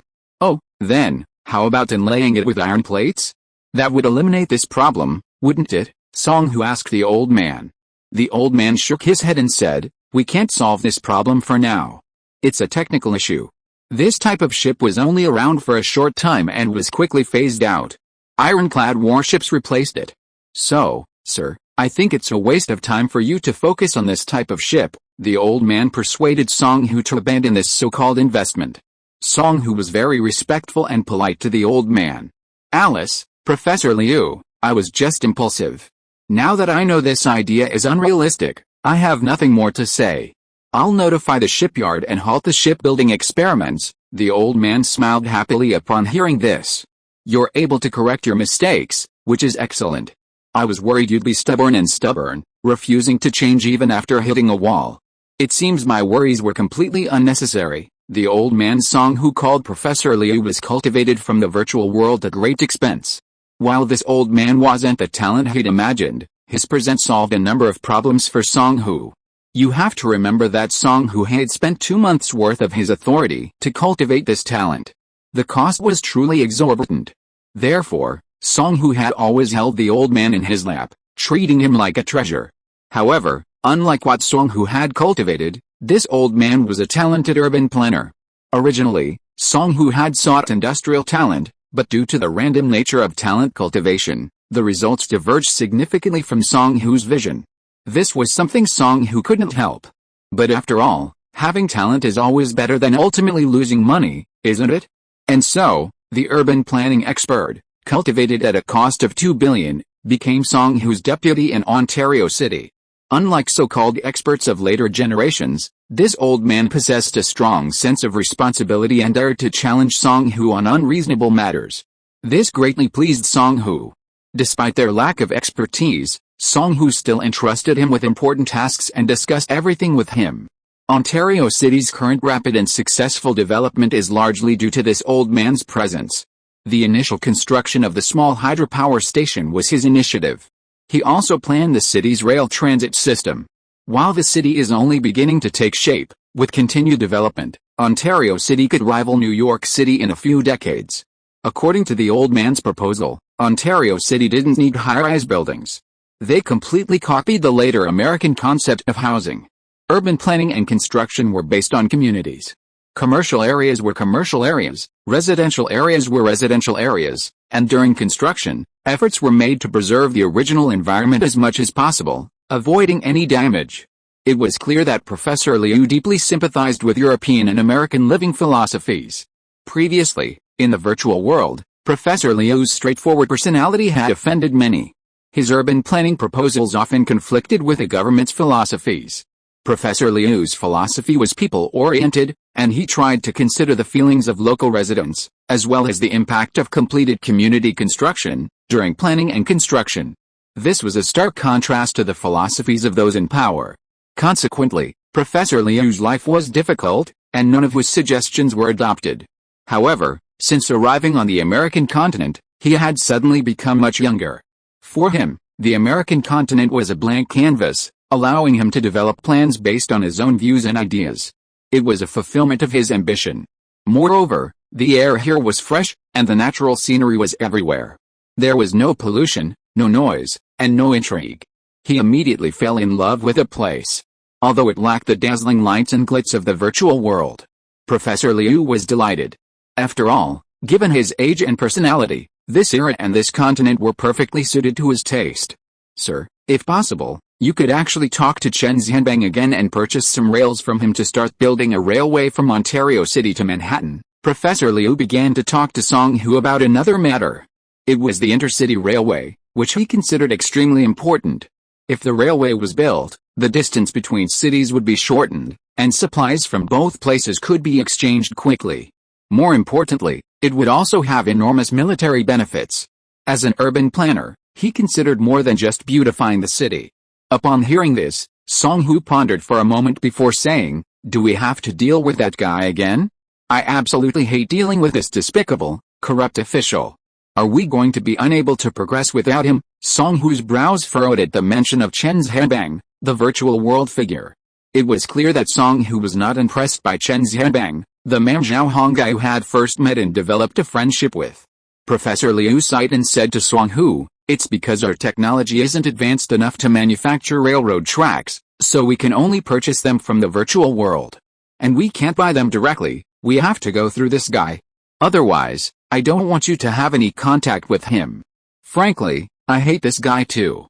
He's the epitome of a corrupt official, and I despise him the most." Professor Liu's words made Song Hu's shoulders slump. Indeed, if one wanted to purchase something, especially from within the virtual world, then Chen Xianbang was unavoidable. Without going through him, many goods wouldn't be available for purchase and transport to their world. God knows why the space-time trader has such restrictions. He's being forced to deal with such corrupt officials. If anything, Song Hu truly didn't want to have anything to do with Chen Xianbang. But as Professor Liu had said, their current technological level wasn't sufficient to produce rails or quality steel on their own. Therefore, if they wanted to build intercity rail transportation as Professor Liu envisioned, they would have to go through Chen Xianbang to purchase the rails they needed. The products he sells us are all counterfeit and inferior, and he's charging double the market price for this one. I can't stand his greed. Song Hu and Professor Liu left the shore of Lake Ontario and slowly made their way into the city. Not far away, on the lake, the smoking internal combustion boat was slowly approaching the shore. Flames were already rising from its hull. "Please be patient, sir. We're at our wits' end. If we could produce our own rails, I wouldn't suggest you continue dealing with him. He's a bit of a scoundrel, but as long as he gets the job done, we won't complain." Professor Liu was also helpless with Chen Xianbang. But after all, they were asking for help, so they couldn't be picky. Even if the products Chen Xianbang sold them were shoddy, they were still cutting-edge technology for this era. "I'll give it a try. I think we'll have to buy genuine rails, but this guy will definitely try to trick us with the kind they use in children's parks. He's too shabby." Black Bear had fought Chen Xianbang many times, so he knew him well. Professor Liu gave a wry smile.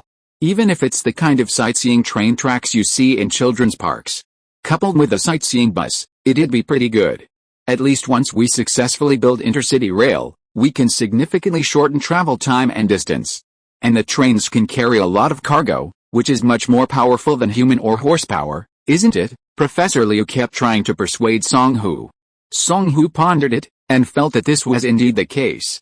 Yes, even if Chen Xianbang was using the kind of sightseeing trains and rails you see in children's parks to fool them, these trains could still carry a lot of cargo. As Professor Liu said, compared to human or horsepower, they're truly no less powerful.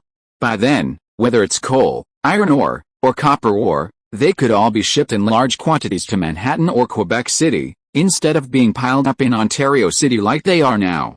"Okay, I'll talk to Chen Xianbang after I go back and try my best to meet your requirements.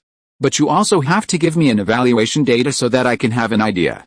This is a big project. Once we get busy, it will take more than 1 or 2 days. Professor Liu nodded repeatedly, saying that as long as Song Hu supports him, there will be no problem on his side. Besides, what they lack now is construction materials. As for human resources, Ontario City has no shortage of them.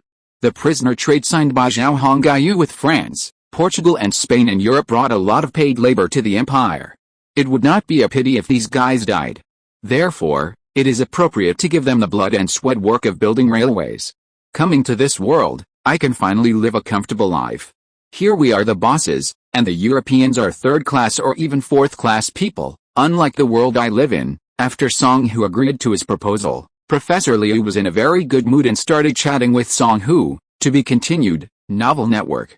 Chapter 423 What a Rich Man. After returning to Ontario City, Song Hu separated from Professor Liu. Returning to his mansion in the city center, Song Hu entered a secret room and used his privileges to activate the space-time trader. Beep, beep. Soon, Song Hu contacted Chen Xianbang. When Chen Xianbang appeared, naked and blushing, Song Hu couldn't help but burst out laughing. Hey, big brother, why aren't you wearing pants? In reality, Song Hu had seen a figure hidden in the bulging blankets on the bed behind Chen Xianbang in the virtual world, but he feigned ignorance and asked. Seeing Chen Xianbang's blushing face, Song Hu couldn't help but want to tease him. Hey, brother, you're really not at the right time. I'm busy here. After all, he was an official, so thick-skinned he was. After the initial panic, Chen Xianbang regained his composure. Brother, you're now the executive vice mayor, so you still have plenty of room for advancement. But don't let something go wrong. A woman was clearly hidden under the blanket behind Chen Xianbang, and Song Hu offered a rare, kind reminder. After all, Chen Xianbang was very useful to them. If anything happened to him, wouldn't it be very troublesome for them to purchase virtual goods in the future? While they could find a suitable replacement, that would take time. And there was no guarantee they would have Chen Xianbang's status. After all, Chen Xianbang's collaboration with Zhao Hongyu, often selling waste from factories and mines, helped the city government solve its funding problems and earned him a reputation as a capable person. Therefore, Chen Xianbang had risen from a small police station chief to the position of executive vice mayor. With hard work, he could easily become a full-time official. Especially since he also worked in the public security system. Chen Xianbang chuckled at Song Hu's words, his face showing no sign of embarrassment. I know. Don't worry, brother. I know what's going on. I guess you came to me this time because of something urgent. It was obvious that Chen Xianbang didn't take Song Hu's warning seriously and didn't listen at all. Song Hu was also quite helpless with Chen Xianbang. Since he wouldn't listen, he didn't bother to talk to him. After all, you've made your own way, so you can't blame anyone else for the blisters on your feet. Chen Xianbang changed the subject, and Song Hu followed his lead, not discussing the issue further. He nodded. It's urgent. I have a big deal for you. It's those old rails and trains. Can you get some more? I'll need them. Song Hu didn't waste time, stating his purpose directly. He was silent for a moment. He began to calculate. The rails and trains he had sold to Song Hu and his team earlier were tourist attractions for a children's amusement park. Because the land there had been sold to a developer, much of the equipment had been dismantled and abandoned. Chen Xianbang, however, was adhering to the principle of recycling. He sold the tracks and trains to Song Hu at a high price. The profit margin made Chen Xianbang beam with joy. Now that Song Hu still needed these rails and trains, wouldn't he be making a killing? Furthermore, with the government changing, he needed a large sum of money to support his election as mayor and gain greater power. The problem was, there weren't that many amusement parks available. Fortunately, Chen Xianbang was quite resourceful and came up with a good idea. The materials needed for the sightseeing trains and tracks used in amusement parks or parks weren't particularly high quality. Therefore, he could simply use his connections to order from small factories. This would fully meet Song Hu's needs. The Chinese, virtual world, economy was struggling, and steel was scarce. If you were to act on his behalf, the small factories would surely be eager to buy from him. Therefore, they would certainly offer him a discount. And he wouldn't have to pay up front. Song Hu could simply transfer the money to him. And once he got the rails, he could resell them to Song Hu at a high price. This is a fantastic opportunity. The rail problem is completely solved, no major hassles at all. As for the train, that problem put Chen Xianbang in a bit of a dilemma. After all, the train he planned to sell to Song Hu wasn't a regular locomotive and carriages. It was the kind of train and carriages that were a bit better than the ones used in children's amusement parks. While Chen Xianbang could purchase this type of train and carriages for a fraction of the price, he could sell it to Song Hu for 3 times the price of a regular locomotive and carriages. The mere thought of the price difference was enough to make one laugh. However, this time, Song Hu needed a large quantity, so it was clear he couldn't fool him again. Otherwise, what if he never bought from him again? Due to the rules of the space-time trader, Chen Xianbang would never know where Song Hu came from or where the goods he passed through would go, but then, the benefits he would gain would be very small. Thinking of this, Chen Xianbang turned around, grabbed a white towel from the bedside, and wrapped it around his waist, covering his private parts. How many rails do you need? How many locomotives? How many train cars? I need a rough estimate. Because the sums involved were substantial, Chen Xianbang became serious. As for the woman hiding under the covers behind him, he could no longer care. Compared to women, Chen Xianbang cared more about money and power. Song Hu thought for a moment, then said to Chen Xianbang, "We plan to lay 6 rows, covering a distance of approximately 2,000 kilometers. This requires 12 locomotives and 300 train cars. Of course, if you can supply more, I'll buy them." Considering the railway was being built between 3 cities, Song Hu added a bit more. Furthermore, the railway would be extended to other cities in the future, so there was nothing wrong with his words to Chen Xianbang. Sleepers. Steps. I need them too. Just supply them in bulk. I won't give you a bad price. Song Hu's words made Chen Xianbang grin. What a rich guy. This was Chen Xianbang's inner thoughts. Brother, you always buy this kind of stuff from me. Where in Africa are you actually working on your projects? Chen Xianbang had always sold counterfeit goods to Zhao Hongyu and his team. Originally, Chen Xianbang thought it would be a one-time deal. But unexpectedly, Zhao Hongyu and his team didn't say anything after purchasing the counterfeit goods. Instead, not long after, they came to Chen Xianbang to negotiate again. This shocked Chen Xianbang. He believed that Zhao Hongyu and his team had purchased expensive, counterfeit goods from him and must have immediately resold them to some unsophisticated people in a third country, perhaps even in Africa. Otherwise, why would they continue to work with him? Chen Xianbang also knew that the goods he obtained were expensive and of poor quality. Most people would never work with him again. But Zhao Hongyu and his team were different. Not only did they continue to work with him, but the scale of their cooperation was even expanding. This made Chen Xianbang secretly delighted, yet he also couldn't help but complain about Zhao Hongyu and his group, claiming they were all big spenders. But regardless, their partnership remained stable. After all, such wealthy and foolish individuals were rare. If he failed to win them over and let them be taken away, wouldn't he be the one to suffer in the end? Therefore, Chen Xianbang had become much more restrained than before. In response to Chen Xianbang's inquiry, Song Hu offered a sly explanation. We've won a major project in a small African country, and we're short on materials right now. Otherwise, we wouldn't have bothered you. Song Hu's excuse was flawed, but under the influence of the space-time trader, Chen Xianbang believed it without a doubt. Okay, wait for my news. I'll give you an answer as soon as possible. You need a large quantity, and I think the steel mills would be happy to take it. Given the current economic downturn in China, Chen Xianbang nodded, patting his chest as he agreed. The price remains the same. I won't change it. Would you like to pay by bank transfer or gold? Chen Xianbang asked finally. Indeed, Zhao Hongyu and his team's payment methods were strange. Sometimes they used bank transfers, and sometimes they even used gold. This was a new transaction model for Chen Xianbang. However, since the gold payment was 10% lower than the market price, Chen Xianbang didn't find it difficult.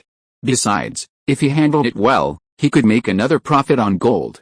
After all, no one would be dissatisfied with a small amount of money, especially a greedy person like Chen Xianbang. Try to use a bank transfer. Gold prices are falling sharply right now. If we pay with gold, you might lose money, Song Hu replied with a smile. Indeed, Zhao Hongyu and his team had invested large quantities of gold into the virtual world through the space-time trader, which in turn affected the price of gold. The price of gold, originally over 300 to 400 yuan, had fallen to 240 yuan due to Zhao Hongguyu's investment, and was showing signs of further decline. Therefore, Chen Zhanbang did not object to Song Hu's proposal. He also understood that the current trend of gold prices was trending downward. Okay, then it's settled. I'll contact the steel mill. I'll let you know once I've made the contact. You can then transfer the deposit. To be continued. Chapter 424 Wild Animal Husbandry Can Develop. After reaching an agreement with Chen Zhanbang, Song Hu exchanged a few pleasantries before leaving. After all, there was a living person hiding under the covers behind Chen Zhanbang, wasn't there? After exiting the virtual world of the space-time trader, Song Hu shut down the system and sat on the sofa, his eyes closed in thought. Railway construction was about to begin, and his authority only allowed him to allocate 1 billion yuan per month. This 1 billion yuan also included urban construction, the cultivation of Chinese genetics, and other infrastructure planning. So, while it seemed like a lot, it was actually far from enough. Song Hu had no choice. It was just that his authority was limited. If only he had more authority, he could allocate more money. Song Hu sighed deeply. However, he couldn't control this. Only when Zhao Hongguyu's administrative rank was elevated could his authority be increased accordingly. So, he could only complain here. The boiler-powered wooden boat seemed to be no longer viable. This thing was a bummer. Due to the inadequacy of his current technology, it constantly overheated and caught fire, so it couldn't be mass-produced. For now, sailboats were still the norm in the empire. Iron fishing boats were available, but they came with significant drawbacks, both in price and usability. Since they were nearly scrapped, they often ran aground at sea, or even had their engines break down. This gave Song Hu a headache. However, it was thanks to those scrap iron fishing boats that they were able to defeat the pirates during the summer. However, since they discovered the iron fishing boat's shortcomings, they've become a secret weapon, reserved for use in critical moments. This left Song Hu deeply disappointed. Fortunately, he had developed a cheap, knockoff rocket launcher this year. This would be a powerful weapon for both the Navy and the Army.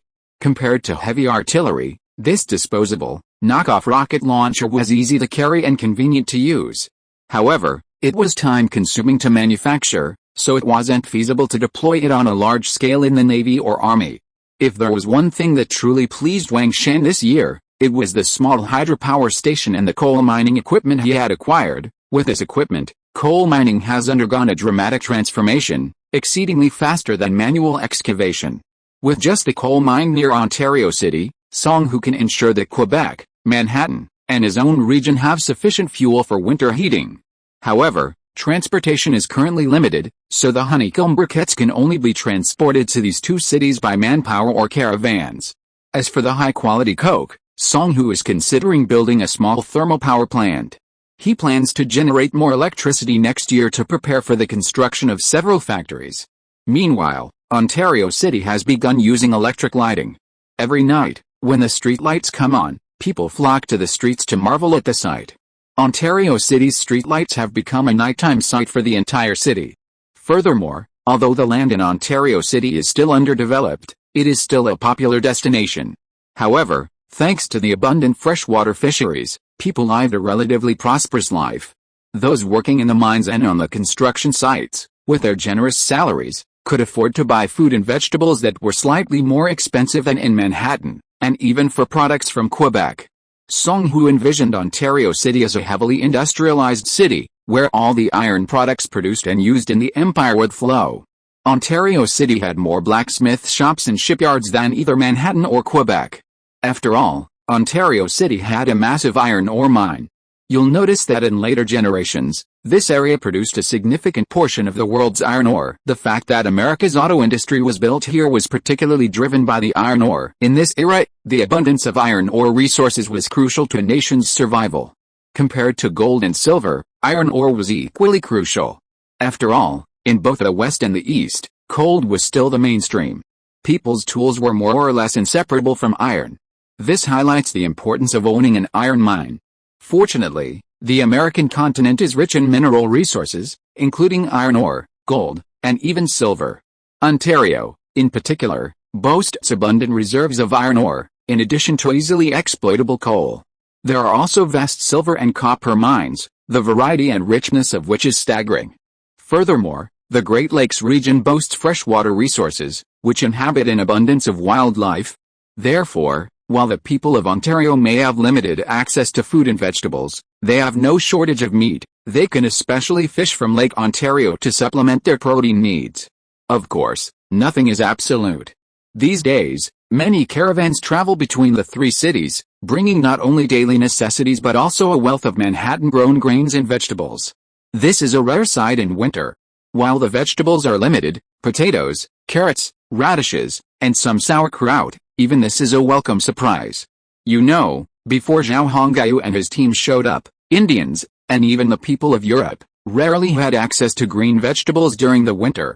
Furthermore, Zhao Hongyu's father-in-law in Manhattan, following his advice, began building greenhouses. They could now grow some vegetables in the winter. The wood-here mushrooms grown in the greenhouses were especially popular. While the price was quite high, no one minded the expense for a taste of something new during the winter. Besides, the salaries in the empire were very generous, so everyone could easily afford the occasional indulgence. Ontario City was centered around heavy industry, while Manhattan focused on agriculture, commerce, and animal husbandry. Quebec combined agriculture and animal husbandry, each pursuing its own development goals. After some thought, Song Hu decided that he should reclaim some land next year to grow some food. Even if the food wasn't enough for the empire's needs, it could still be sold to the time-space trader. Manhattan had already produced a significant amount of food in recent years, which had been sold through the time-space trader. Zhang Tai said that these crops and vegetables, free of pollution and pesticides, are more than 3 times the price of regular rice. This is a great way to make money.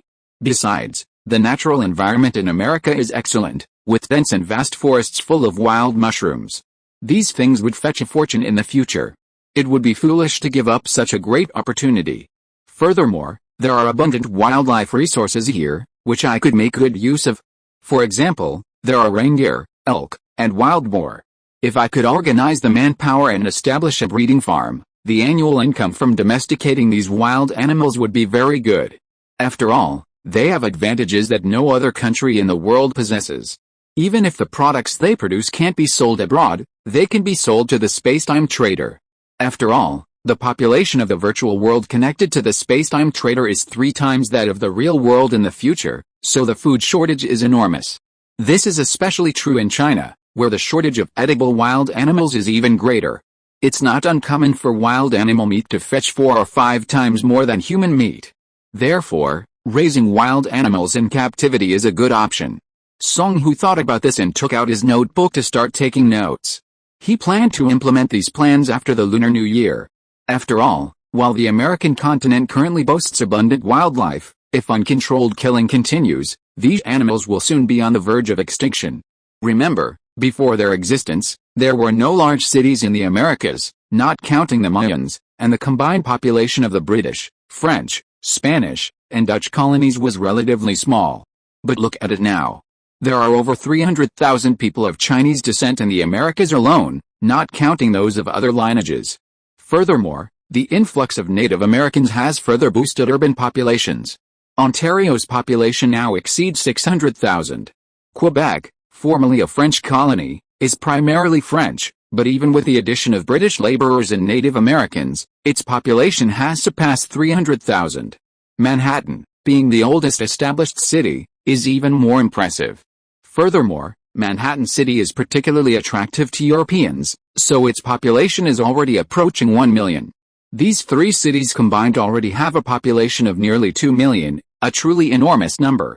Of course, this so-called enormous figure is relative to the population of European cities of the era. Compared to Eastern cities, it pales in comparison. And Song Hu hasn't even taken into account the other 5 developing cities.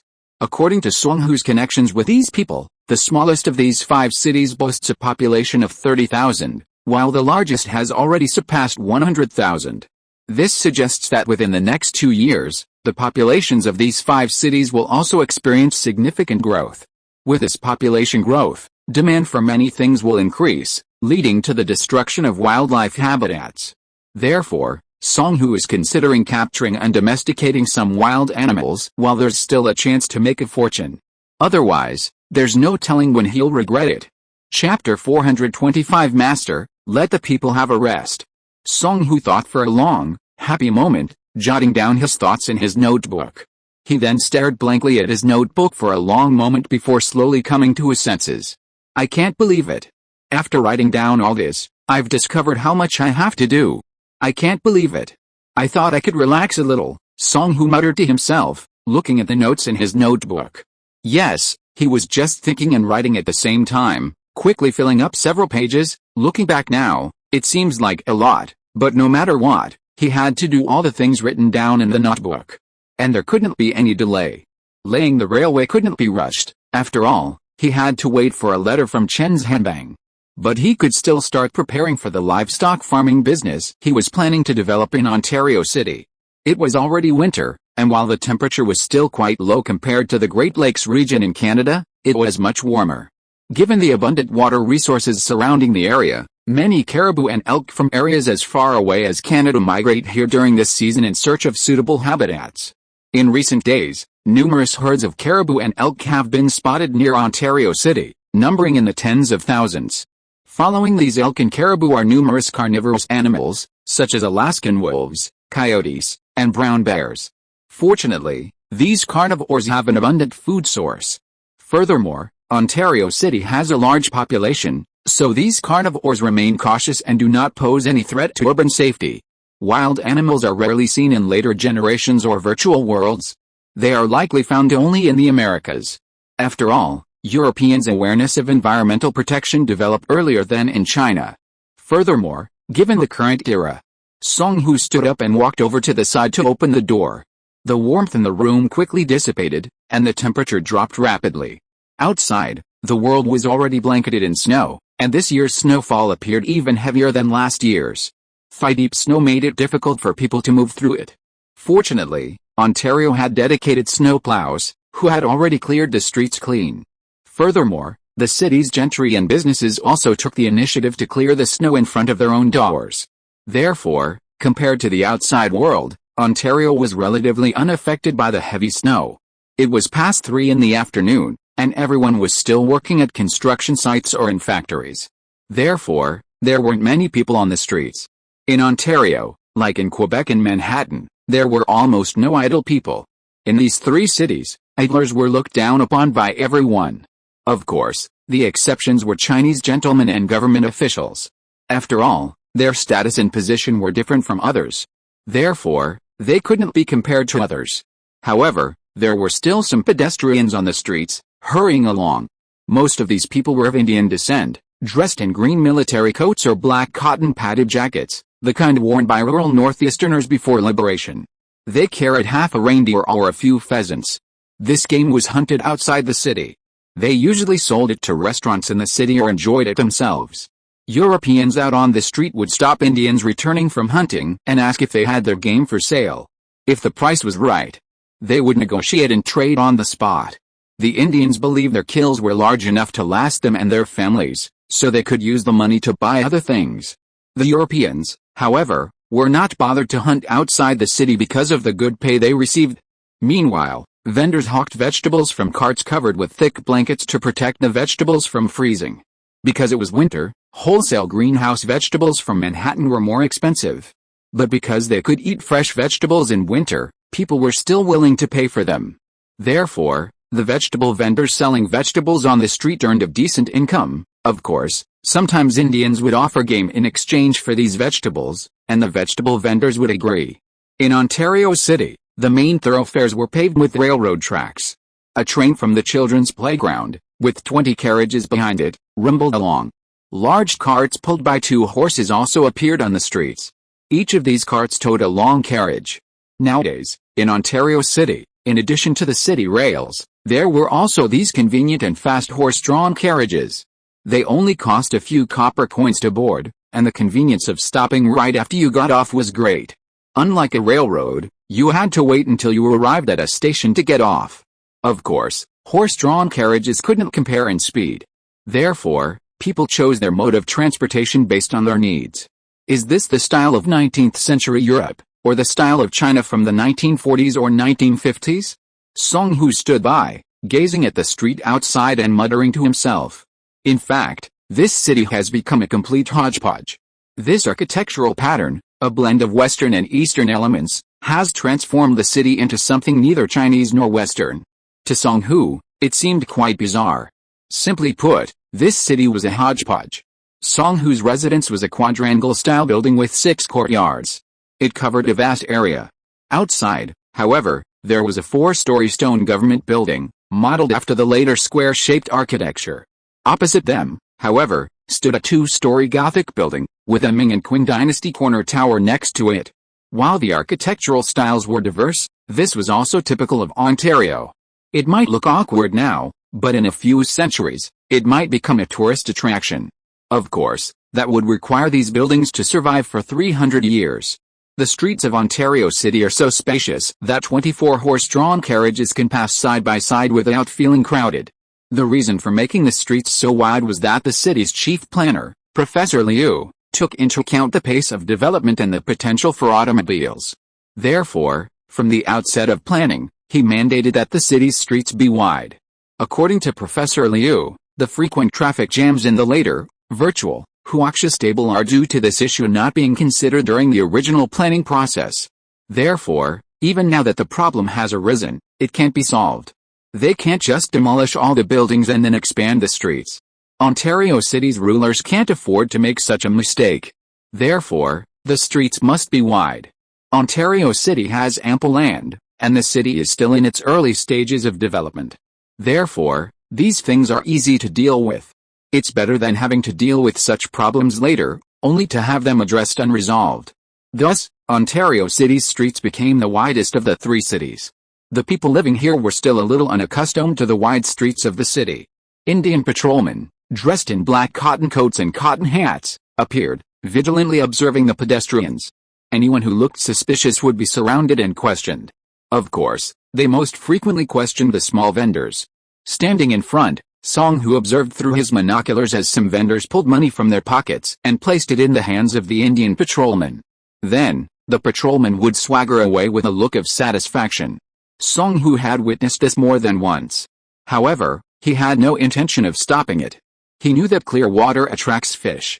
As long as it was within reasonable limits and did not affect the security of the empire, he would have no objection to these Indians generating income.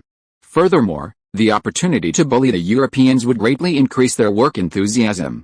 This was a good thing for Song Hu. Besides, these Indians were smart, the ones they chose were mostly Europeans. They wouldn't bully Indians, Chinese, or even Gurkhas or Somali blacks. And even if they did, they wouldn't be treated kindly, and might even beat them up. The Indians understood the principle of picking on the weak. Consequently, Song Hu was happy to see these Indians bully the Europeans, dividing line. Hurry up, you lazy bastards. If you don't finish today's workload, you won't have lunch, okay? Outside Manhattan, at a bustling road construction site, tens of thousands of European prisoners toiled. They were heavily shackled, organized into groups of 20, so there was no need to worry about them escaping. Some of these prisoners were pirates defeated in the summer, but many more were prisoners Zhao Hongai had purchased from Europe. After being transported to America, they were immediately escorted to the 3 major cities, where they were subjected to arduous and demanding labor. Here, you could see groups of prisoners walking by, their gait unsteady, their faces expressionless, devoid of any hope for life. Countless European overseers would occasionally brandish their whips, lashing out harshly at those who slacked off, showing no mercy just because they were their compatriots. To the European overseers, these prisoners were no longer their compatriots, they were merely puppets, mindless labor machines. On this continent, they were mere scum. Only the dark-haired, dark-eyed gentlemen were the most respected. Furthermore, their salaries were tied to their performance. If these men failed to meet their targets, they would be punished as well. Under such circumstances, how could these European overseers not be ruthless? No one can resist money, right? Throughout history, the oppression of compatriots against compatriots has often been the most brutal. This has been proven time and again. It was precisely with this in mind that Song Hu and Zhang Tai assigned numerous Europeans to overseers at each construction site.